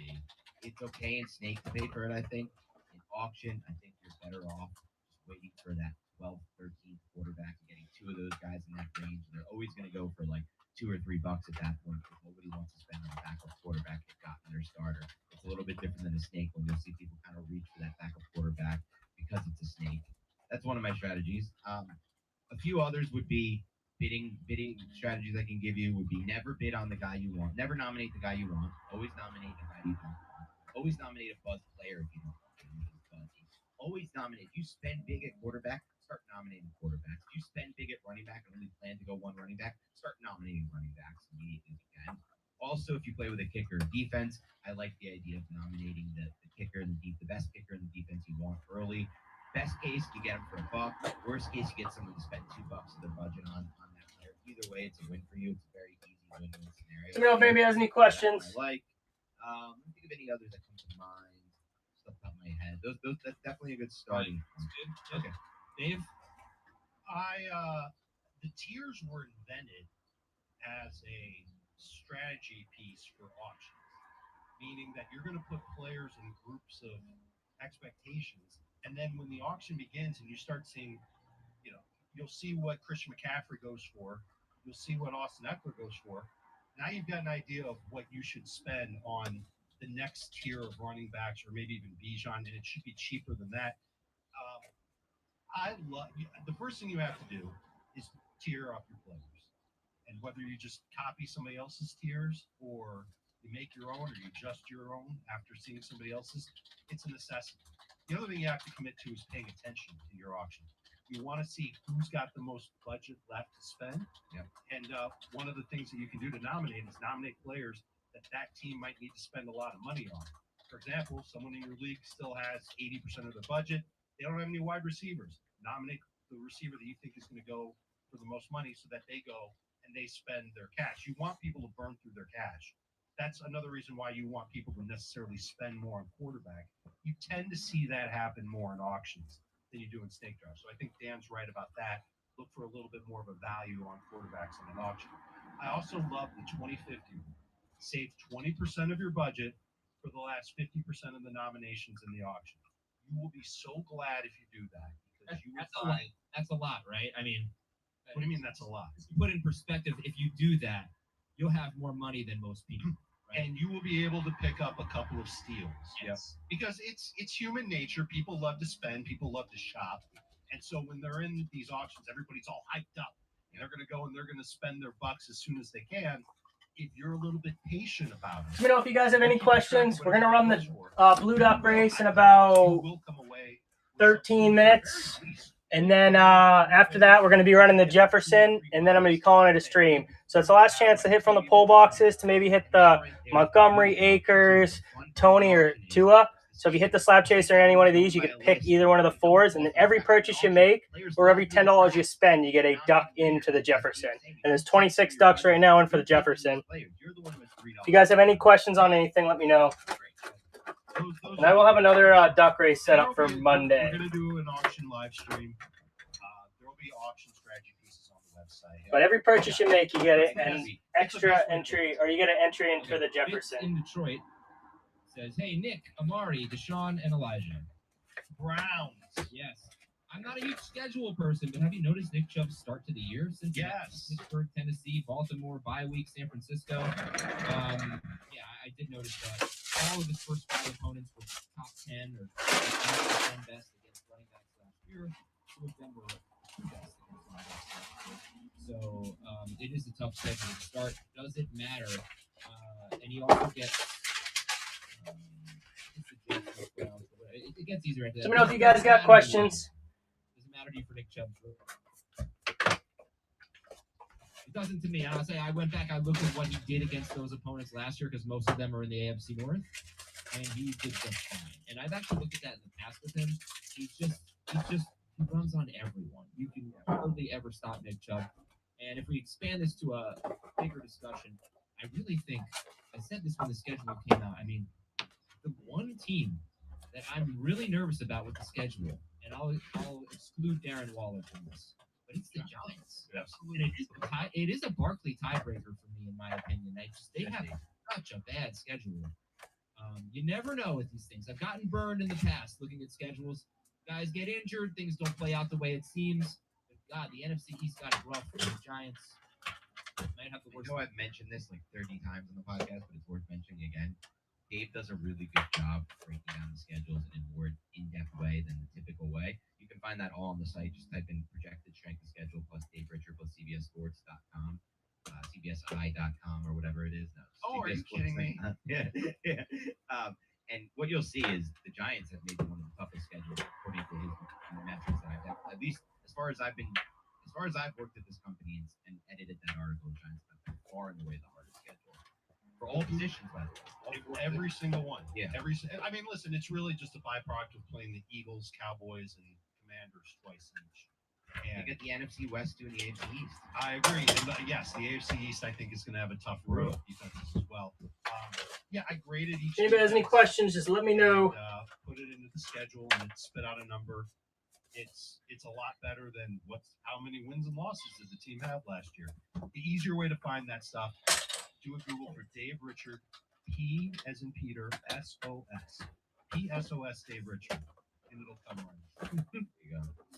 And by the way, on Nick Chubb, I do have him as the 27th easiest first 4 games. It is a tough schedule, but over the course of the year, 8th easiest. So if you don't draft Nick Chubb and he gets off to a slowish start, trade for him before October 1st. I like it. All right. Good luck with that, though, because I think everyone with half a brain is going to know that he's about to turn If it on. he sucks for the first 3 or 4 weeks, I bet you can procure him from the team. Next question is from Jeff from up north. 10-team 2QB PPR league. I have the first pick. We get to keep 3 players from the year before. So, if anybody has any questions, we're going to run in about 10 minutes. We'll be running the Blue Duck race. As of now, he's keeping Justin Herbert in the 6th. And then we run in the Jefferson after. St. Brown in the 8th, and Deshaun Watson in the 12th. So he's got his 2 quarterbacks. Christian McCaffrey would then be his first pick. Nothing wrong with that. Herbert, St. Brown, Watson, McCaffrey. But he could keep Calvin Ridley in the 10th or Alexander Madison in the 13th, and then take Patrick Mahomes. We still got 6 mystery packs and 2 slab chasers in them. What do you do? Do you take Mahomes and maybe throw back? Would you rather keep Herbert in the 6th or Watson in the 12th? Let's start with that. I would prefer Watson in the 12th over Herbert in the 6th. You guys got any questions, just let me know. You have to keep both in the 2QB. Yeah, this is just nuts. Well, you don't though, because you could keep Watson in the 12th. You're still giving up opportunity. There's still massive opportunity costs, I think, right? Because No. Why not? No, because okay, if you throw back Herbert in the 6th and you don't keep him, then instead you're keeping, say, Ridley in the 10th or Madison in the 13th. So you're doing better there in terms of your keeper value, and you're drafting Mahomes. I don't think you're doing better there. I don't either. Herbert as a 6th is a way better keeper than Ridley as a 10th and a 2QB. Okay, sorry, I just meant you're saving a 6th. You're Sup, doing GG something good. ZJP. Can't even talk now. Quarterback. God, it's been a long stream. Running back or receiver. What's up, man? About to run in about Not to mention you get to keep 7 minutes. years. What's up, Colin? How you doing, man? Todd. Yep, we're gonna run in about 7 minutes. If you guys want to know how many ducks you have, let me know. I can tell you. We're also doing the free slab giveaway for anybody who makes a purchase today. Sean Johnson. Yeah, I still got a bunch of cowboy cards. Which one you want? Which ones were you looking for? I got the CD. I got the Micah Parsons, if those are the ones you were looking for. Yeah, those ones, yeah. I still got those. You interested? I can do those for you, and if you make a purchase today, every purchase or every $10 you spend, you get in for the Jefferson. And that we're gonna run that one right after the Blue Duck race. Yeah, if you want to do those, what did I say for them? I don't remember.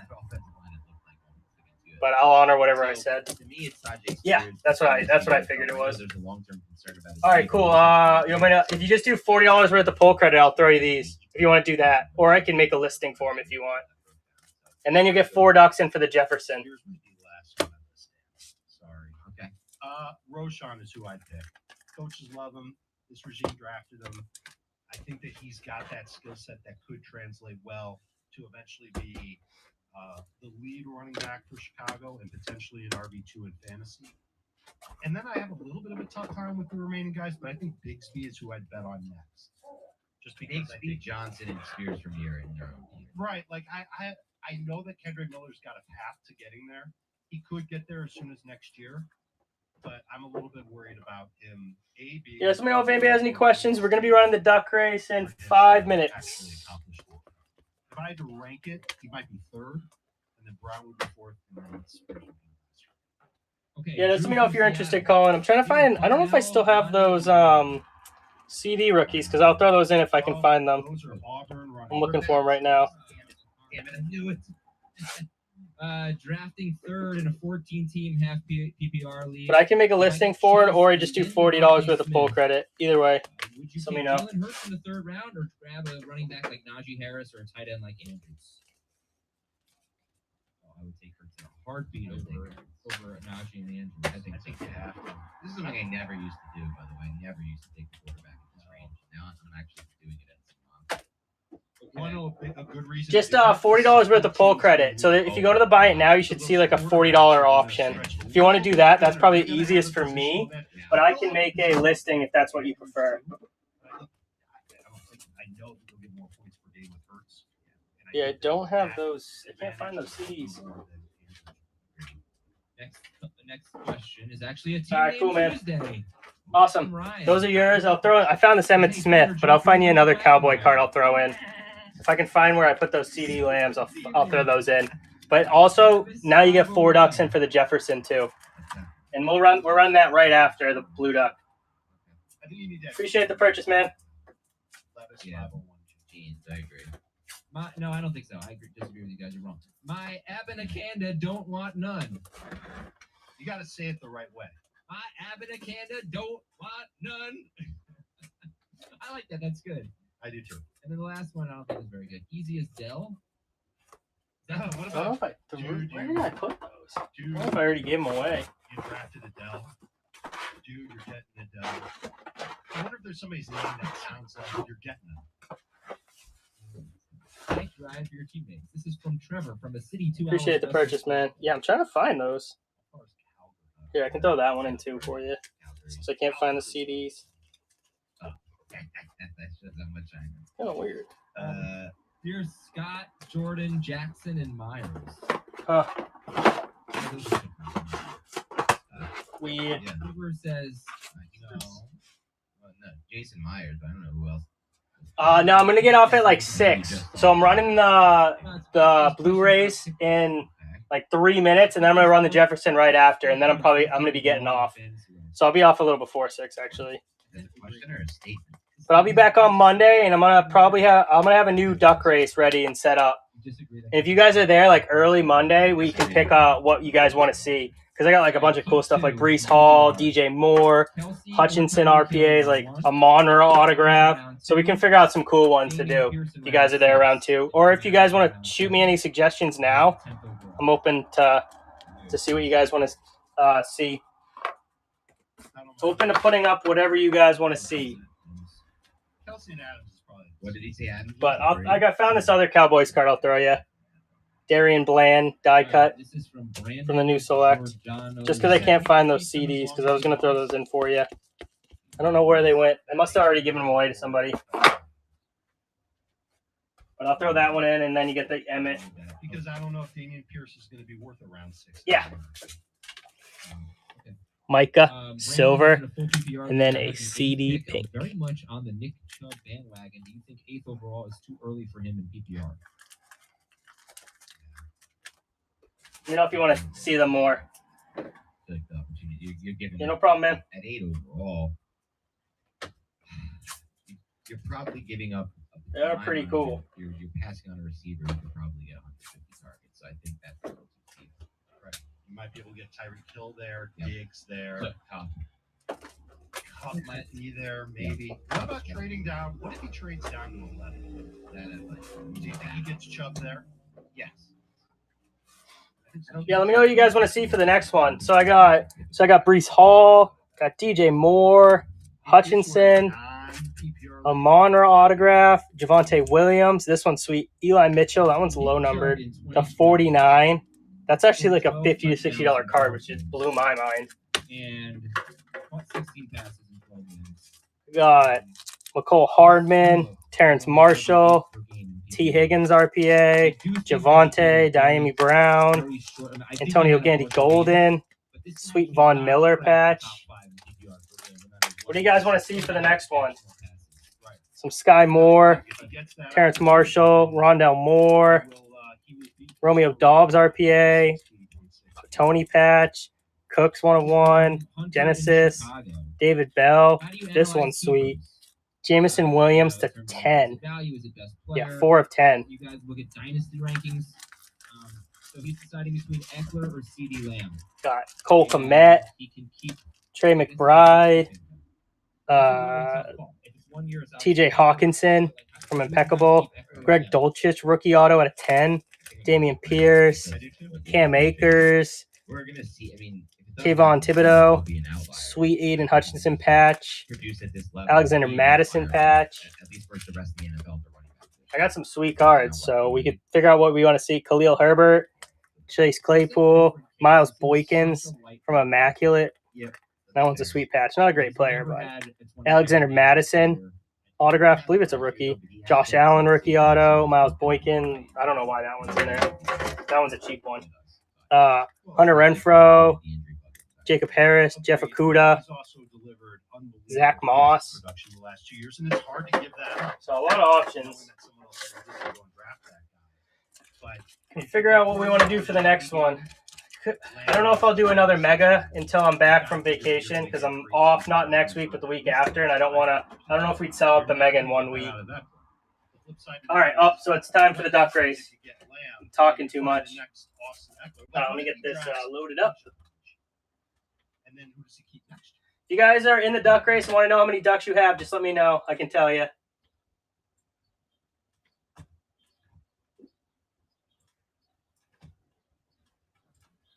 All right, let's see.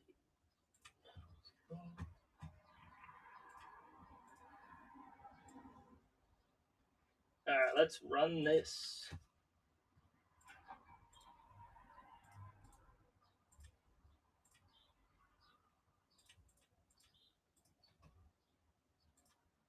All right, let me get the Lucky Duck music on, and then we'll run it.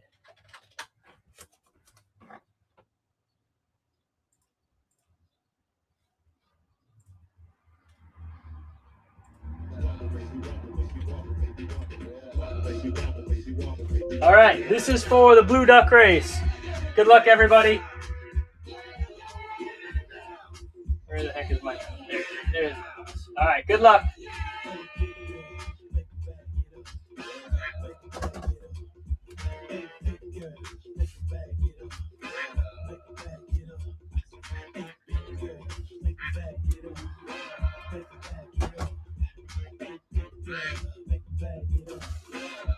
And we're going to be running the Justin Jefferson right after. So if you want in on that, I'll be setting it up. So as soon as I set it up, it's going to be last call on that. Any purchase you make, get you in for that. Yeah, Rummy had, 18 ducks? He had he got so lucky on a bunch of pulls. He pulled like 3 ducks and he got 8. 3 pulls, he got 8 ducks, 2 threes and a 2.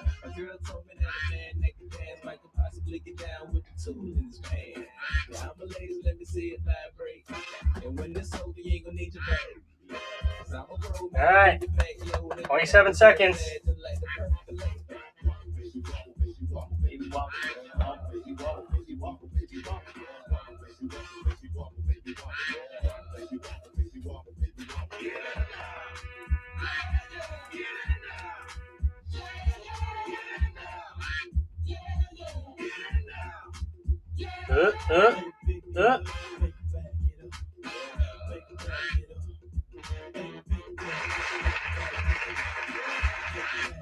J-Hub taken down first. All right, let's see who got the top 5. So J-Hub, Kaysen, Ty Grizz, and then Rummy. Not the best outcome for Rummy. His luck, I think, has finally run out. But all right, let's see. So first place, J-Hub is taking down the Drake London RPA. Let me pause the music for a second. All right, I'm gonna, as soon as I finish going through these, I'm gonna run the Justin Jefferson and then call it a day. So if you want in on the Justin Jefferson, it's the last chance. If you make a purchase, you get a bonus duck. So J-Hub got the Drake London. Romeo Dobbs, second place goes to Kaysen. Yeah, congrats, J-Hub. Kaysen. All right, and then third place, the Alec Pierce, goes to Ty Grizz.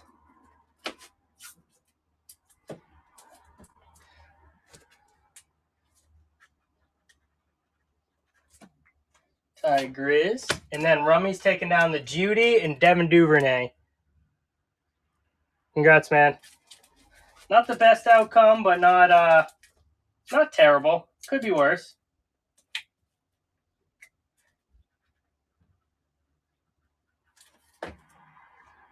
Surfside, no, you did not. I can scroll down if you guys want and see where you guys finished. You got 12th. Yeah, you can't complain, yeah. But you had like almost a 50% chance at each one, I feel like. Or probably under that. But yeah, Surf, you got 12. And I think you had 2 ducks, right? And 32nd. Let's see who got last. Bubba Dog had the slowest duck in the race.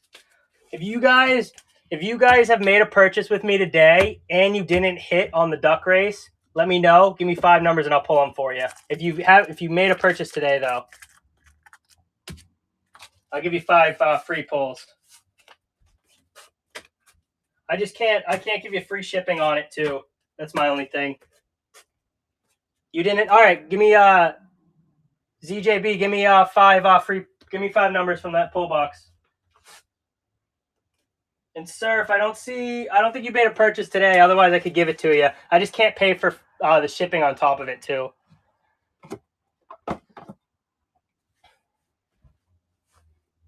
$16 through $20, you got it. 1, 2, 3, 4, 5, 6, 7, 8, 9, 10, 11, 12, 13, 14, 15, 16. 1, 2, 3, 4, 5. Yeah, Surf, just next time you make a purchase, just remind me of it and I'll give you 5 free pulls. Goes for anybody. If you didn't hit in the duck race right now, just next time you make a purchase, just remind me. Johnny Mitchell, Young Stars. Randy Moss and Calvin Johnson, Classics. J.J. Watt, die cut. That one's cool. David Bell, rated rookie. And then a sweet patch of Terrence West to 100. And let's see if you get the slab. No slab. I appreciate you joining the race, man. Nice little bonus patch. Nice, cool J.J. Watt. All right, last chance. I'll give you guys till like 5:53 or 4 to get in. Last purchases. If you want to get in for the free bonus Justin Jefferson. If you want to know how many ducks you have in it, let me know too. I can tell you that. But we have 26 ducks, I believe, in that. Yeah, no problem, man. All right. Well, I think we actually have 30 because I have to add Crusade, Colin. I believe we have 30 ducks in for that one.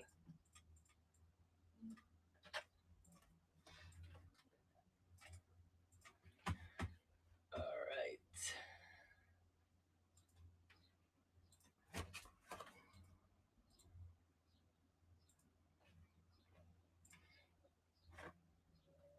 We'll do 27 seconds since it's not it's a free race. All right, this is for the Justin Jefferson. Little free slab giveaway for everybody as a little thank you, a little bonus race.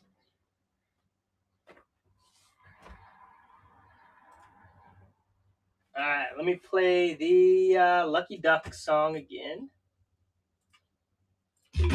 All right, good luck everybody for the free Jefferson.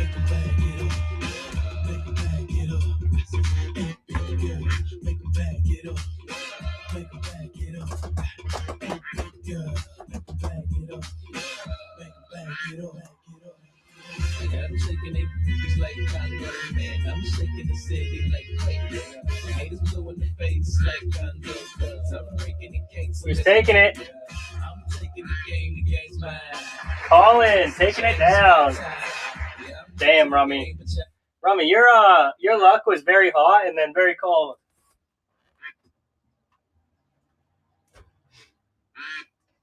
All right, Colin, congrats, man. Taking down the, I don't know if Colin's in here, but Colin, taking down the Justin Jefferson. Congrats, man.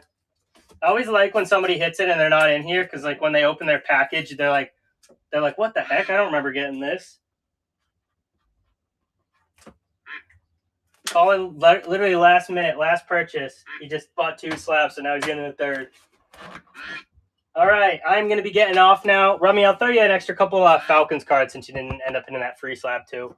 But if you guys have any questions, just feel free to shoot me a DM. I'll have everything out tonight. So hopefully you guys will get it by Monday, maybe Tuesday. I don't know how long the post office takes, but I'll have it out tonight. If you have any questions, just shoot me a message. And then I'll have a new duck race on Monday. If you guys are there around 2 p.m. Eastern, you can help me pick what we make. But if you guys have any suggestions in the meantime, shoot me a DM. I got a lot of cool stuff to do. But until then, appreciate all the purchases and support. Peace.